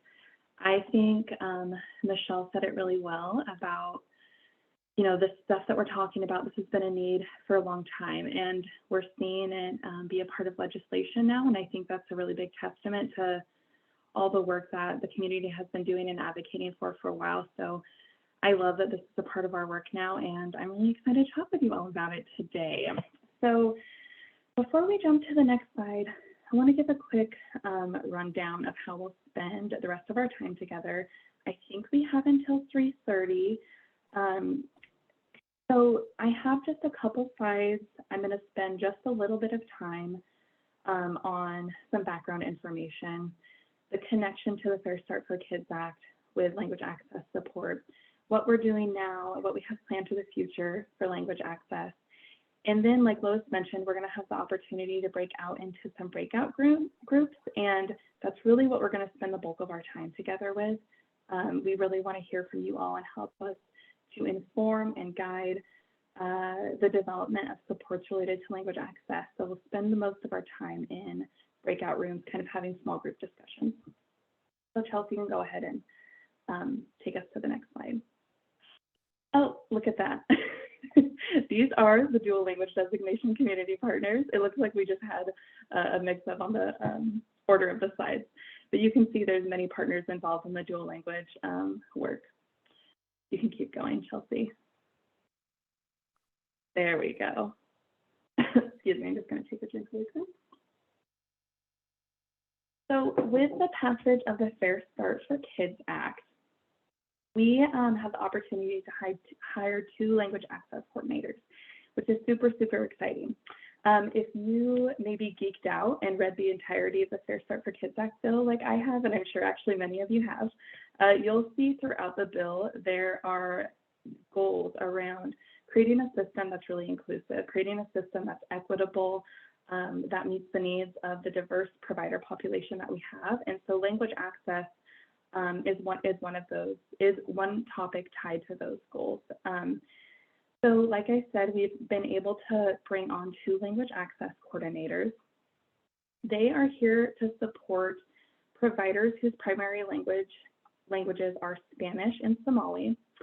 They sit with us on the early learning division. So they're a part of our team professional development, but they're really here to support the full services under the early learning division. And they're actually here with us today, and not going to put Abdullahi and Cass on the spot, but I would love if you all could maybe share your face and just say hi so people can see you. Abdullahi, do you want to give a little shout out, say hi? Hi everyone, my name is Abdullahi. I'm the Somali Language Access Coordinator working with Cass and Mallory. Abdullahi. Cass, do you want to say hi? Hi everyone, my name is Cass Wilkerson and it's really nice to be here. So like I said, Cass and Abdullahi are language access coordinators within the early learning division, and we'll follow up or put it in the chat, their email addresses, so you guys can stay connected to them as well. But they're really, really doing this work. And so our work is kind of focused on not two separate things, but kind of 2 parallel things. So one, we're providing some direct supports related to COVID-19 childcare relief and recovery, language access supports.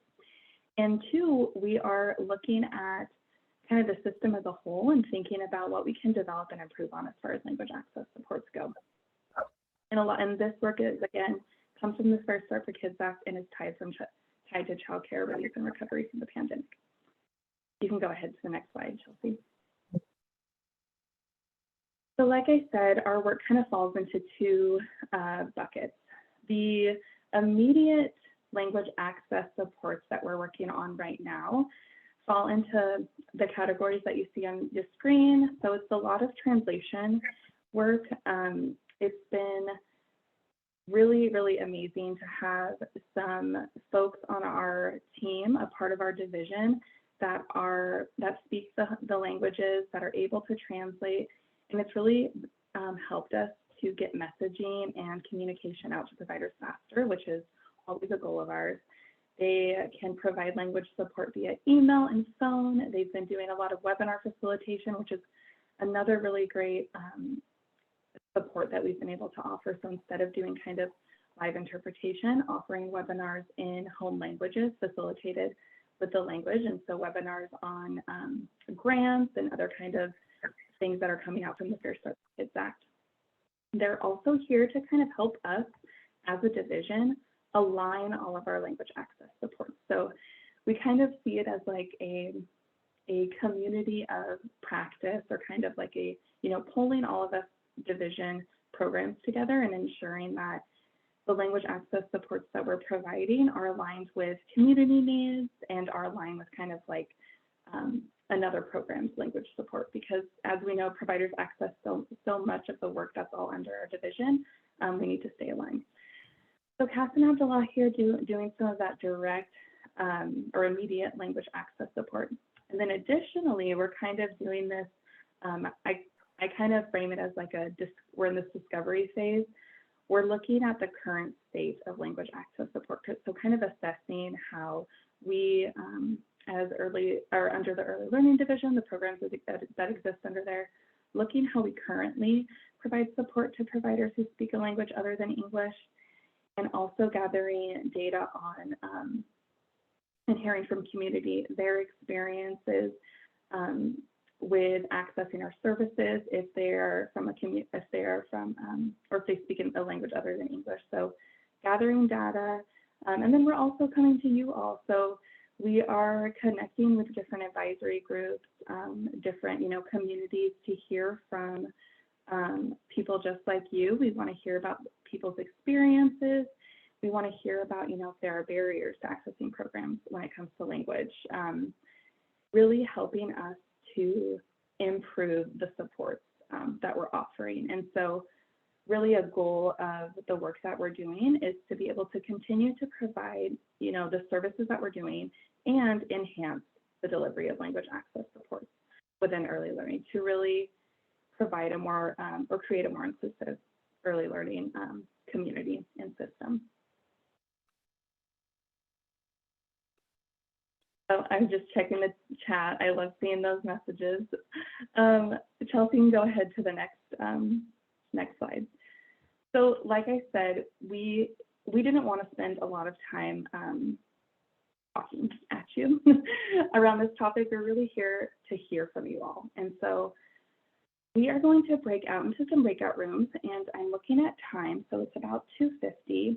I would say we're going to come back maybe at like 3:15 or 3:20, and we're going to break out into breakout rooms of about maybe like 8 or so people. There's going to be a DCYF facilitator. We'll have 4 rooms, a DCYF staff person there who is going to help facilitate this conversation with these 3 prompts you see on the screen. The DCYF facilitator will be there to track the discussion on Jamboard, so they'll be taking notes of what you all say, putting it on the Jamboard so that we can all take a look at it and use that to kind of inform what we're building as far as language access supports go. Chelsea, I see, put the Jamboard in the link. So what I know is for Jamboard, we learned this at another meeting, if too many people hop on the Jamboard, it won't work. And so I think if this works, and Chelsea or Aaron, tell me if this is impossible, but we'll just have the DCYF facilitators open the Jamboard, and then we'll share our screens in the breakout room, and you all can just look at our screens and kind of watch us capture the conversation that way, so that we don't have too many people on the Jamboard. So we have these 3 prompts. We have a Jamboard page for each prompt. The first prompt is about, we want to hear from you about how we should connect with the community. So Cass, Abdullahi, and I are thinking a lot about engagement opportunities, thinking about surveys, webinars, focus groups, even though it's not really a focus group, figuring out spaces where we can meet community where they are and ask them to inform the work that we're doing. And so we'd love to hear from you all on what we should be learning from community to inform that work. Second question is about existing challenges. Maybe you are somebody who also speaks a language other than English and you've had experience within the system. We'd love to hear what your perspective is on existing barriers or challenges when it comes to accessing services for people who speak a language other than English or prefer a language other than English. And then ending on a positive, we'd love to hear kind of what your hopes are for the future of language access supports. So with that, well, I'll stop there and just ask if there are any questions about, breaking out into groups or about these questions. And like I said, you will have a DCY staff person with you who can help too. All right, so we will be breaking out into groups soon. I know Chelsea is getting that going for us. And let's do, maybe we can do like 7 minutes, 6 or 7 minutes per I'm really bad at math, y'all, per question. So I guess it's like 20 minutes. So then we'll come back at whatever that is, 3:20, 3:15, 3:15. Okay, so I think Chelsea's getting us into breakout rooms, and you will see that pop up on your screen once she has that all put together, and you can just click. Oh, look at that! I think we just automatically go in.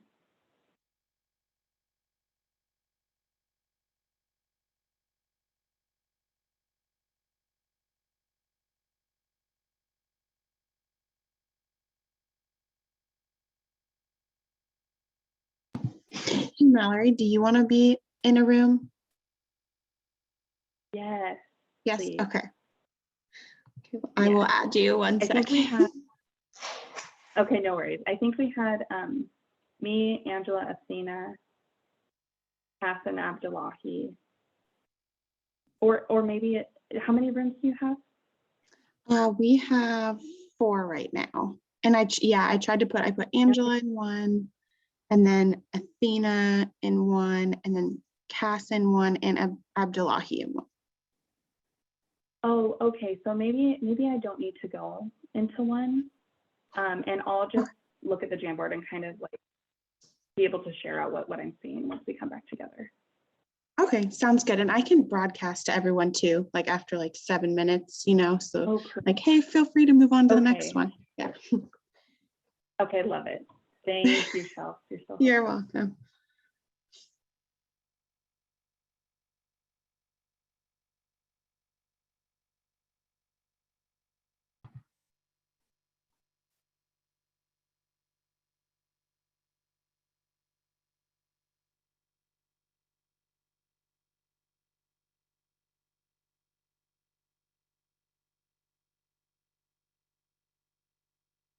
Hi, everybody. I see some people coming back.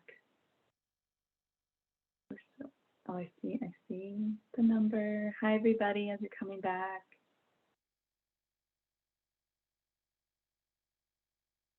And a couple seconds longer. All right. I think all the rooms are back now. Chelsea, we can go to the next slide. So thank you all so much for what I assume was a very rich conversation. I have the Jamboard link up, so as you all were talking in your groups, I was looking at each question, each slide, kind of seeing what was coming up, and some really, really great things that you all have shared.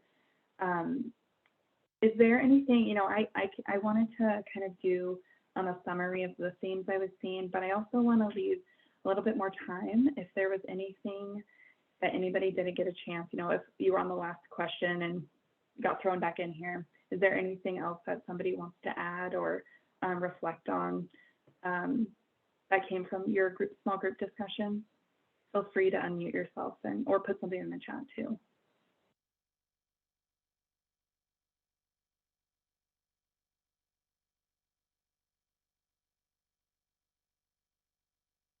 Well, I know that please feel free to jump in, but I know I saw a lot of great things. So a lot of kind of grounding us in the reality of what's happening now with, you know, coming out of the pandemic and trying to stabilize the business.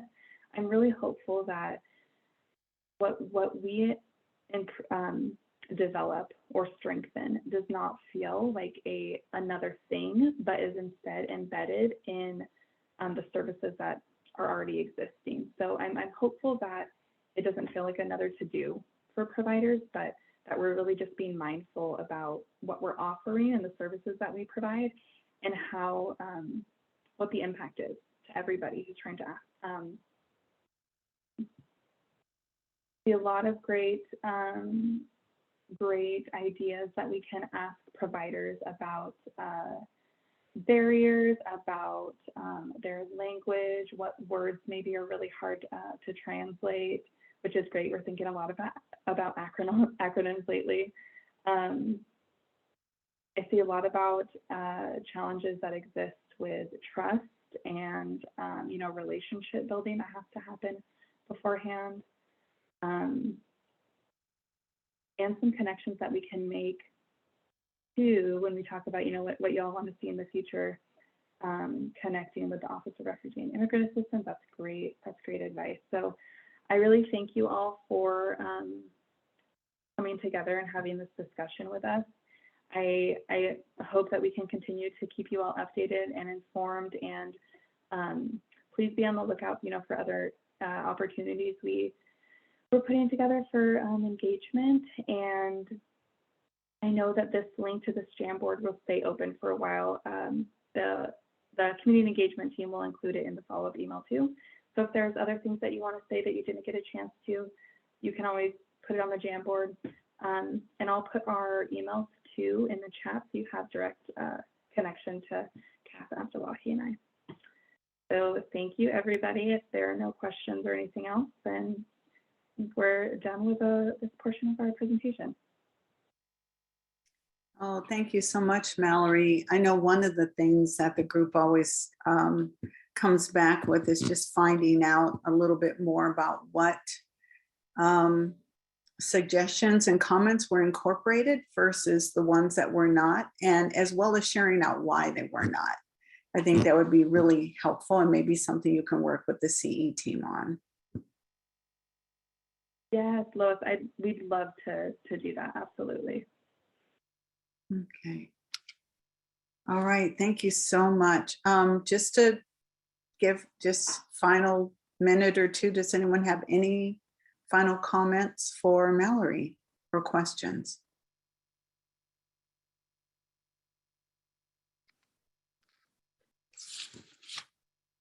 Well, that gives us, thank you so much again, Mallory, appreciate it. That gives us a little bit of time for reflection now. We have, I know folk are beginning to leave, but we're going to drop into the Mentimeter, hopefully by having this extra time. That gives folk a little bit more time to comment. So if you look into the chat, the Mentimeter is in there. I know we're down to 27 folk after starting with 56 this morning. So if you would just complete the Mentimeter and just kind of give us an idea how you felt that the meeting went.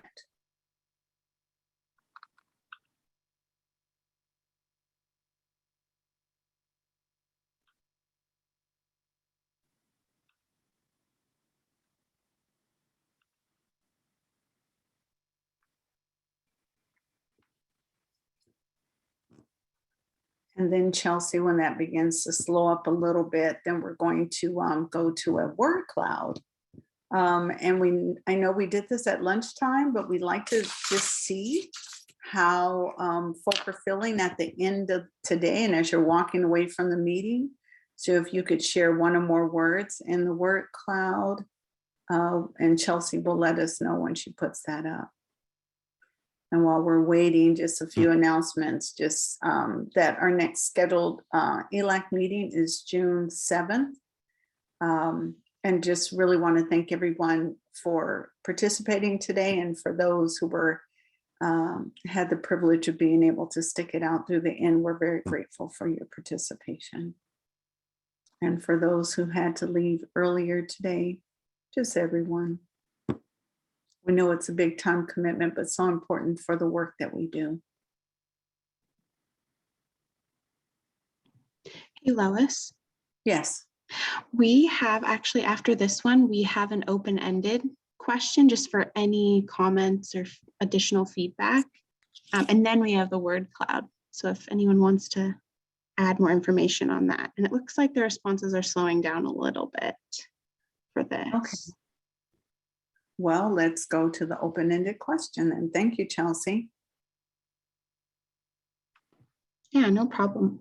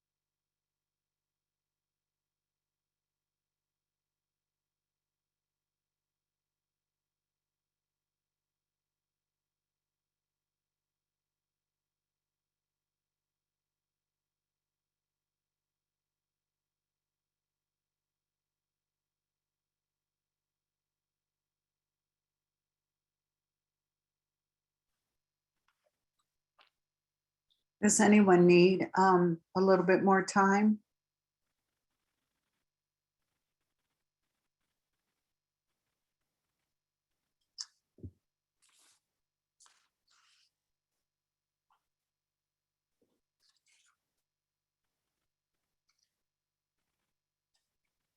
All right, Chelsea, why don't we go ahead and move to the word cloud?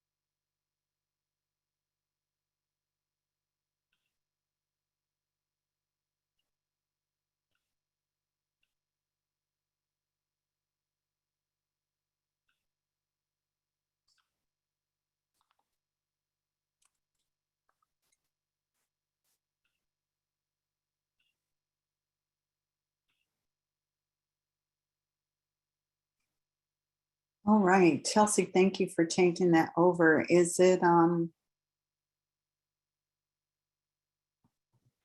Yeah, it looks like we have 9 responses and they're slowing down. Oh, we just got another one. There we go.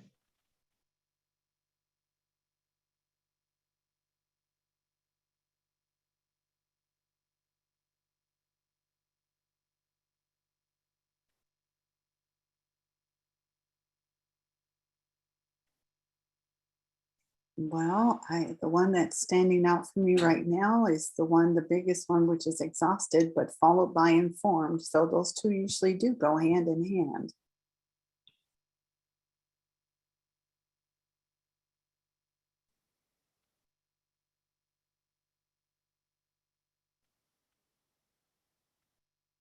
And there's informative too, so that's good. Again. And regrounded, I like that.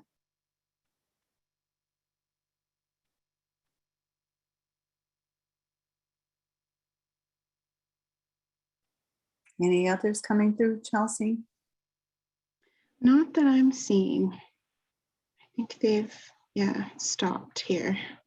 All right. Well, again, thank you to those who stayed through the end. Very appreciative of your being here with us. Next meeting is June 7th. And Enrica, do you want to have anything to add? Putting you on the spot. No, I just want to truly thank everyone for giving of your time, sharing your voices and expertise. This was a long meeting, and we, like Lois said, we greatly appreciate you hanging in there to the end with us. Thank you. All right. Well, everyone, we'll see you in June. I'm sure there'll be some work because we still have to finish our racial equity questions and our community agreements. I know you'll be hearing from the community engagement team as we begin to complete that work and move to a draft that we can share out with the whole group. So thank you again, and everyone for presenting, and especially the community engagement team for the time they put into preparing this. I'm looking at Erin's very tired eyes right now, and I thank you very much. So everyone go and have a good day. We'll see you when it's summertime. Bye. Thank you.